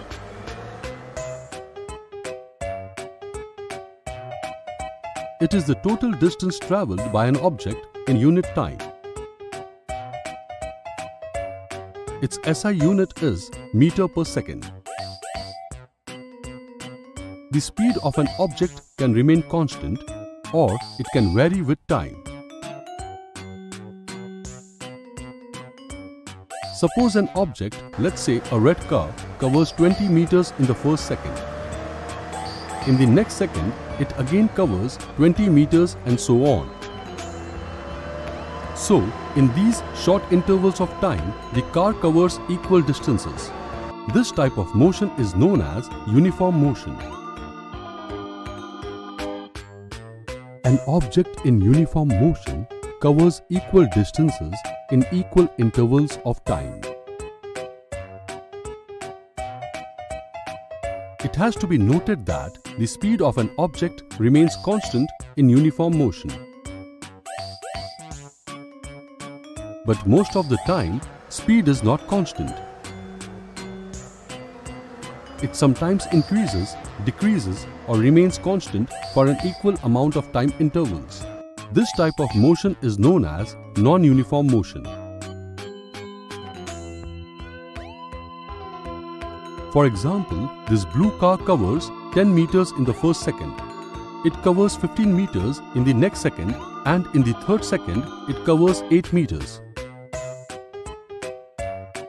So in this case, for equal time intervals, distance covered by the car is not the same, and so this type of motion is non-uniform motion.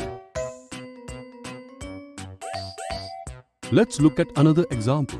Here is a table which shows time distance data of two trucks, truck A and truck B.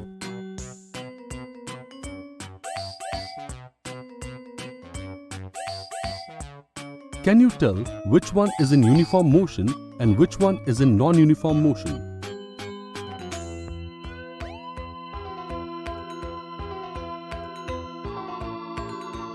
Answer: truck A's motion is uniform because it covers the same distance 10 kilometers in each 15-minute interval. In case of non-uniform motion, as the speed is varying for the given time interval, we describe the rate of motion of such objects in terms of their average speed. It is defined as the total distance travelled divided by the total time taken. If an object travels a distance s in time t, then its speed v is equal to s per t. Let's take an example. If a car covers 100 kilometers in 2 hours, can you tell its average speed?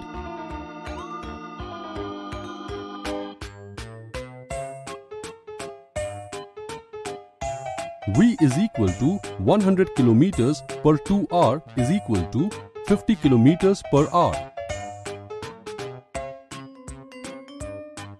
In this video, we learnt about uniform and non-uniform motion and about speed.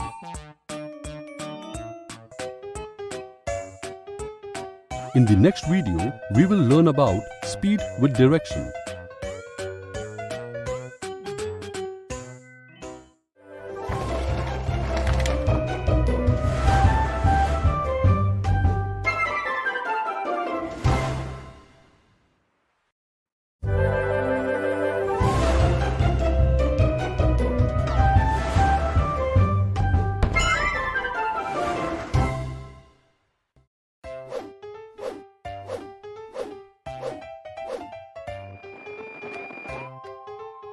Motion.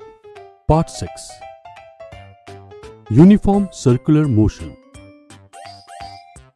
In the previous video, we learned to represent the equations of motion by graphical method. In this video, we will learn about uniform circular motion. We have studied earlier that a body accelerates when there is a change in its velocity. There can be two reasons for the change in the velocity of an object. One is the change in the magnitude of the velocity, and the other is the change in the direction of velocity.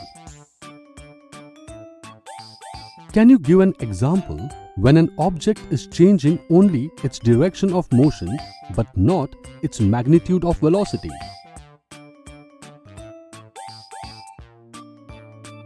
Now, let's take an example to understand it better. Have you ever run on a closed path, like around a playground?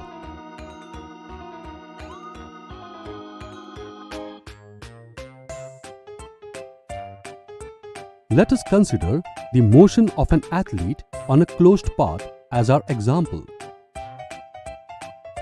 Look at this diagram of a rectangular field A, B, C, D. Suppose the athlete is running around in this rectangular track at a uniform speed in the straight parts of AB, BC, CD and DA. The athlete changes her direction of motion at the corners of the field to be in track. How many times will the athlete have to change her direction of motion while completing one round of the field? The athlete has to change her direction of motion 4 times in a rectangular track. Now, the athlete is running on a hexagonal path A, B, C, D, E, F. How many times do you think the athlete has to change her direction of motion? In an hexagonal path, the athlete has to change her direction of motion 6 times.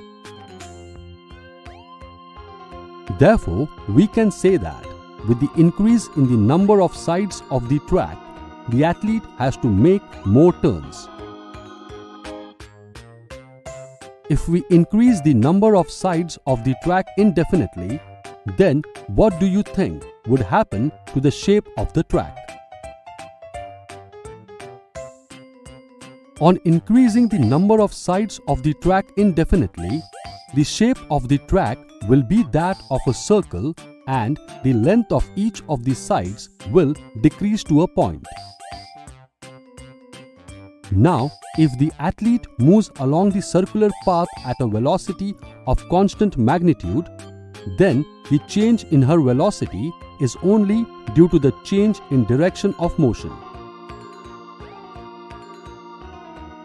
Therefore, we can say that the motion of an athlete on a circular path is an example of accelerated motion. Now, let's derive the speed of the athlete on a circular path. As we know, the circumference of a circular path with radius r can be calculated by the formula circumference is equal to 2 pi r. If the time taken by the athlete to complete one round in the circular path with radius r is t, then the speed of the athlete denoted by v is given by v is equal to 2 pi r upon t. Thus, the uniform circular motion is defined as the motion of an object around a circular path with uniform speed. Let us conduct a simple experiment to get a better understanding of the uniform circular motion. Take a piece of thread and tie a small stone at its one end. Then hold the other end of the thread and move the stone carefully in a circular path at constant speed. Now release the thread. Make sure not to hurt yourself or anyone else. Can you determine the direction of the stone after it was released?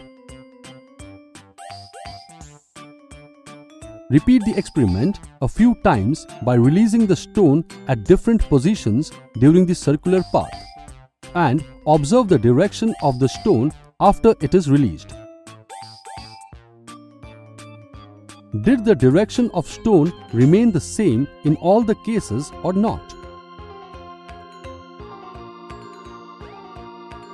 On careful observation, we can see that the stone moves along a straight line tangential to the circular path.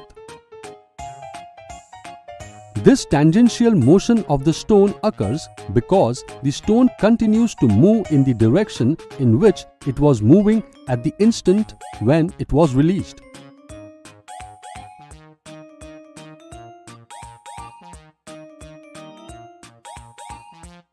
It shows that when the stone is moving along a circular path, its direction of motion changes at every point.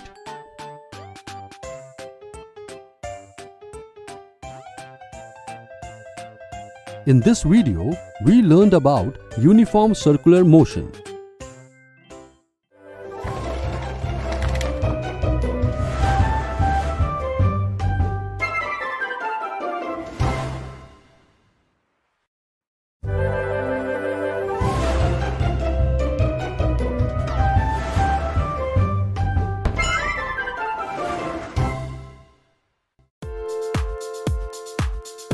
Welcome to this video.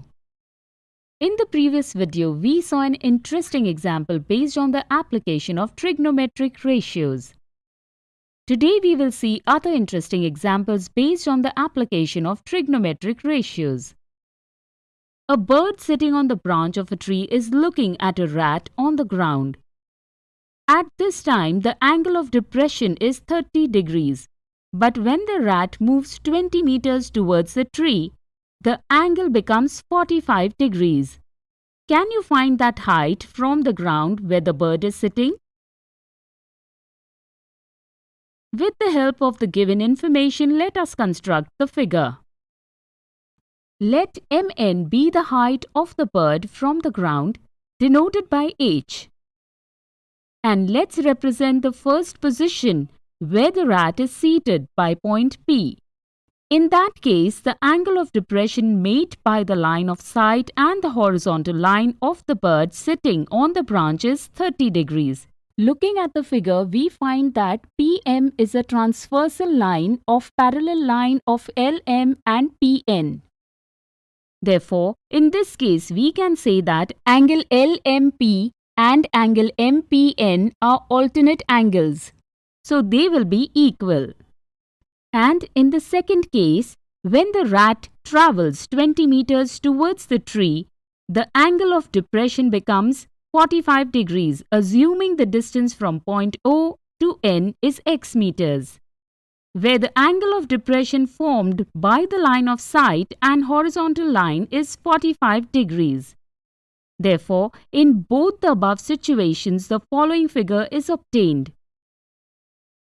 Since we have to find the height of the bird from the ground, so let's discuss triangle MNP. In triangle MNP, we can see that the measure of side MN will be h and the measure of side NP will be 20 plus x. So, with the help of the information obtained from right angle triangle MNP and trigonometric ratios, the value of tan 30 degrees is obtained as Mn by Np.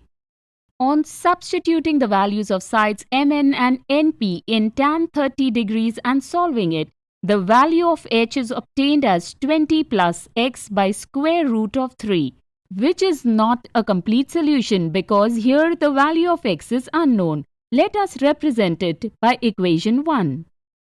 Now let's talk about triangle MNO.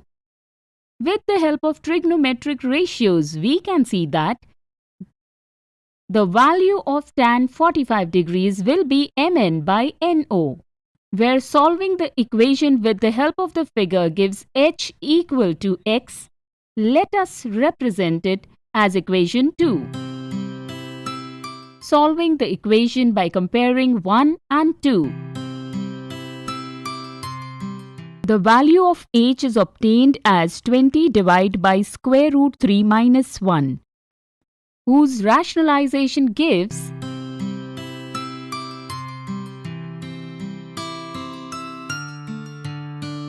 the value of h as 27.32. So we can say that the height of the bird from the ground is 27.32 meters. Today in this video, we saw an interesting example based on the application of trigonometric ratios. In the next video, we will see the common mistakes that are made while solving these types of questions.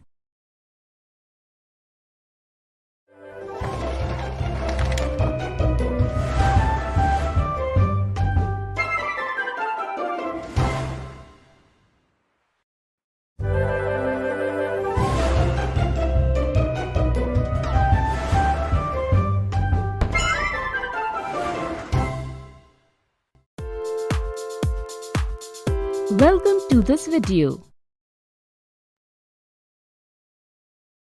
Today we will see what are the common mistakes made while solving questions based on trigonometry.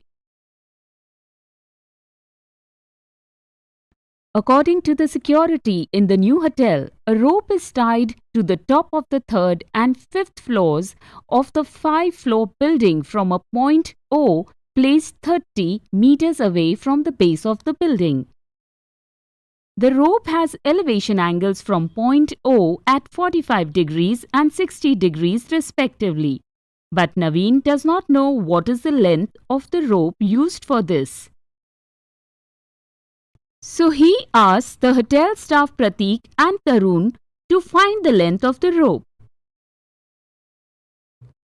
They both use trigonometric ratios to find the length.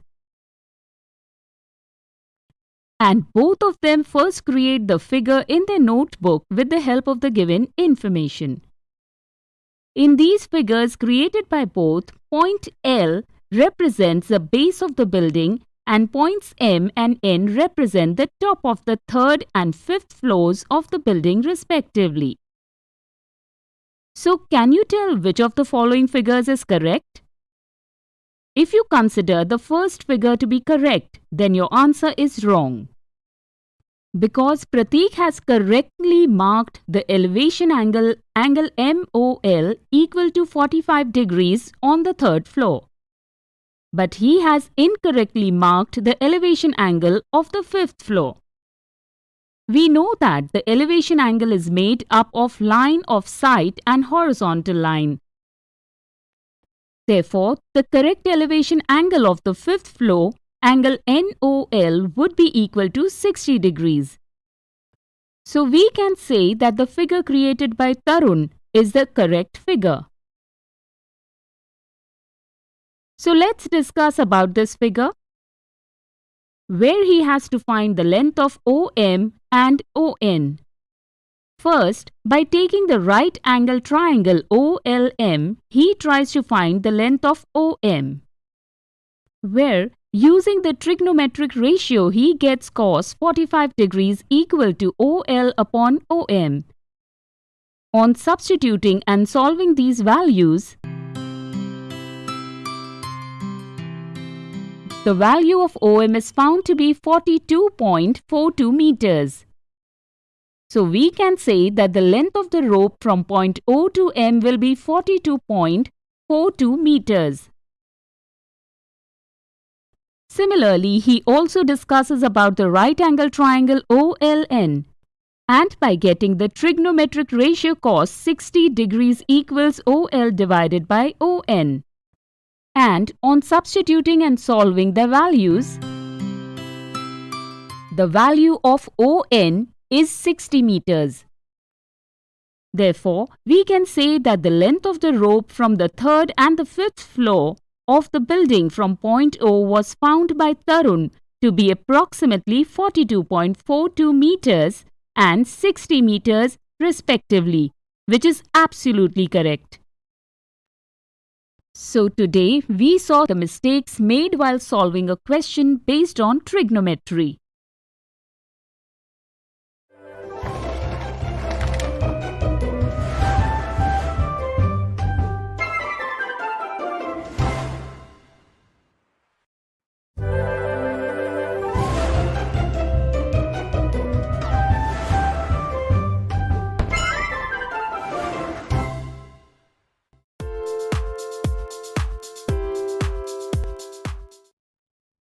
Welcome to this video. In the previous video, we learned about the SSS criteria of similarity of triangles. Today, we will look at some interesting examples based on the SSS criteria of similarity. Raju on his way sees a signboard. As he walks further for some time, he sees another signboard and thinks that the first board looked somewhat like the second one. He takes the measurement of the board in his diary and moves on.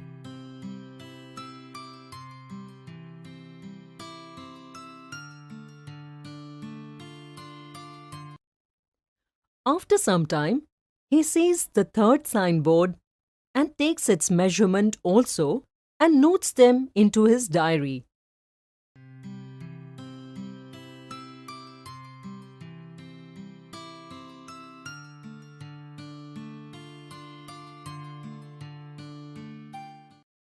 He wonders if all these triangular signboards are similar or not. Let's see. In triangles ABC and PQR, the ratio of corresponding sides AB and PQ is found to be 2/3. Can you tell the ratio of BC by QR and CA by RP?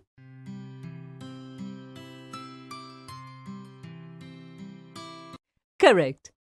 Their ratio is equal to 2/3. Here, we saw that the ratio of the corresponding sides are equal. Hence, we can say that the triangles ABC and PQR are similar by the SSS criteria. Let's look at another example. Show that the triangles DEF and OPD are similar in the given figure. What can you say by looking at the figure? We can see in the figure that the ratio of the corresponding sides DE and OP in these two triangles comes out to be 3/5. Now, can you tell the ratio of the sides EF and PD? Very good. For this, we need to find the length of side PD first. If we pay attention, then we will see that in side PD, the sum of sides PF and FD is 25.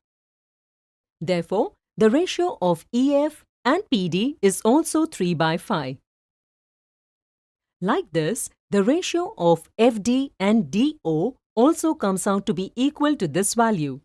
Hence, we can say that triangles DEF and OPD are similar by the SSS criteria.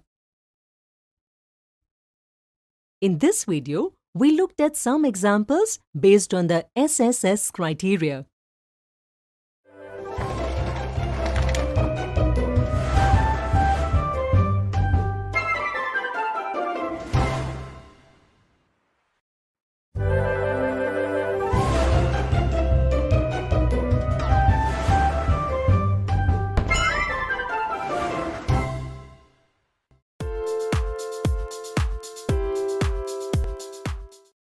Welcome to this video. In the previous video, we looked at some examples based on the side-side-side criteria for similarity of triangles. Today, we will look at some other examples based on the side-side-side criteria. The diagonals of a rhombus measure 24 cm and 16 cm respectively.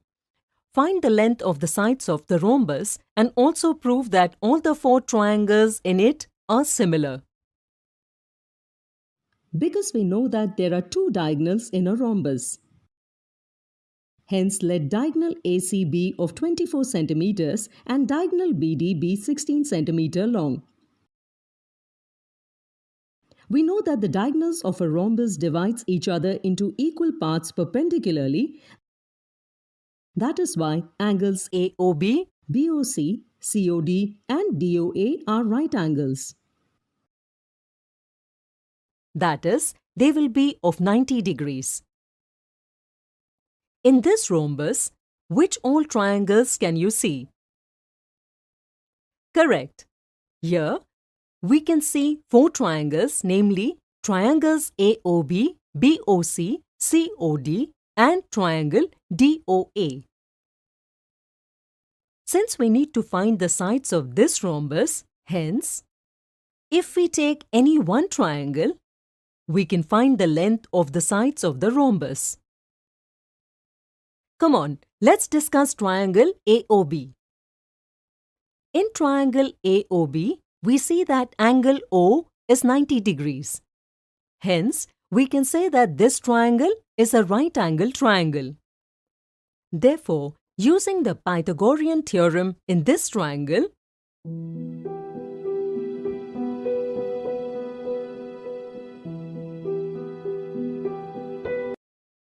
the length of the side AB is found to be 14.42 cm. Hence, for the rhombus, the lengths of the sides AB, BC, CD and DA would be 14.42 cm. Now, let's discuss the triangles AOB and COB. From these two triangles, we see that the ratio of corresponding sides AO by CO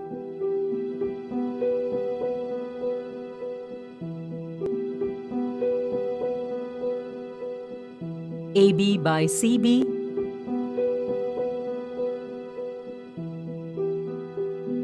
and OB, which is the common side, are equal.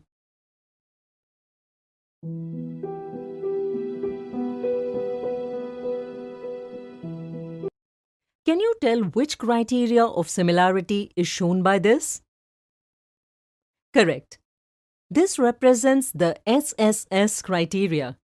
Therefore, we can say that triangle AOB and COB are similar. Now, if we talk about triangle AOD and triangle COD.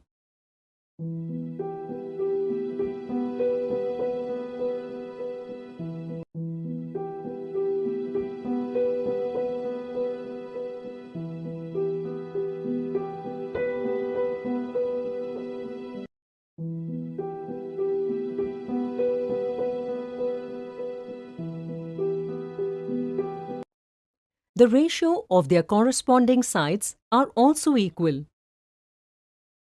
Hence, you can see that the triangle AOD and triangle COD are also similar by the SSS criteria. This way, we can test the similarity of any two triangles in this rhombus.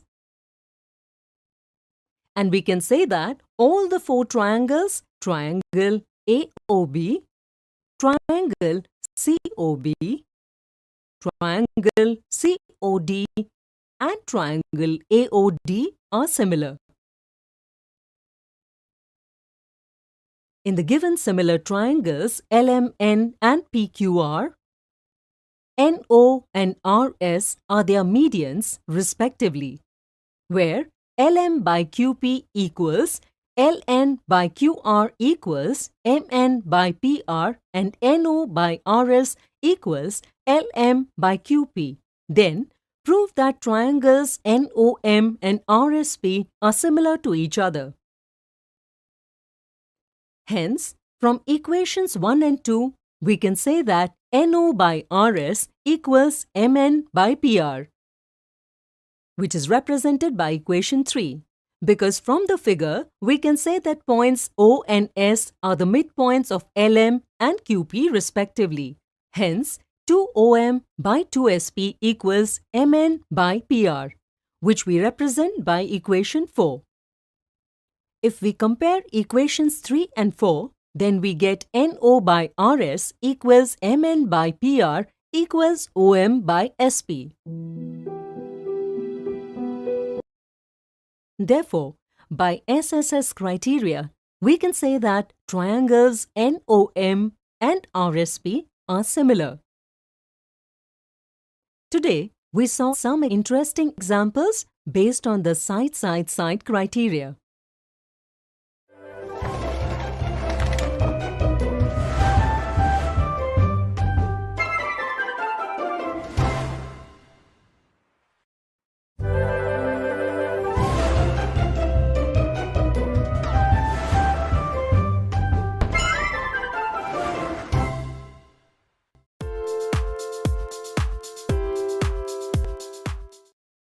Welcome to this video.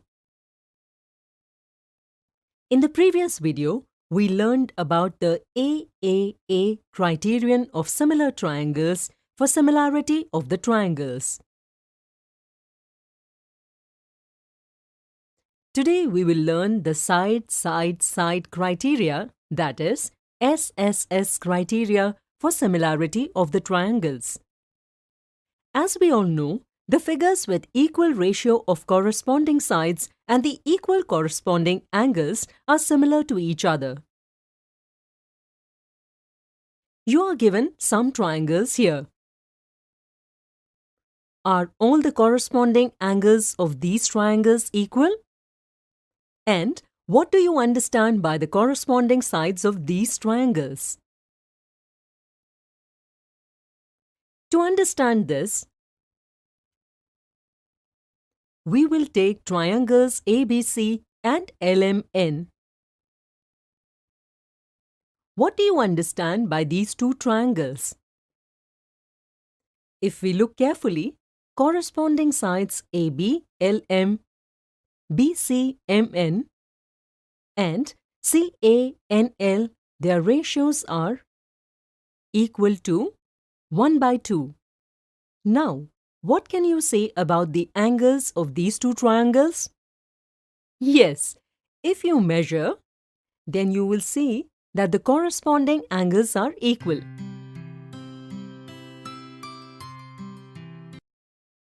By this, we can see that triangles ABC and LMN are similar to each other. Can you tell if triangles ABC and DEF are similar?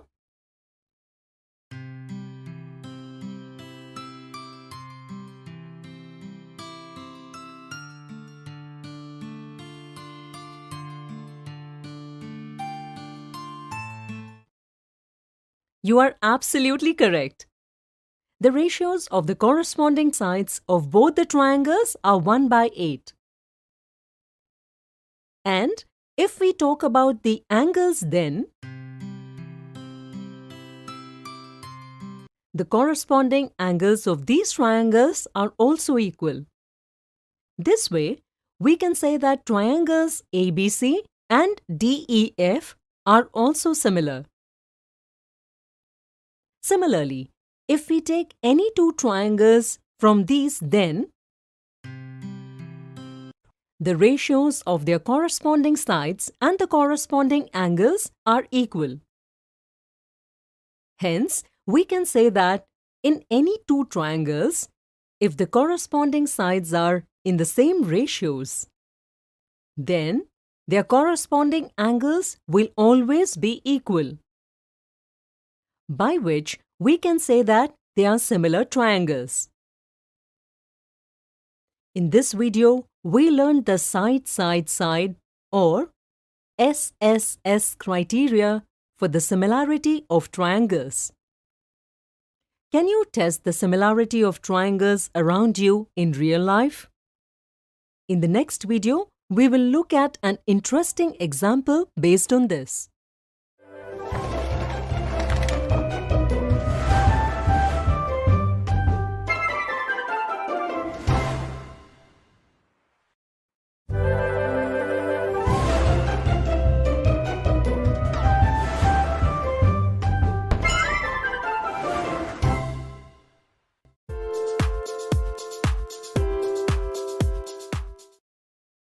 In the last video, we discussed about solving linear equations using the graphical method. In this video, we'll discuss the algebraic method of solving linear equations in two variables using substitution method. Can you write this equation as an equation of y in terms of x? Absolutely correct. Writing in terms of x, we get y is equal to 9 minus 2x. In the previous video, we helped Rahul in finding the number of balloons and ice creams using the graphical method. In order to understand the substitution method, let's look at the pair of linear equations in two variables made by Rahul. We can divide the substitution method in three parts. In the first part, we choose one equation as per our convenience and express one variable in terms of the other. Like here, we take equation 1 and write variable y in terms of variable x. We can call it equation 3. In the next step, we substitute the value of y in the other equation. Like here, we have taken the value of y from equation 3 and replaced it in equation 2. By doing so, we get a linear equation in one variable. Solving this further gives us the value of variable x, which is equal to 7. In the third step, we substitute the value of x in equation 3 and obtain the value of the other variable. Like here, we substitute the value of x in equation 3. Solving further gives us the value of y is equal to 12. Therefore, x is equal to 7 and y is equal to 12 is the unique solution to this equation. Substituting the values of x and y in both the equations and solving them, we can verify that x is equal to 7 and y is equal to 12 is the only unique solution to this equation. Therefore, Rahul bought 7 balloons and 12 ice creams. Here, to solve the pair of equations, we have used one equation and expressed one of its variables in terms of another variable and substituted it in the other equation. And that's the reason this method is called the substitution method. In this video, we studied how to solve a pair of linear equations in two variables by substitution method. In the next video, we will look at some examples based on this method.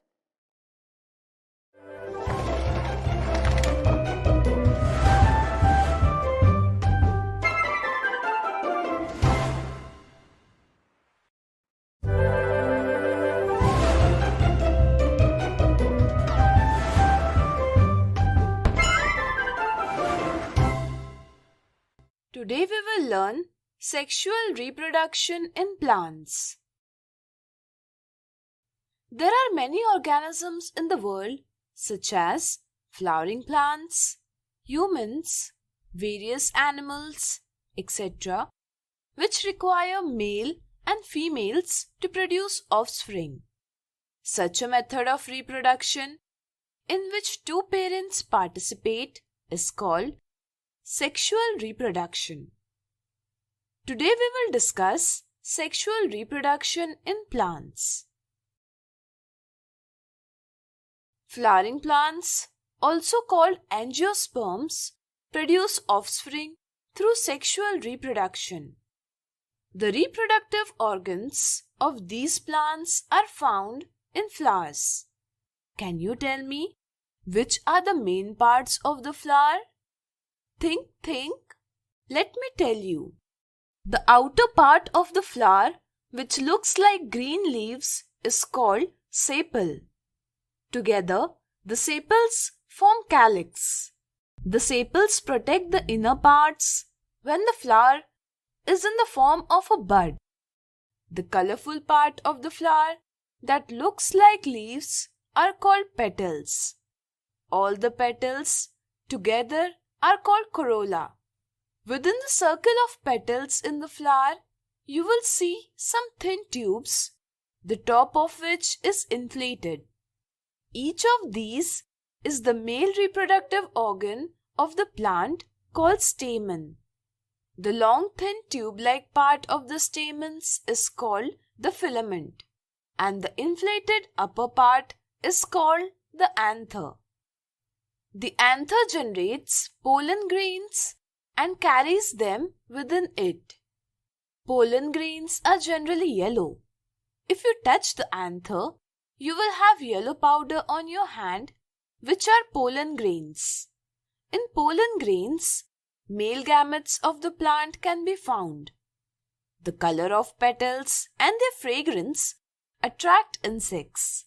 These insects play an important role in moving pollen grains from one flower to another. In the center of the flower, you will see a jug-like part. It is called pistil. It is the female reproductive part of the plant. It has 3 parts. The swollen bottom part is the ovary, the middle elongated part is the style, and the terminal part, which may be sticky, is the stigma. The ovary contains ovules and each ovule has one egg cell.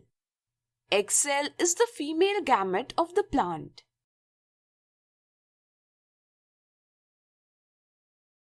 There are some flowers in the world, such as hibiscus flowers, in which both the stamens and the pistils are present in the same flower. These are called bisexual flowers, while some flowers, such as papaya flowers, have any one of the reproductive organs like stamen or pistil. These are called unisexual flowers. During reproduction of flowering plants, it is necessary to transfer pollen grain to stigma.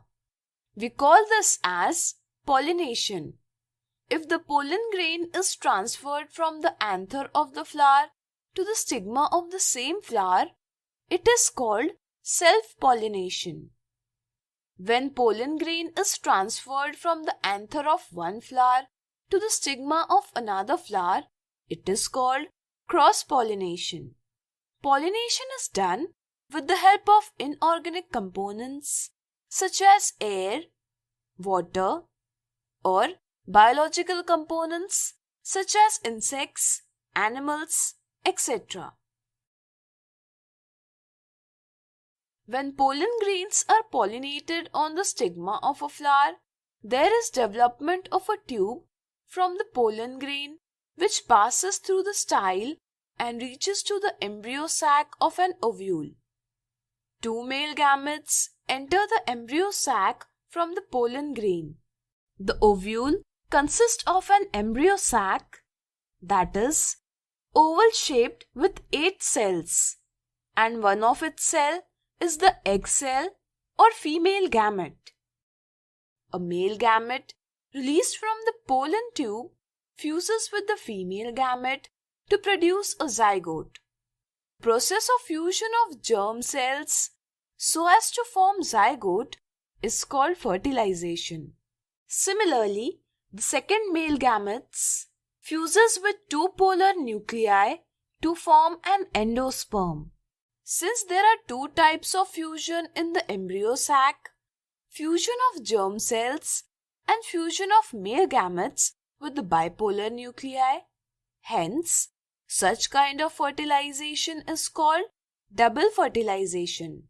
After fertilization, the zygote divides several times in the ovule, causing its transformation in the embryo.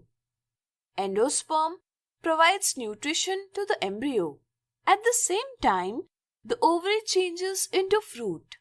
During this activity, other parts of the flower like sepals, petals, stamens, stems and stigma fall off.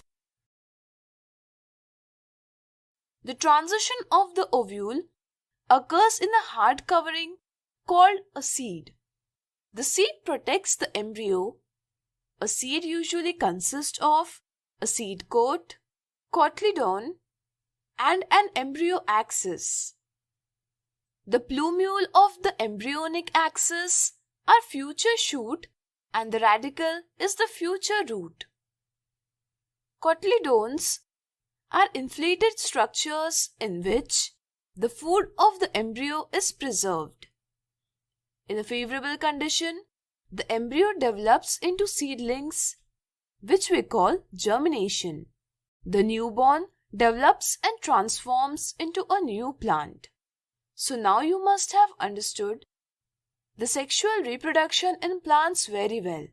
For your homework, collect some flowers and try to draw their structures in your drawing book. So today we have learned sexual reproduction in plants.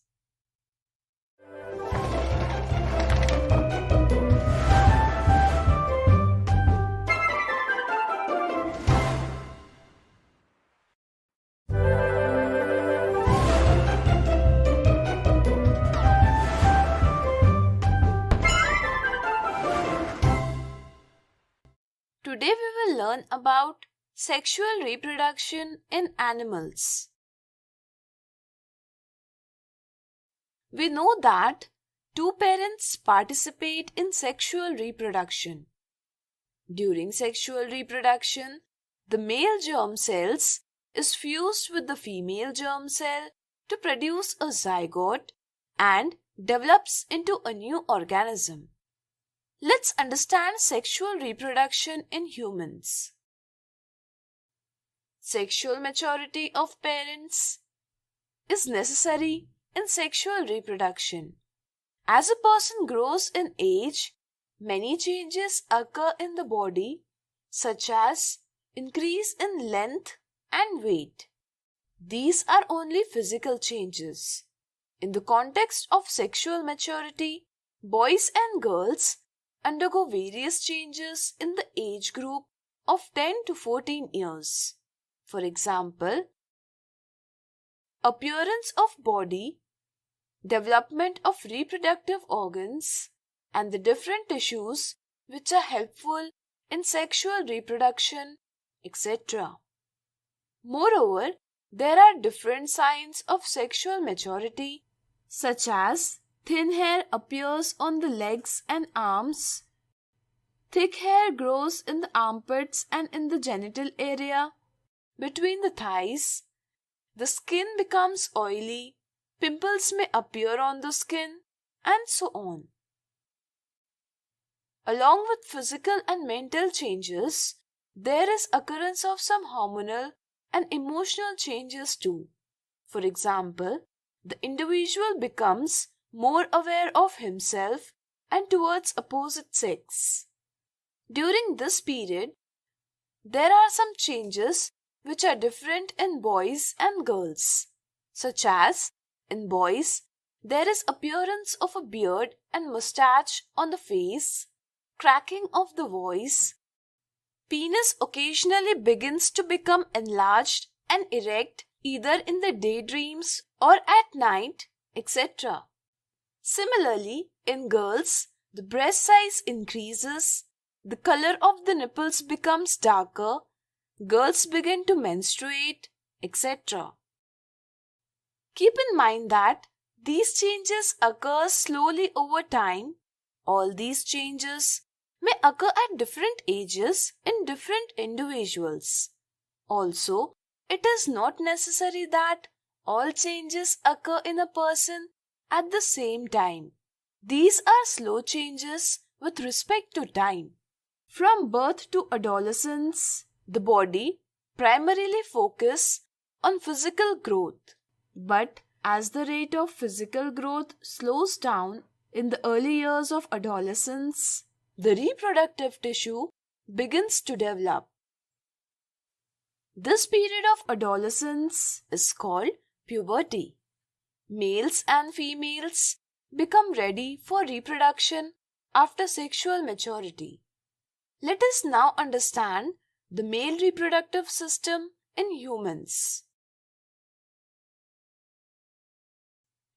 The male reproductive system in humans consists of pair of testes, the seminal vesicle, the vas deferens, the prostate gland, the urethra, and the penis. Each testis produces male germ cells called sperm. Since the temperature required for the generation of sperms is less than body temperature, the testes are located outside the abdominal cavity in the scrotum. A sperm is a microstructure and contains genetic material and a long tail that allows it to float in the female reproductive cell. Testes also produce a hormone called testosterone, which controls sperm production as well as the symptoms of puberty in boys. Transport of sperm is carried by vas deferens. The vas deferens joins with the tube coming from the bladder to form a joint tube. The secretions coming from the seminal vesicle and the prostate gland provide fluid medium for the transportation of sperm and also provide nourishment to the sperm. The penis transports the secretion to the female reproductive organ. Now, let's understand the female reproductive system in human. The female reproductive system consists of ovaries, oviducts, which are also known as fallopian tubes, the uterus, and the vagina. A female germ cell is called an egg cell, is formed in the ovary. Various hormones such as estrogen are also produced in the ovaries. From the birth of a girl, there are many immature eggs present in the ovaries. They begin to mature at puberty. An egg is matured by one of the two ovaries every month. It is carried by the fallopian tube into elastic bag-like structure called the uterus. The ureter and the vagina are attached to the cylinder-shaped cervix. At the time of sexual intercourse between human males and human females, sperm are transported from male's body to the vagina. The sperm reach up to the oviduct by moving outward. In the fallopian tube, fusion of sperm and egg cell may occur. We call it as fertilization. This produces a fertilized egg, which is called zygote. Zygote divides several times and in 4 to 5 days, it forms a ball-like structure called embryo. This embryo attaches to the uterine wall where it develops. For this, a disc-like structure is developed in the wall of the uterus, which is called placenta. The placenta is attached to the embryo by the umbilical cord. With the help of the umbilical cord, the placenta supplies glucose, oxygen, and essential substances to the fetus. Similarly, it removes carbon dioxide and other excretory products produced by the fetus. In about 9 months after pregnancy, the fetus is fully developed and ready for delivery. During delivery, there is rhythmic contraction of the uterine muscles that leads to the birth of an infant. So now, you must have understood the function of sexual reproduction in humans.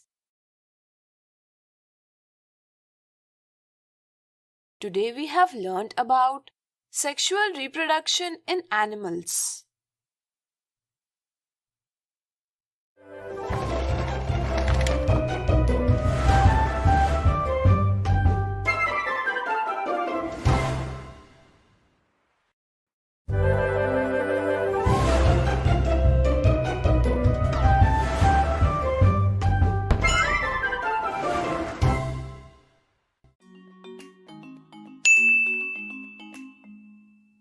Have you ever taken a photo with a camera? We press the button and the picture of whatever scene is in front of the camera comes on the film, which are later converted into photographs. If I say that all of us have a natural camera, would you believe it? Yes, this is true, and those natural cameras are our eyes. All of you must have experienced this after looking carefully at anything. If you close your eyes, then the picture of it remains visible to us for a few moments. But how is this even possible? Have you ever thought of it? The whole game is about our eyes and brain. And today in this video, we'll know how the eyes help us to see any object in the world, and we'll also discuss the different parts of the eye. The human eye is roughly round in shape. The first part of the eye is called cornea. Cornea is a white and transparent membrane on the surface of the eye, whose function is to protect the eye from any foreign particle. Being transparent, only light can enter into the eye. Have you ever thought that why does any foreign particle cannot enter in our eye? Because the cornea stops it on the surface.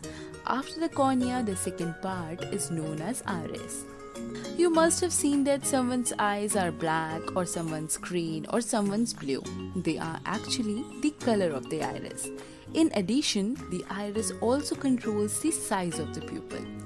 The pupil is the part of the eye that controls how much light should enter into our eyes.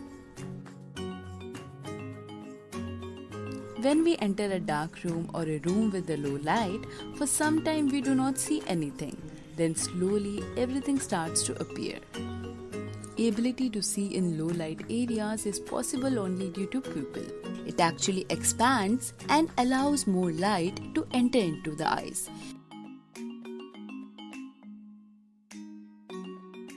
The light passes through the lens after it enters through the pupil and creates an image on a surface located at the back side of the eye. our eyes have convex lens, which is thicker at the middle and thinner at the edges. These lenses are attached to the eyes by the ciliary muscles. These muscles control the size of the lens, due to which we are able to see the distant and nearby objects clearly. This surface of the eye is called retina. The retina works like a film in the eyes on which images of the objects are formed. Retina has two special types of cells, cones and rods, which becomes alive when the light falls on it. Cones get activated by the light, due to which we are able to see different colors, and rods get active in low light, due to which we see all objects in black or white. Being a convex lens, always a real and inverted image is formed on the retina. Then how do we see erect images of the objects? From here the work of the brain begins, which is connected to the eye through the optic nerve. The brain converts the signal from the optic nerves and we see erect images. Apart from these organs, there are two types of humor filling in our eyes. First one is aqueous humor, which is a fluid filling whose function is to give nutrition such as glucose and amino acids to cornea and lens. The second tissue filling is the vitreous humor, which helps in maintaining the round shape of the eyes. So in today's video, we get to know about the different parts of the eyes and their functions. The eyes are as sensitive in the outside as well as in the inside. And there are people in the world who do not have eyes and cannot see anything in the world. So we should consider ourselves very lucky and be thankful that we are able to see this world with our own eyes.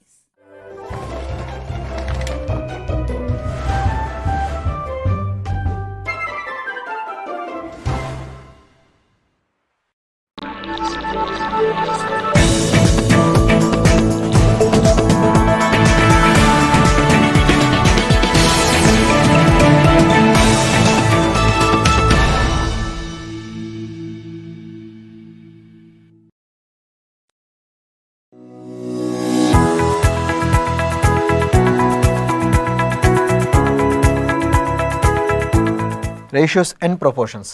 ఇవి ratio అనే దాని మీద కొన్ని problems అడుగుతాడు, proportions అనే దాని మీద కొన్ని ప్రాబ్లమ్స్ అడుగుతాడు. అసలు ఫస్ట్ రేషియోస్ అంటే ఏంటో చూద్దాం, ప్రపోర్షన్స్ అంటే ఏంటో చూద్దాం. First ratios.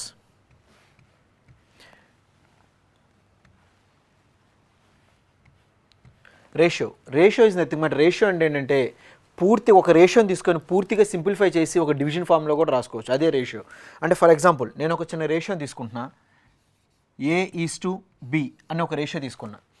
ఏ అనే దాన్ని ఈ ఫస్ట్ టర్మ్ని యాంటీసిడెంట్ అంటాం, యాంటీసిడెంట్. నెక్స్ట్ ఈ సెకండ్ టర్మ్ని కాన్సిక్వెంట్ అంటాం. సో ఫస్ట్ టర్మ్నేమో యాంటీసిడెంట్ అంటాం, సెకండ్ టర్మ్నేమో కాన్సిక్వెంట్ అంటాం. సో ఇప్పుడు ఏంటంటే ఇది ఒక రేషియో, A:B అనేది ఒక రేషియో. ఈ రేషియోని తీసుకున్నప్పుడు మనం పూర్తిగా సింప్లిఫై చేసి ఒక డివిజన్ ఫామ్లో కూడా రాసుకోవచ్చు. అయితే A:Bని పూర్తిగా సింప్లిఫై చేయడానికి ఎక్కడ చేయలేం, వేరే వాల్యూస్ అయితే కాదు కాబట్టి పూర్తిగా సింప్లిఫై అయితే చేయలేం. సో కాబట్టి ఒక డివిజన్ ఫామ్లో కూడా రాసుకోవచ్చు. అంటే దీన్నే మళ్ళీ మనం A/B అని కూడా రాసుకోవచ్చు. అంటే A:B అన్న సేమ్ వాల్యూ వస్తుంది, అలాగే A/B అన్న సేమ్ వాల్యూ వస్తుంది. నెక్స్ట్ సేమ్ ఇదే ఇప్పుడు ఇందాక A:B తీసుకున్నాం, అలా కాకుండా వాల్యూస్ తీసుకుందాం. ఫర్ ఎగ్జాంపుల్ నేను ఒక రేషియో తీసుకున్నా, 10:15 అని ఒక రేషియో తీసుకున్నా.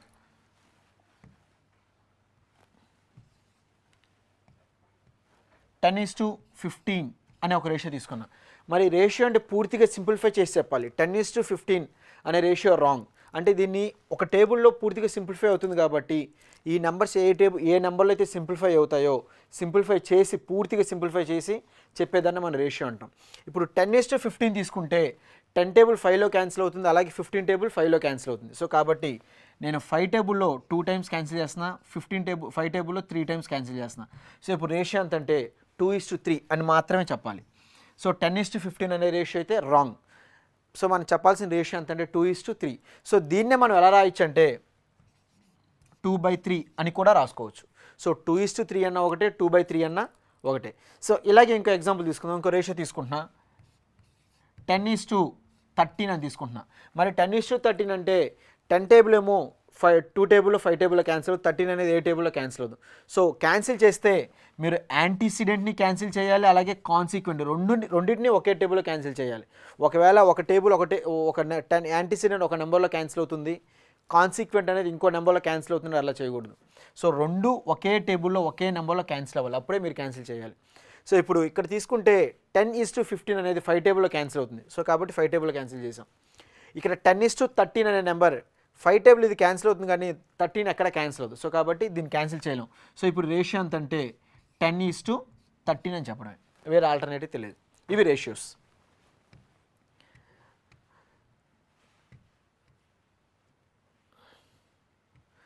నెక్స్ట్ రేషియోస్లో నెక్స్ట్ సబ్ టాపిక్ ఏంటంటే ఇన్వర్స్ రేషియో.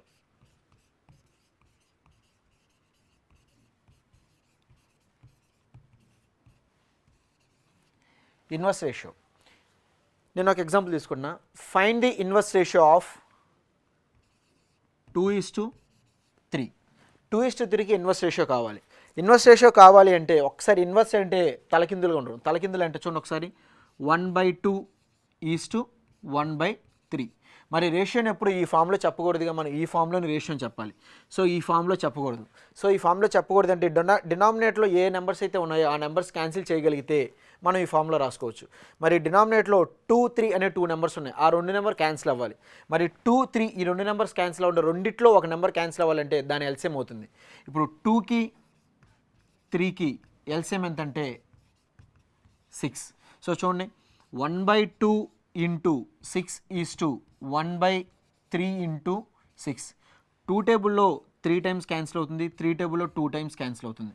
సో రేషియో ఎంత అంటే 3:2.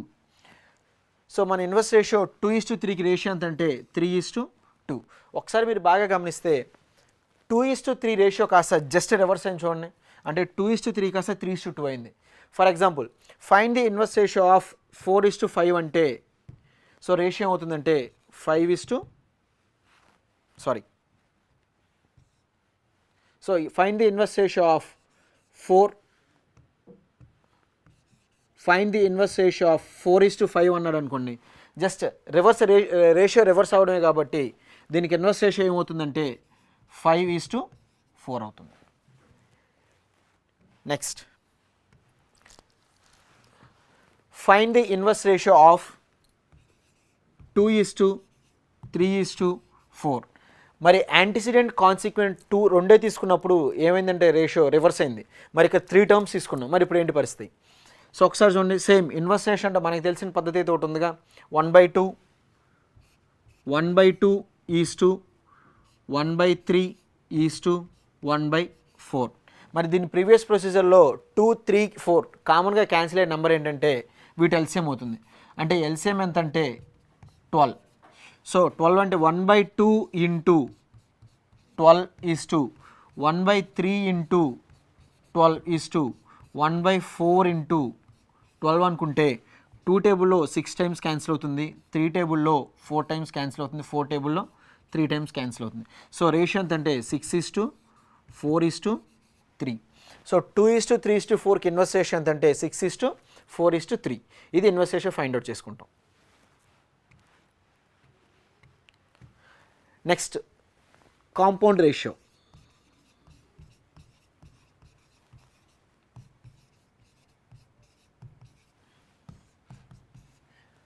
Compound ratio. Find the compound ratio of 2:3 1:4. నాకు ఇలా ఇచ్చాడు question, compound ratio find out చేయమంటున్నాడు. కాంపౌండ్ రేషియో ఫైండ్ అవుట్ చేయమన్నాడు అంటే కాంపౌండ్ రేషియో ఎలా ఫైండ్ అవుట్ చేయాలంటే ఫస్ట్ దీన్నేమో యాంటిసిడెంట్ అంటాం, ఇదేమో కాన్సిక్వెంట్ అంటాం. అలాగే ఇది యాంటిసిడెంట్ అవుతుంది, ఇది యాంటిసిడెంట్ అవుతుంది, ఇది కాన్సిక్వెంట్ అవుతుంది. సో కాంపౌండ్ అంటే కాంపౌండ్ ఇంట్రెస్ట్ ప్రకారం కాంపౌండ్ డబల్ అవడం అంటే చూడండి ఒకసారి, యాంటిసిడెంట్స్ మొత్తాన్ని మల్టిపుల్ చేయండి. ఎక్కడైతే ఎన్ని రేషియో ఉన్నాయో అన్ని రేషియోలు యాంటిసిడెంట్స్ ఏవైతే ఉన్నాయో ఆ యాంటిసిడెంట్స్ మొత్తాన్ని మల్టిపుల్ చేయండి. ఫర్ ఎగ్జాంపుల్ ఇందులో యాంటిసిడెంట్ 2 అవుతుంది, ఇందులో యాంటిసిడెంట్ 1 అవుతుంది. So 2 × 1 2 is 2. నెక్స్ట్ అలాగే కాన్సిక్వెన్స్ మొత్తాన్ని మల్టిపుల్ చేయండి. కాన్సిక్వెన్స్ అంటే 3 × 4 12. సో ఇది మళ్ళీ 2 టేబుల్లో క్యాన్సిల్ అవుతుందిగా. 2 టేబుల్లో 1 టైం క్యాన్సిల్ అవుతుంది, 2 టేబుల్లో 6 టైమ్స్ క్యాన్సిల్ అవుతుంది. సో 2:3కి 1:4కి కాంపౌండ్ రేషియో ఎంత అంటే 1:6 అవుతుంది. 2 టర్మ్స్ ఇచ్చాడు, రెండింటిని మల్టిపుల్ చేయాలి. ఒకవేళ 3 టర్మ్స్ ఇస్తాయి. సో ఇదే కాంపౌండ్ రేషియో తీసుకుంటున్నా. 1:2, 2:3, 4:5 తీసుకున్నా. యాంటిసిడెన్స్ మొత్తాన్ని కాన్సిక్వెంట్ మొత్తాన్ని మల్టిపుల్ చేయాలి కాబట్టి సో యాంటిసిడెన్స్ తీసుకుంటున్నా.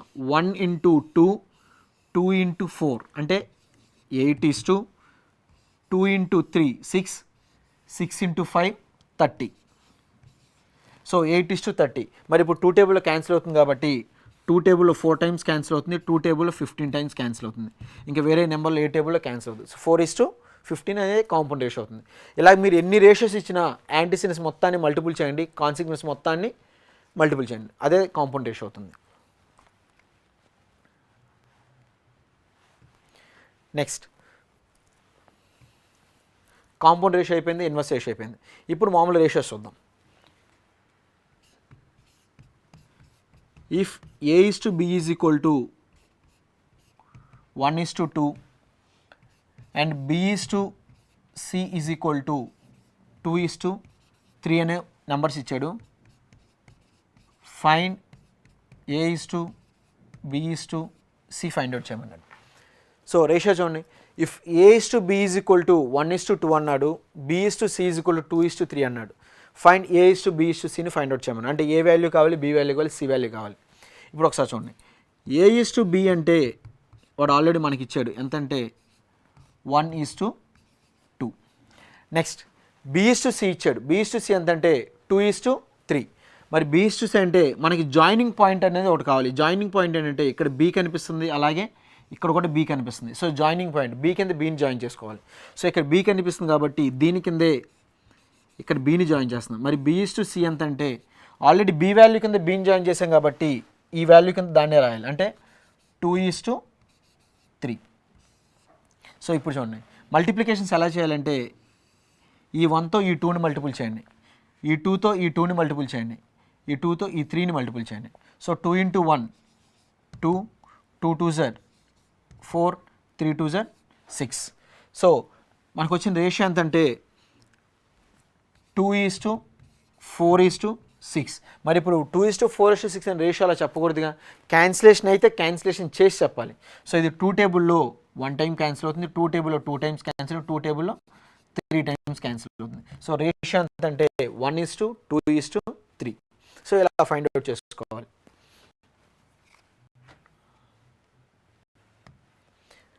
నెక్స్ట్ ఇంకో రేషియో చూద్దాం. 2A is equal to 3B is equal to 4C. Find A:B:C.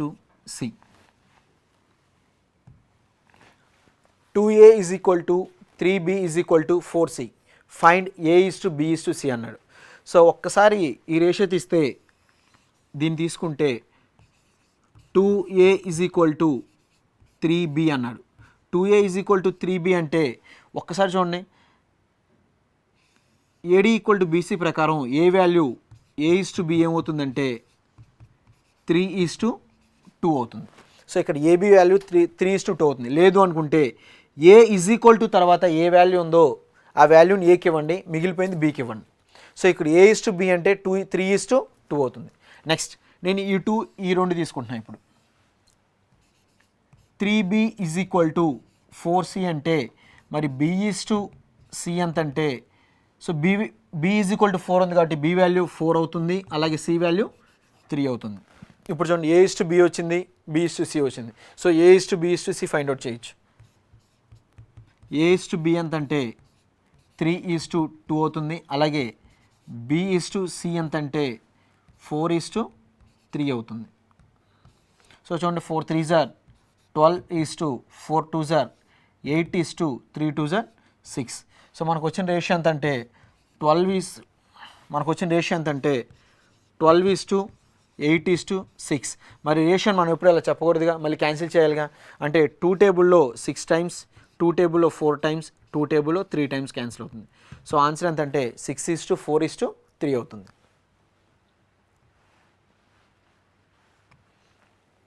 Next,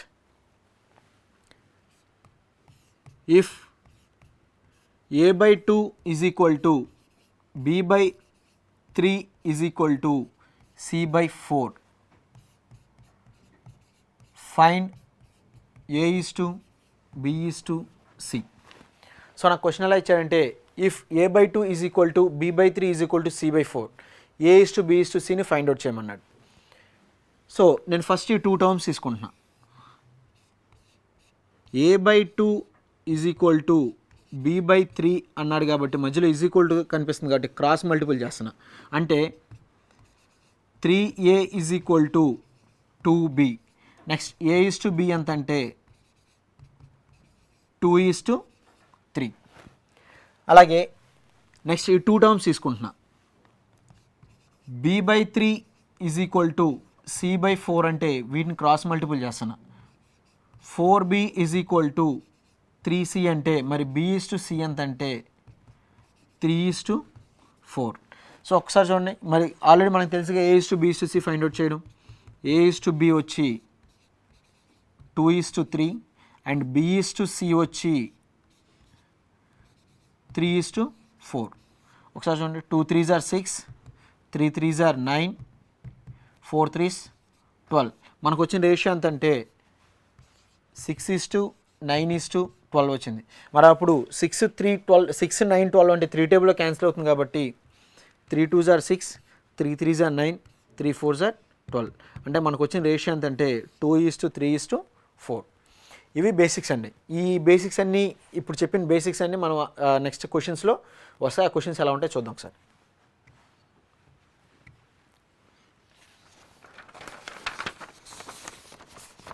చూడండి, first one, if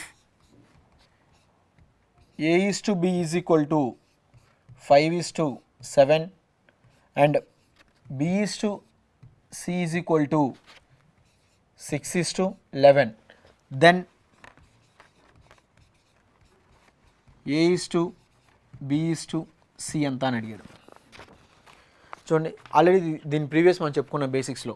so a:b ఎంత అంటే 5:7. అలాగే b:c ఎంత అంటే 6:11. 5 6 are 30, 6 7s are 42, 11 7s are 77. ఇంకా మనం క్యాన్సిల్ అయితే క్యాన్సిల్ చేస్తాం. మరి ఇక్కడ 2 టేబుల్ క్యాన్సిల్ అవుతుంది, 42 క్యాన్సిల్ అవుతుంది. వేరే నెంబర్ అయితే ఎక్కడ క్యాన్సిల్ అవ్వదు. సో 77 అనేది ఎక్కడ క్యాన్సిల్ అవుతుంది. సో దీని ఆన్సర్ ఎంత అంటే 30, 42, 77 అవుతుంది.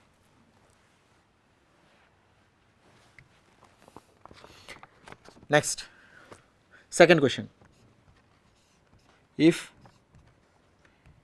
a:b is equal to 3:4, then b:c is equal to 8:9. Find a:c అడిగాడు. So find a:c. సో మనం a:c ఫైండ్ అవుట్ చేయాలని దీనికి కాంపౌండ్ రేషియో ఫైండ్ అవుట్ చేసుకోవచ్చు. కాంపౌండ్ రేషియో బదులు నార్మల్ రేషియో చేద్దాం. మనకు ఆల్రెడీ a:b:c వచ్చిగా. సో అంటే a:b వచ్చి 3:4, అలాగే b:c వచ్చి 8:9. సో చూడండి, 3 8s 24, 4 8s 32, 4 9s 36. ఇది ఏ, ఇది బి, ఇది ఏ అవుతుంది, ఇది బి అవుతుంది, ఇది సి అవుతుంది. మరి a:b:c ఎంత అంటే 24:32:36. కానీ నన్ను అడిగిన క్వశ్చన్ ఏంటంటే వాడు దెన్ a:c అడిగాడు. a:c అంటే ఏ వాల్యూ ఎంత అంటే 24, అలాగే బి వాల్యూ ఎంత అంటే 36. మరి 34 26 అంటే 12 టేబుల్లో క్యాన్సిల్ అవుతుందిగా. 12 2s are 24, 12 3s are 36. So మన ఆన్సర్ ఎంత అంటే 2:3 అవుతుంది.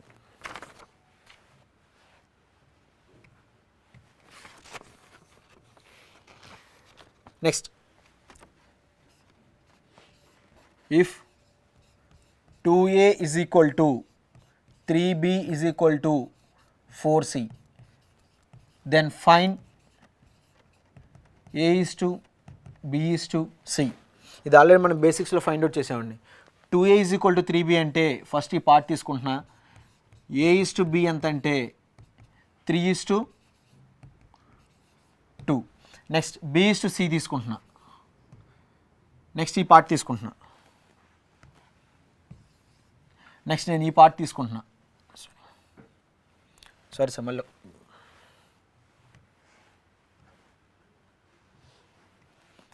ఇది ఒకటి ఫస్ట్ నుంచి తీసుకోండి sir. 2a is equal to 3b is equal to 4c, then find a is to b is to c అన్నాడు. So 2a is equal to 3b అంటే నేను ఫస్ట్ ఈ పార్ట్ తీసుకుంటున్నా. సో ఈ పార్ట్ అంటే a is to b ఎంత అంటే a is equal to అవతల ఏ వాల్యూ అయితే కనిపిస్తుందో ఆ వాల్యూ ఏకి ఇచ్చేయండి. అంటే ఏ వాల్యూ ఎంత అంటే 3, మరి మిగిలిపోయిన వాల్యూ 2 కాబట్టి అది బీకి ఇచ్చేయండి. So a is to b ఎంత అంటే 3 is to 2. నెక్స్ట్ ఈ పార్ట్ తీసుకోండి. 3b is equal to 4c అంటే b తర్వాత 4 ఉంది కాబట్టి b is to c value తీసుకుంటే b is equal to 4 ఉంది కాబట్టి 4 is to 3 దాని రేషియో అవుతుంది. ఇప్పుడు a is to b వచ్చింది, b is to c వచ్చింది. So a is to b is to c ఎంత అంటే 4 3s 12, 4 2s 8, 2 3s 6. సో మొత్తం ఇందులో క్యాన్సిల్ అవుతుంది కాబట్టి 2 టేబుల్లో 6 టైమ్స్, 2 టేబుల్లో 4 టైమ్స్, 2 టేబుల్లో 3 టైమ్స్. సో రేషియో ఎంత అంటే 6 is to 4 is to 3 అవుతుంది.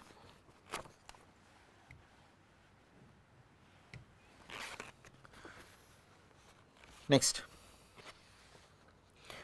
ప్రపోర్షన్ అనే పద్ధతి చూద్దాం. ఇప్పుడు అసలు ప్రపోర్షన్స్ అంటే ఏంటి?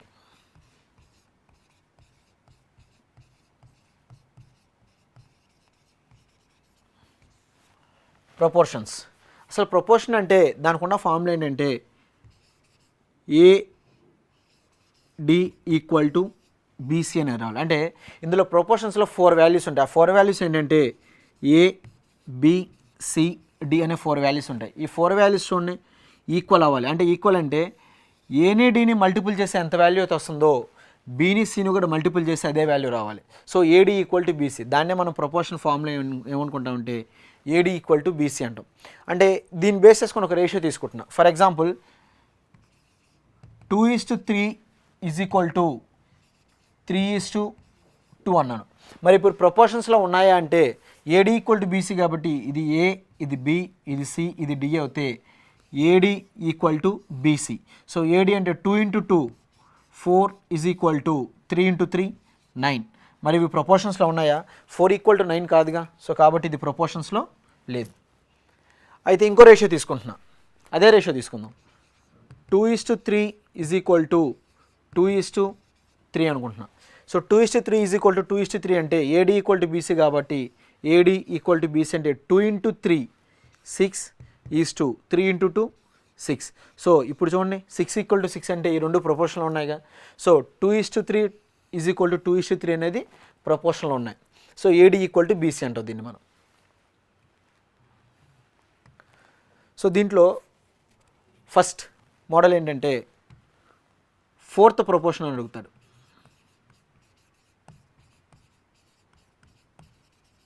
ఫోర్త్ ప్రపోర్షన్ అని అడుగుతారు.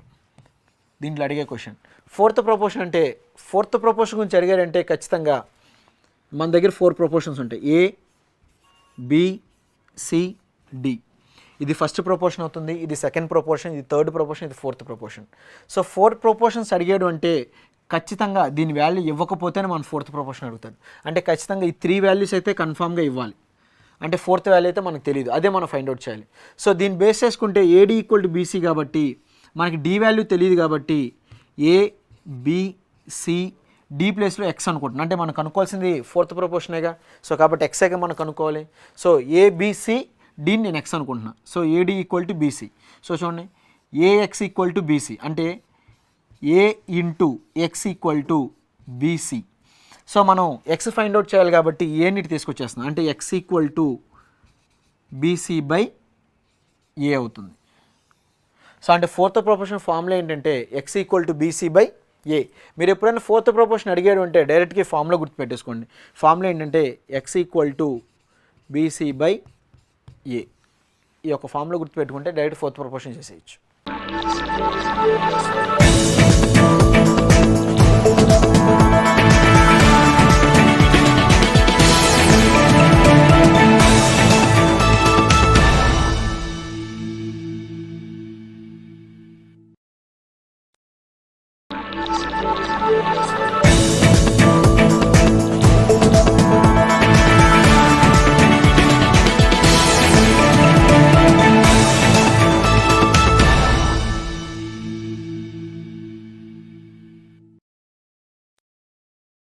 నెక్స్ట్ ప్రపోర్షన్ అనే ఒక చిన్న ఇందులోనే సబ్ టాపిక్ అంటే ఇందులోనే ఒక చిన్న మోడల్ ఉంటుంది.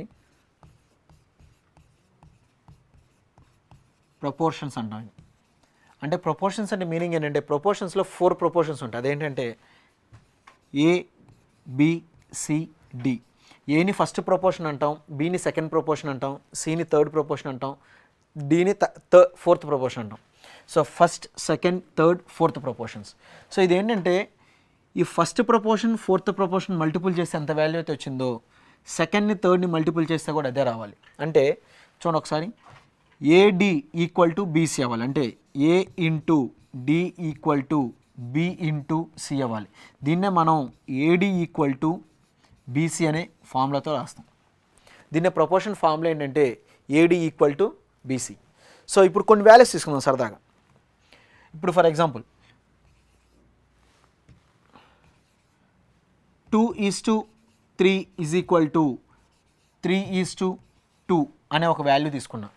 సో ఇప్పుడు ఇది ఏ, బి, సి, డి. ఈ 2 అనేదేమో ఫస్ట్ ప్రపోర్షన్ అంటాం, ఈ 3 సెకండ్ ప్రపోర్షన్, ఈ 3 ఏమో థర్డ్ ప్రపోర్షన్, ఇదేమో fourth proportion. So as per proportions ప్రకారం ఏడి ఈక్వల్ టు బీసీ అవ్వాలి. అంటే ఏడి ఈక్వల్ టు బీసీ అంటే 2 × 2 4 ఈజ్ ఈక్వల్ టు 3 × 3 9. మరి 4 ఈక్వల్ టు 9 అయితే కాదుగా. అంటే ఈ 2:3 అండ్ 3:2 అనేది ప్రపోర్షన్స్లో అయితే లేదు. నెక్స్ట్ ఇదే చిన్న ఎగ్జాంపుల్ తీసుకుందాం. ఇంకో చిన్న ఎగ్జాంపుల్ ఏంటంటే ఇదే తీసుకుందాం. 2:3 ఈజ్ ఈక్వల్ టు 2:3 అని తీసుకున్నాం. ఈ 2 అనేదేమో ఫస్ట్ ప్రపోర్షన్, ఇది సెకండ్, ఇది థర్డ్, ఇది ఫోర్త్ ప్రపోర్షన్. ఇప్పుడు చూడండి ఏడి ఈక్వల్ టు బీసీ కావాలిగా. సో అంటే 2 × 3 6 ఈక్వల్ టు 3 × 2 6. ఇప్పుడు చూడండి 6 ఈక్వల్ టు 6గా. అంటే ఈ 2:3 అండ్ 2:3 అనేది ప్రపోర్షన్స్లో ఉన్నాయన్నమాట. సో ఇది ప్రపోర్షన్. సో ఈ ప్రపోర్షన్స్లో మొత్తం 3 మోడల్స్ అవుతున్నాయి. ఒకటి ఏంటంటే ఫోర్త్ ప్రపోర్షన్ మోడల్ అవుతాడు, సెకండ్ వచ్చి థర్డ్ ప్రపోర్షన్ ఒక మోడల్ ఫైండ్ అవుట్ చేయమంటాడు, ఇంకోటి వచ్చి మీన్ ప్రపోర్షన్ కావాలంటాడు. ఫస్ట్ ఫోర్త్ ప్రపోర్షన్ చూద్దాం.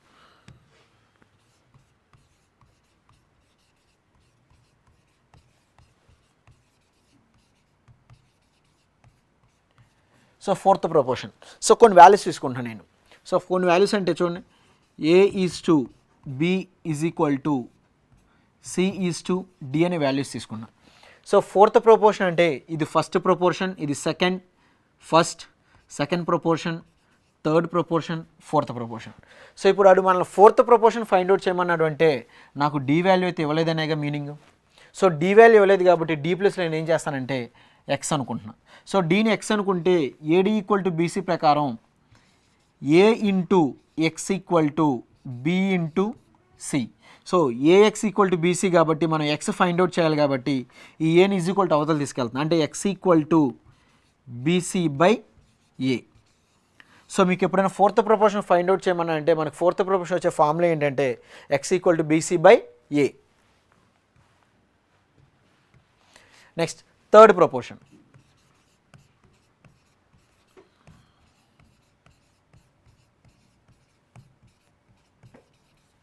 థర్డ్ ప్రపోర్షన్ సేమ్ ప్రపోర్షన్స్ అంటే ఫోర్ వాల్యూస్ ఉంటాయి కాబట్టి A is to B is equal to C is to D. 4 values. Third proportion find out చేయమన్నాడు కాబట్టి ఒకసారి చూస్తే మీకు సెకండ్ ప్రపోర్షన్లో ఏ వాల్యూ అయితే ఉందో అదే వాల్యూ థర్డ్ ప్రపోర్షన్లో రాయాలి. అంటే ఇప్పుడు ఏ ఈజ్ టు బి అయిందంటే మరి సెకండ్ ప్రపోర్షన్లో వాల్యూ ఏంటంటే బిఏగా, అంటే సి ప్లస్లో బి వస్తుందిగా. సో కాబట్టి ఇది బి అవుతుంది. నెక్స్ట్ ఈజ్ టు ఇదేమవుతుందంటే సి అనుకుంటాం, అంటే థర్డ్ ప్రపోర్షన్. డి మీరు సి అనుకుంటున్నాం. సి చూడండి, ఏడి ఈక్వల్ టు బీసీ అంటే సో దీని ఎక్స్ సి అనుకునే బదులు ఎక్స్ అనుకుందాం. So AX equal to BB అంటే A into X equal to B into B. So A into అంటే మనం ఎక్స్ ఫైండ్ అవుట్ చేయాలి కాబట్టి ఏని ఈజ్ ఈక్వల్ టు అవతల తీసుకెళ్తాం, అంటే X equal to B square by A. So మనం ఎప్పుడైనా థర్డ్ ప్రపోర్షన్ ఫైండ్ అవుట్ చేయాలి అనుకున్న ఫార్ములా ఏంటంటే X equal to B square by A. So third proportion formula అంటే X equal to B square by A. Next అడిగే question ఏంటంటే mean proportion.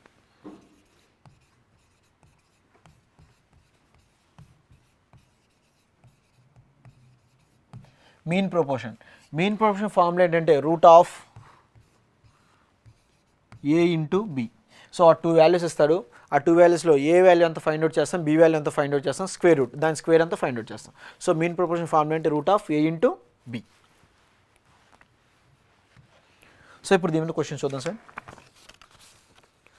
Find the fourth proportion of 5, 8, 15. వాడు ఏమడిగాడంటే fourth proportion find out చేయమన్నాడు. Fourth proportion find out చేయమన్నాడు.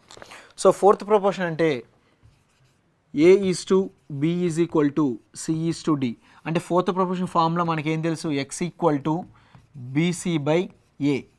So BC by అంటే వాడు ఇచ్చిన వాల్యూస్, ఇది ఏ, ఇది బి, ఇది సి. డి వాల్యూ తెలియదుగా, అదేగా మనం ఫైండ్ అవుట్ చేయాలి, అదే ఎక్స్ అవుతుంది. So X equal to b value ఎంత 8 into c value 15 by a value ఎంత అంటే 5.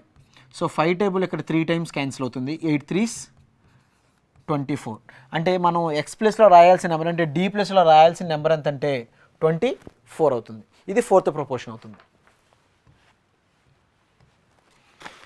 Next find the third proportion of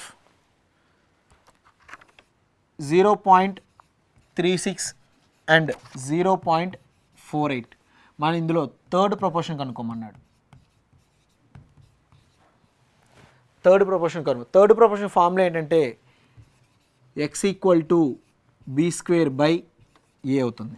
so X equal to B square అంటే ఇది ఏ అవుతుంది, ఇది బి అవుతుంది, కాబట్టి బి స్క్వేర్ అంటే 0.48 ఇంటూ 0.48 డివైడెడ్ బై బి అంటే 0.36.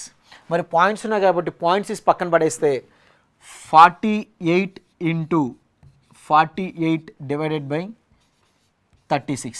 సో పాయింట్స్ తర్వాత ప్లేస్ చేద్దాం, లాస్ట్లో ప్లేస్ చేద్దాం. ప్రజెంట్ మనం పాయింట్స్ తీసేస్తే 48 into 48 divided by 36.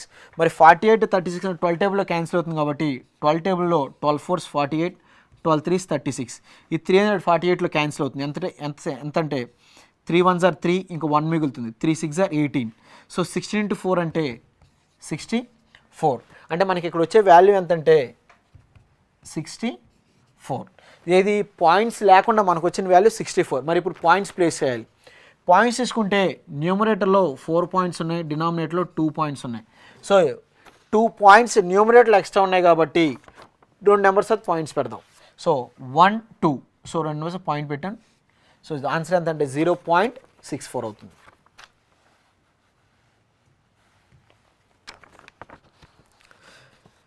Next the mean proportion. Next question ఏంటంటే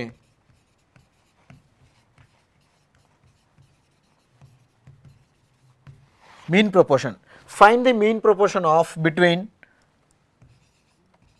234 and 104. Find the mean proportion of 234 and 104. So మనకు తెలిసిన ఫార్ములా ఏంటంటే square root of A into B. Square root of A into B అంటే square root of 234 into 104. So రెండింటిని multiple చేస్తాం, ఆ square ఎంతో రాస్తాం, స్క్వేర్ రాసి ఆ స్క్వేర్ దేని స్క్వేర్ మనం ఫైండ్ అవుట్ చేసి చెప్తాం. సో కాకపోతే ఈ ప్రాసెస్ చాలా లెంతీ ప్రాసెస్ అవుతుంది, ఎందుకంటే ఈ రెండింటిని మల్టిపుల్ చేయాలంటే కొద్దిగా టైం ఎక్కువ తీసుకుంటుంది కాబట్టి మనకు అంత టైం లేదు. సో కాబట్టి దీనికి షార్ట్కట్ ప్రొసీజర్ ఏంటంటే ఫస్ట్ 234 తీసుకోండి, అలాగే 104 తీసుకోండి. సో 234ని మనకి ఎల్సిఎం తెలిసింది కాబట్టి ఎల్సిఎం మోడల్లో మనం డివైడ్ చేద్దాం. ఒకసారి చూడండి, 2 టేబుల్లో 2 1s are 2, 2 1s are 2, 2 7s are 14. So 7 + 2 9 కాబట్టి ఖచ్చితంగా 3 టేబుల్లో క్యాన్సిల్ అవుతుంది. 3 టేబుల్లో 3 3s are 9, 2 మిగులుతుంది. 3 9s are 27. నెక్స్ట్ మళ్ళీ 3 టేబుల్లో 3 1s are 3, 3 3s are 9. 13 అనేది ప్రైమ్ నెంబర్ కాబట్టి వేరే నెంబర్లో క్యాన్సిల్ అవ్వదు. సో కాబట్టి ఇంక వేరే టేబుల్ ఎక్కడ క్యాన్సిల్ అవ్వదు, దీన్ని అలా వదిలేస్తున్నా. నెక్స్ట్ 104, 2 టేబుల్లో క్యాన్సిల్ చేస్తున్నా. 2 5s are 10, 2 2s are 4. మళ్ళీ 2 టేబుల్లో 2 2s are 4, 2 6s are 12. మళ్ళీ 2 టేబుల్లో 2 1s are 2, 2 3s are 6. 13 times. 13 అనేది ప్రైమ్ నెంబర్ కాబట్టి వేరే నెంబర్లో క్యాన్సిల్ అవ్వదు. ఇప్పుడు చూడండి, square root of a into b కాబట్టి ఏని ఈ 234 నేను ఎలా రాస్తానంటే 2 ఇంటూ 2 ఇంటూ 3 ఇంటూ 13 అని రాసుకుంటున్నాను. 234 అలా రాస్తున్నా. అలాగే 104 ఎలా రాస్తానంటే 2 ఇంటూ 2 ఇంటూ 2 ఇంటూ 13 ఇంటూ ఇది రాసుకుంటున్నాను. ఒకసారి చూడండి, స్క్వేర్ రూట్ ఆఫ్ 234ని నేను ఇలా రాస్తున్నా. 2 into 2 into 3 into 13. Next into మరి 104 ఎలా రాస్తానంటే 2 ఇంటూ 2 ఇంటూ 2 ఇంటూ 13. మరి ఒకసారి స్క్వేర్ రూట్లో ఏవైనా ఒక 2 ఉంటే ఒకటి బయటకు వస్తుంది. సరే అదే ప్రాసెస్ అప్లై చేసుకొని చూడండి, ఇక్కడ 2s 2 ఉన్నాయి కాబట్టి ఒక 2 రాస్తున్నా. నెక్స్ట్ 3, సారీ ఇది 3 అండి.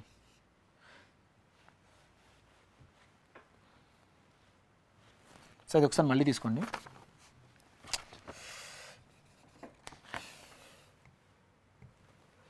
Main proportion of square root of 234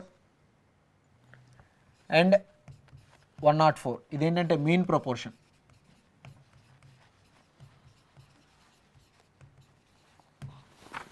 so mean proportion formula ఏంటంటే square root of A into B. Square root of A into B అంటే స్క్వేర్ రూట్ ఆఫ్ 234 ఇంటూ 104. మరి 234 104 చేయాలంటే ఇప్పుడు అయ్యేది కాదు. 234ని 104 మల్టిపుల్ చేస్తే కొద్దిగా టైం ఎక్కువ తీసుకుంటుంది. కాబట్టి దీని షార్ట్ ప్రొసీజర్ ఏంటంటే 234 104. 234ని ఎల్సిఎం ప్లేసెస్లో ఎల్సిఎం మోడల్లో చేసుకుందాం. అంటే ఈ 4 కనిపిస్తుంది కాబట్టి 2 టేబుల్లో క్యాన్సిల్ అవుతుంది. 2 టేబుల్లో 2 1s are 2, 2 1s are 2, 2 7s are 14. Next 3 టేబుల్లో క్యాన్సిల్ చేస్తున్నా. 3 3s are 9, 9 పోతే 2 మిగులుతుంది. 3 9s are 27. నెక్స్ట్ 3 టేబుల్లో 3 1s are 3, 3 3s are 9. Next 104 తీస్తున్నా. 2 టేబుల్లో 2 5s are 10, 2 2s are 4. మళ్ళీ 2 టేబుల్లో 2 2s are 4, 2 6s are 12. మళ్ళీ 2 టేబుల్లో 2 1s are 2, 2 3s are 6. So ఇప్పుడు చూడండి, స్క్వేర్ రూట్ ఆఫ్ 104ని 234ని ఎలా రాసుకోవచ్చు అంటే 234ని 2 ఇంటూ 3 ఇంటూ 3 ఇంటూ 13 అని రాసుకుంటున్నా. అలాగే 104ని 2 ఇంటూ 2 ఇంటూ 2 ఇంటూ 13 అని రాసిన. ఒకసారి చూడండి, 234 2 ఇంటూ 3 ఇంటూ 3 ఇంటూ 13 ఇంటూ అలాగే 104 ఎలా రాస్తున్నానంటే చూడండి 2 ఇంటూ 2 ఇంటూ 2 ఇంటూ 13 ఇలా రాస్తున్నా. అయితే మన దగ్గర square roots and cube roots వచ్చిన లాజిక్ ఏంటంటే స్క్వేర్ రూట్లో ఏదైనా ఒక 2 ఉంటే ఒకటి బయటకు వస్తుంది. అంటే ఫర్ ఎగ్జాంపుల్ ఒకసారి చూడండి, స్క్వేర్ రూట్ ఆఫ్ 16 అంటే దీన్ని మనం స్క్వేర్ రూట్ ఆఫ్ 4 ఇంటూ 4 అని రాసుకోవచ్చుగా. అసలు స్క్వేర్ రూట్ ఆఫ్ 16 అంటే దాని వాల్యూ 4ఏగా. అంటే స్క్వేర్ రూట్లో ఏదైనా 2 ఉంటే ఒకటి బయటికి వస్తుందనేగా. సో అదే ప్రాసెస్ అప్లై చేసి స్క్వేర్ రూట్లో చూడండి, ఒక 2 కనిపిస్తుంది, ఇంకో 2 కనిపిస్తుంది. అంటే స్క్వేర్ రూట్లో 2 2లు ఉన్నాయి కాబట్టి ఒక 2 బయటికి రాస్తున్నా.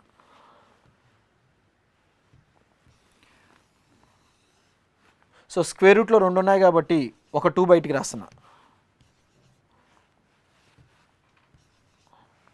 నెక్స్ట్ స్క్వేర్ రూట్లో 2 3లు ఉన్నాయి కాబట్టి ఒక 3 బయటికి రాస్తున్నా. అలాగే స్క్వేర్ రూట్లో 2 13s ఉన్నాయి కాబట్టి ఒక 13 బయటికి రాసా. అలాగే స్క్వేర్ రూట్లో ఇంకో 2 ఉన్నాయి, 2 2లు ఉన్నాయి కాబట్టి ఒక 2 బయటికి రాసా. So 2 2s are 4, 4 3s are 12. 12 into 13 అంటే 156 అవుతుంది.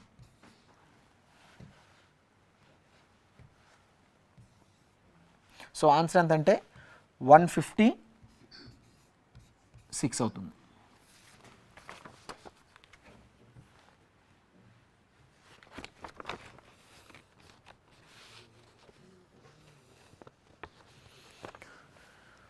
Next question. In the ratio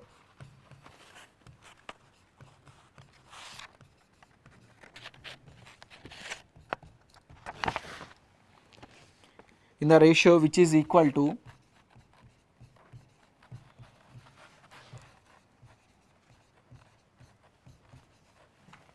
which is equal to 3:4. If the antecedent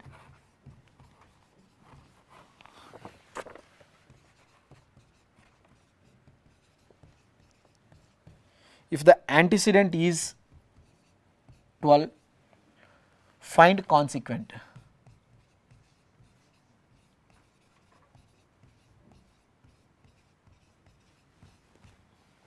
చూడండి, in the ratio which is equal to 3:4, if the antecedent is 12, find the consequent.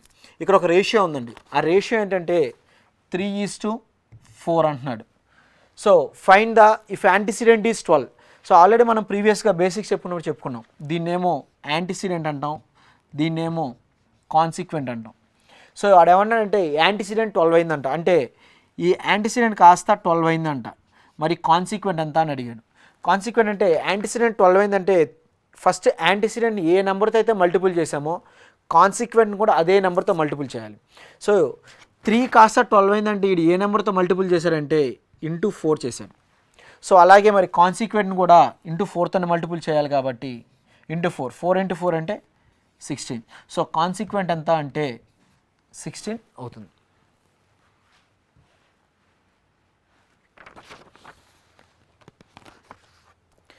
Next,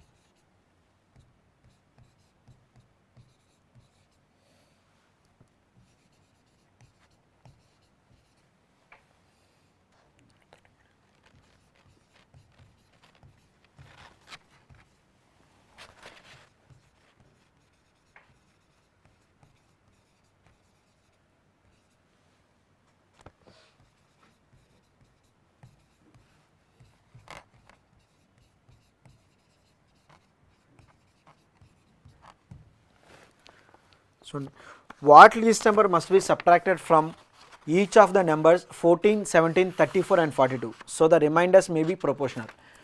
ఒక least number 14, 17, 34, 42 నుంచి తీసేస్తే మిగిలిపోయిన the reminders అంటే మిగిలిపోయిన numbers proportional అవ్వాలంట.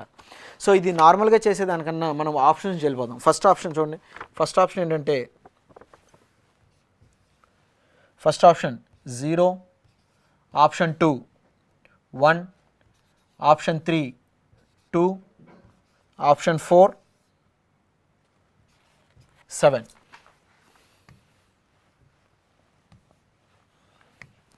So వాడు ఏమన్నాడంటే ఈ 4 నెంబర్స్లోంచి ఏదో ఒక నెంబర్ తీసేస్తే వచ్చిన నెంబర్ మిగిలిపోయిన నెంబర్స్ ప్రపోర్షన్లో ఉండాలంటున్నాడు. అంటే ప్రపోర్షన్స్ అంటే చూడండి 14:17 ఈజ్ ఈక్వల్ టు 34:42. సో ఇవి ప్రపోర్షన్లో లేవు. సో ఏదో ఒక నెంబర్ తీసేస్తే ఇవి ప్రపోర్షన్లో ఉంటాయంట. సో 0 అంటే అసలు దాని గురించి మనం మాట్లాడాల్సిన పని లేదు, 0 అంటే అసలు ఏం తీయట్లేదనేగా. సో మనం ఆప్షన్ స్కిప్ చేసేయచ్చు నెంబర్. నెక్స్ట్ ఆప్షన్ 2 1 తీసేయమంటున్నాడు, అంటే ఏదో ఒక నెంబర్ తీసేయమన్నాడు కాబట్టి నా దగ్గర 4 ఆప్షన్స్లో ఫస్ట్ ఆప్షన్ 0 తీసేయాలంటే తీయడానికి కుదరదు కాబట్టి ఆ ఆప్షన్ స్కిప్ చేసేస్తాను డైరెక్ట్గా. నెక్స్ట్ సెకండ్ ఆప్షన్ 1 అంటే 1 మైనస్ చేస్తున్నా, అంటే 1 మైనస్ చేస్తే 13:1 మైనస్ చేస్తున్నా 16 ఈజ్ ఈక్వల్ టు 34లోంచి 1 పోతే 33:42లోంచి 1 పోతే 41. ఇప్పుడు AD ఈక్వల్ టు BC చేస్తున్నా. AD ఈక్వల్ టు BC అంటే 13 × 41 ఈజ్ ఈక్వల్ టు 16 × 33. సో ఇది కూడా మల్టిపుల్ చేయడం కొద్దిగా టైం తీసుకుంటుంది కాబట్టి యూనిట్ డిజిట్ ఫైండ్ అవుట్ చేద్దాం. యూనిట్ డిజిట్ అంటే 3 × 1 అంటే నాకు వచ్చే యూనిట్ డిజిట్ 3 రావాలి. నెక్స్ట్ 6 × 3 అంటే ఇక్కడ వచ్చే యూనిట్ డిజిట్ ఎంతంటే 8. అంటే 3 ఈజ్ ఈక్వల్ టు 8 వస్తుంది. అంటే యూనిట్ డిజిట్ ఈక్వల్గా లేదుగా, ఇక నార్మల్గా చేసి లాభమే ఉంది. సో కాబట్టి ఈ ఆప్షన్ కూడా రాంగ్. నెక్స్ట్ ఆప్షన్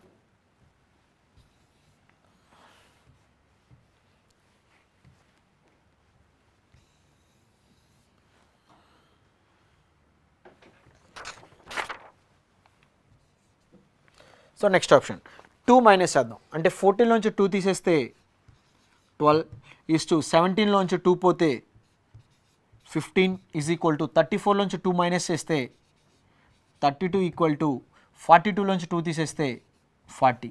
ఇప్పుడు ఏడి ఈక్వల్ టు బీసీ అంటే చూడండి, AD equal to BC 2 into 0 0 is equal to 5 into 2 అంటే 0 0 ఈక్వల్ టు 0 వస్తుంది. సో కాబట్టి ఈ ఆప్షన్ అవ్వచ్చు మేబీ, కానీ లాస్ట్ ఇంకో ఆప్షన్ ఉందిగా, అది కూడా చెక్ చేసి చూద్దాం. 17 తీసేయడం అంటే ఇక్కడ 7 తీస్తే 10 అవుతుంది. అలాగే ఇక్కడ 7 తీసాము అనుకోండి, 34 + 3 అంటే 38. సో కాబట్టి 8 అంటే 0 వస్తుంది, ఇక్కడ 0 అయితే రావట్లా. సో కాబట్టి మన ఆప్షన్ ఏంటంటే 2 అవుతుంది. అసలు అవునా కదా చెక్ చేస్తే చూడండి ఒకసారి, 12 4s 48 480 is equal to 15 30s అంటే 15 3s 45 15 2s 30 450 ఒక 30 అంటే 480. సో 480 ఈక్వల్ టు 480 అయిపోయింది. సో మన ఆప్షన్ ఏంటంటే ఆప్షన్ 2 అనేది రైట్ ఆన్సర్ అవుతుంది.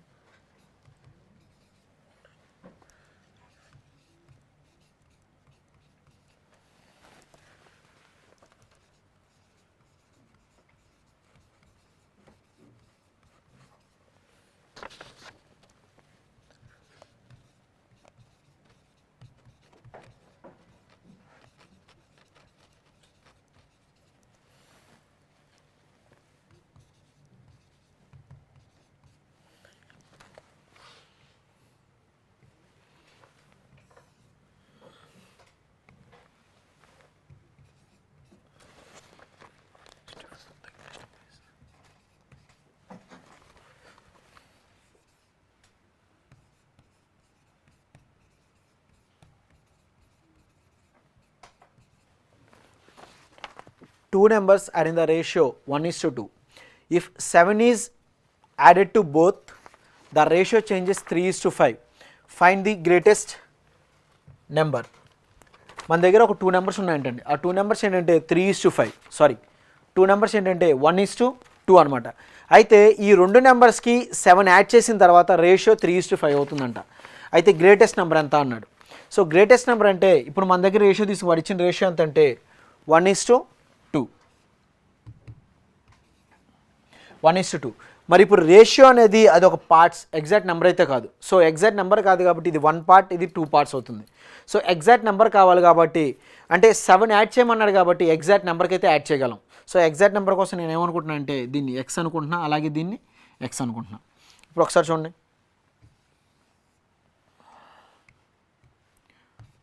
1:2.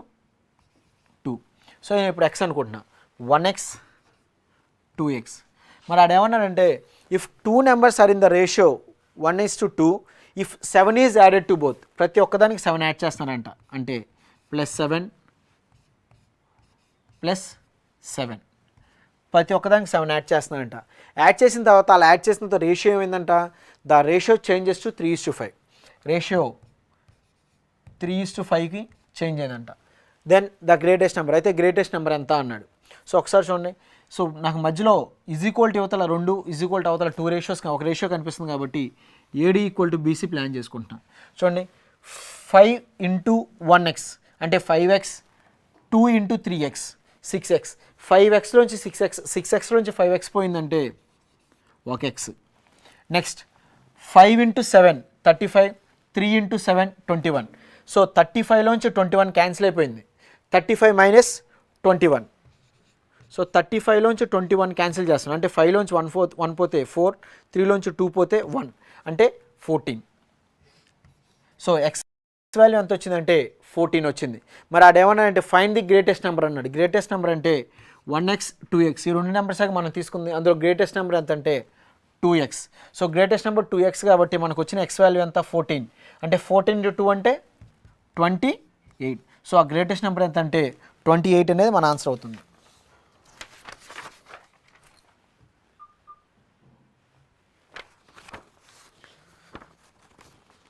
Next, the ratio of 3 numbers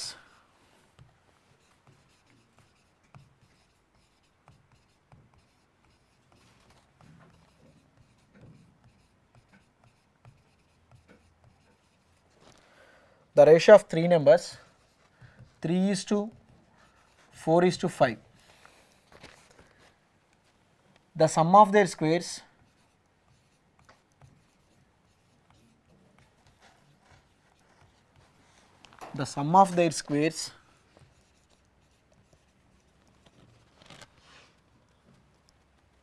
is 1250. The sum of the numbers.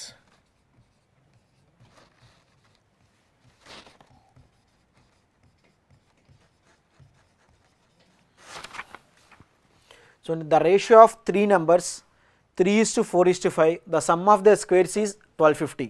The sum of the numbers. So the ratio of 3 numbers, వాడి దగ్గర ఒక 3 numbers ఉన్నాయంటే ఆ నెంబర్స్ ఏంటంటే 3:4:5. సో ఈ మొత్తాన్ని సమ్ చేస్తే వాడికి ఎంత వచ్చిందంటే 1250 వచ్చిందంట. మరి మొత్తాన్ని సమ్ చేయాలంటే 3:4:5 అనేది పార్ట్స్, దాన్ని యాడ్ చేయలేం. సో కాబట్టి నేను ఎగ్జాక్ట్ నెంబర్స్ కోసం ఏమనుకుంటున్నా అంటే 3x అనుకుంటున్నా, 4x, 5x.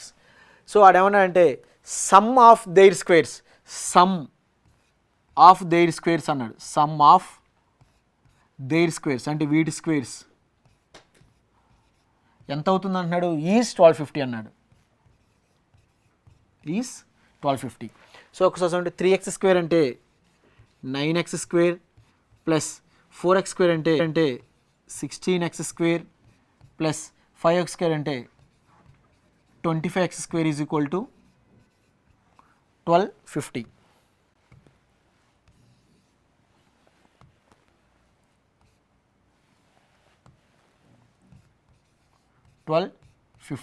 ఒకసారి చూడండి, 9 + 16 25, 25 + 25 50x స్క్వేర్ అంటే 50x square is equal to 1250. ఈ జీరో క్యాన్సిల్ చేస్తున్నాం. 5 టేబుల్లో 5 2s are 10, 2 మిగులుతుంది, 5 5s 25. అంటే x square is equal to 25 అయితే మరి x ఎంత, x 5 అవుతుంది. సో నాకు వాల్యూ వచ్చింది, x 5 వాల్యూ వచ్చింది. ఆ x తీసుకెళ్ళి వాడు ఎగ్జాక్ట్ వాల్యూస్ అన్నాడుగా, అంటే మనకి వచ్చిన ఎగ్జాక్ట్ వాల్యూ ఎంత అంటే 3x = 4x = 5x.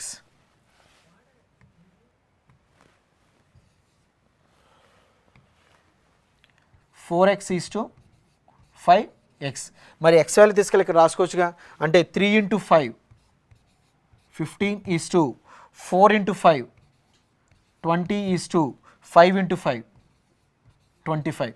సో 25 ఒక 15 అంటే 25 30 40 40 ఒక 20 అంటే 60. అంటే ఆ నెంబర్స్ మొత్తాన్ని వాల్యూ యాడ్ చేసి ఎంత వచ్చిందంటే నాకు ఆన్సర్ 60 వస్తుంది.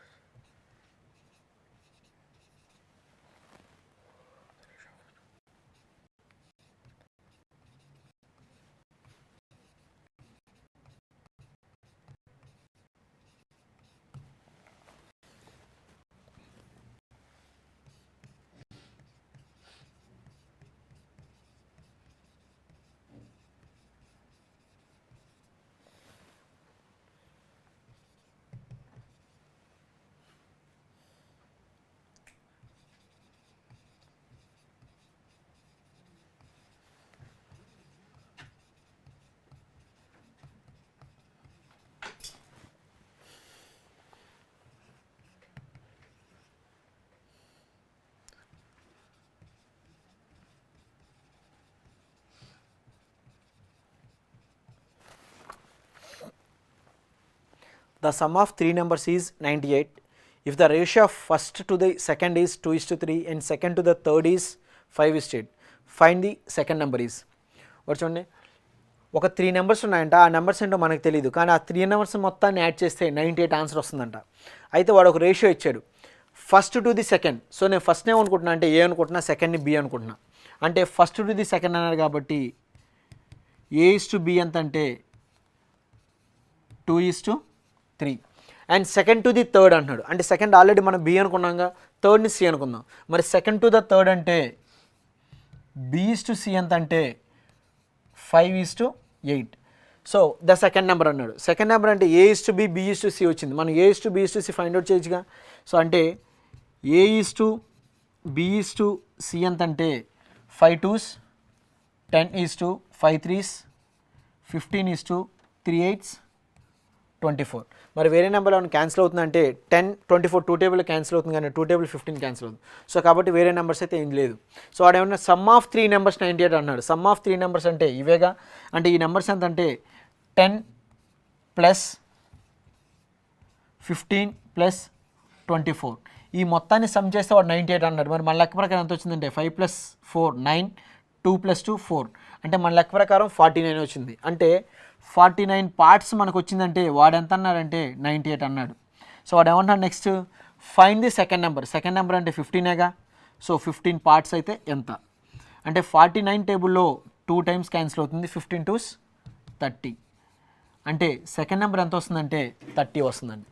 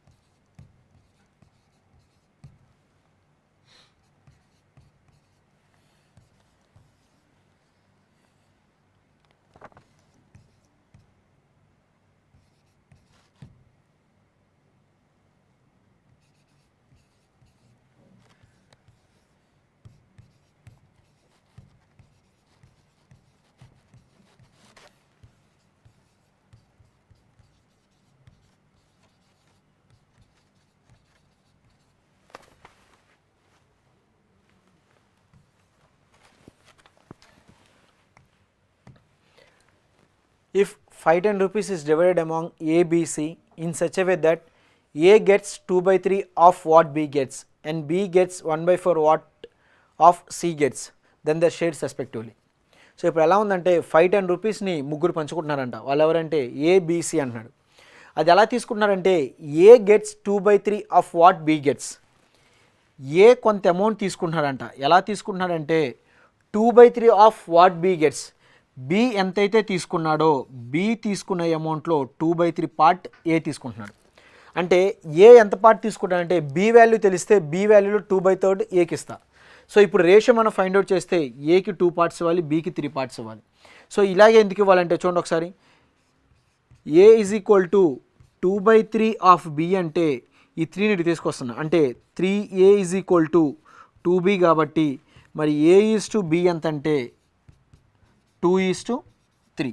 సో ఇలాగే ఈ ప్రాసెస్ అంతా చేయకుండా నేను ఏం చేశానంటే ఏకి 2 పార్ట్స్ ఇచ్చా, బీకి 3 పార్ట్స్ ఇచ్చా. సేమ్ అంతేగా, ఏకి 2 పార్ట్స్, బీకి 3 పార్ట్స్. ఇదే ప్రొసీజర్ ఫాలో అయిపోవచ్చు. సో A:B ఎంతంటే 2/3. సో A:B రాస్తున్నా. A:B ఎంతంటే 2:3. Next B gets 1/4 of what C gets. B కొంత అమౌంట్ తీసుకుంటున్నాడంట. B ఎలా తీసుకుంటున్నాడంటే C ఎంత అమౌంట్ అయితే తీసుకున్నాడో అందులో 1/4 తీసుకుంటున్నాడంట.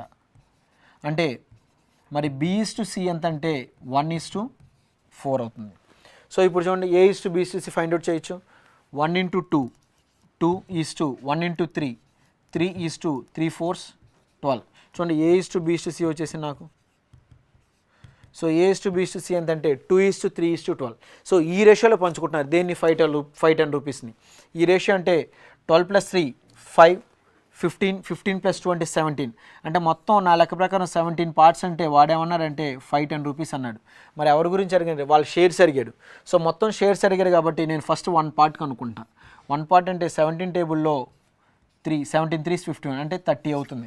అంటే 1 పార్ట్ 30 అవుతుంది. మరి 1 పార్ట్ 30 అంటే 2 పార్ట్స్ ఏమవ్వాలి, 60 అవ్వాలి. సో 60. మరి 1 పార్ట్ 30 అంటే 3 పార్ట్స్ 90 అవ్వాలి. మరి 1 పార్ట్ 30 అంటే 12 పార్ట్స్ ఏమవ్వాలి, 360 అవ్వాలి. సో మన ఆప్షన్ ఏమవ్వాలంటే ఇప్పుడు ఆన్సర్ 60:90:360 అవుతుంది.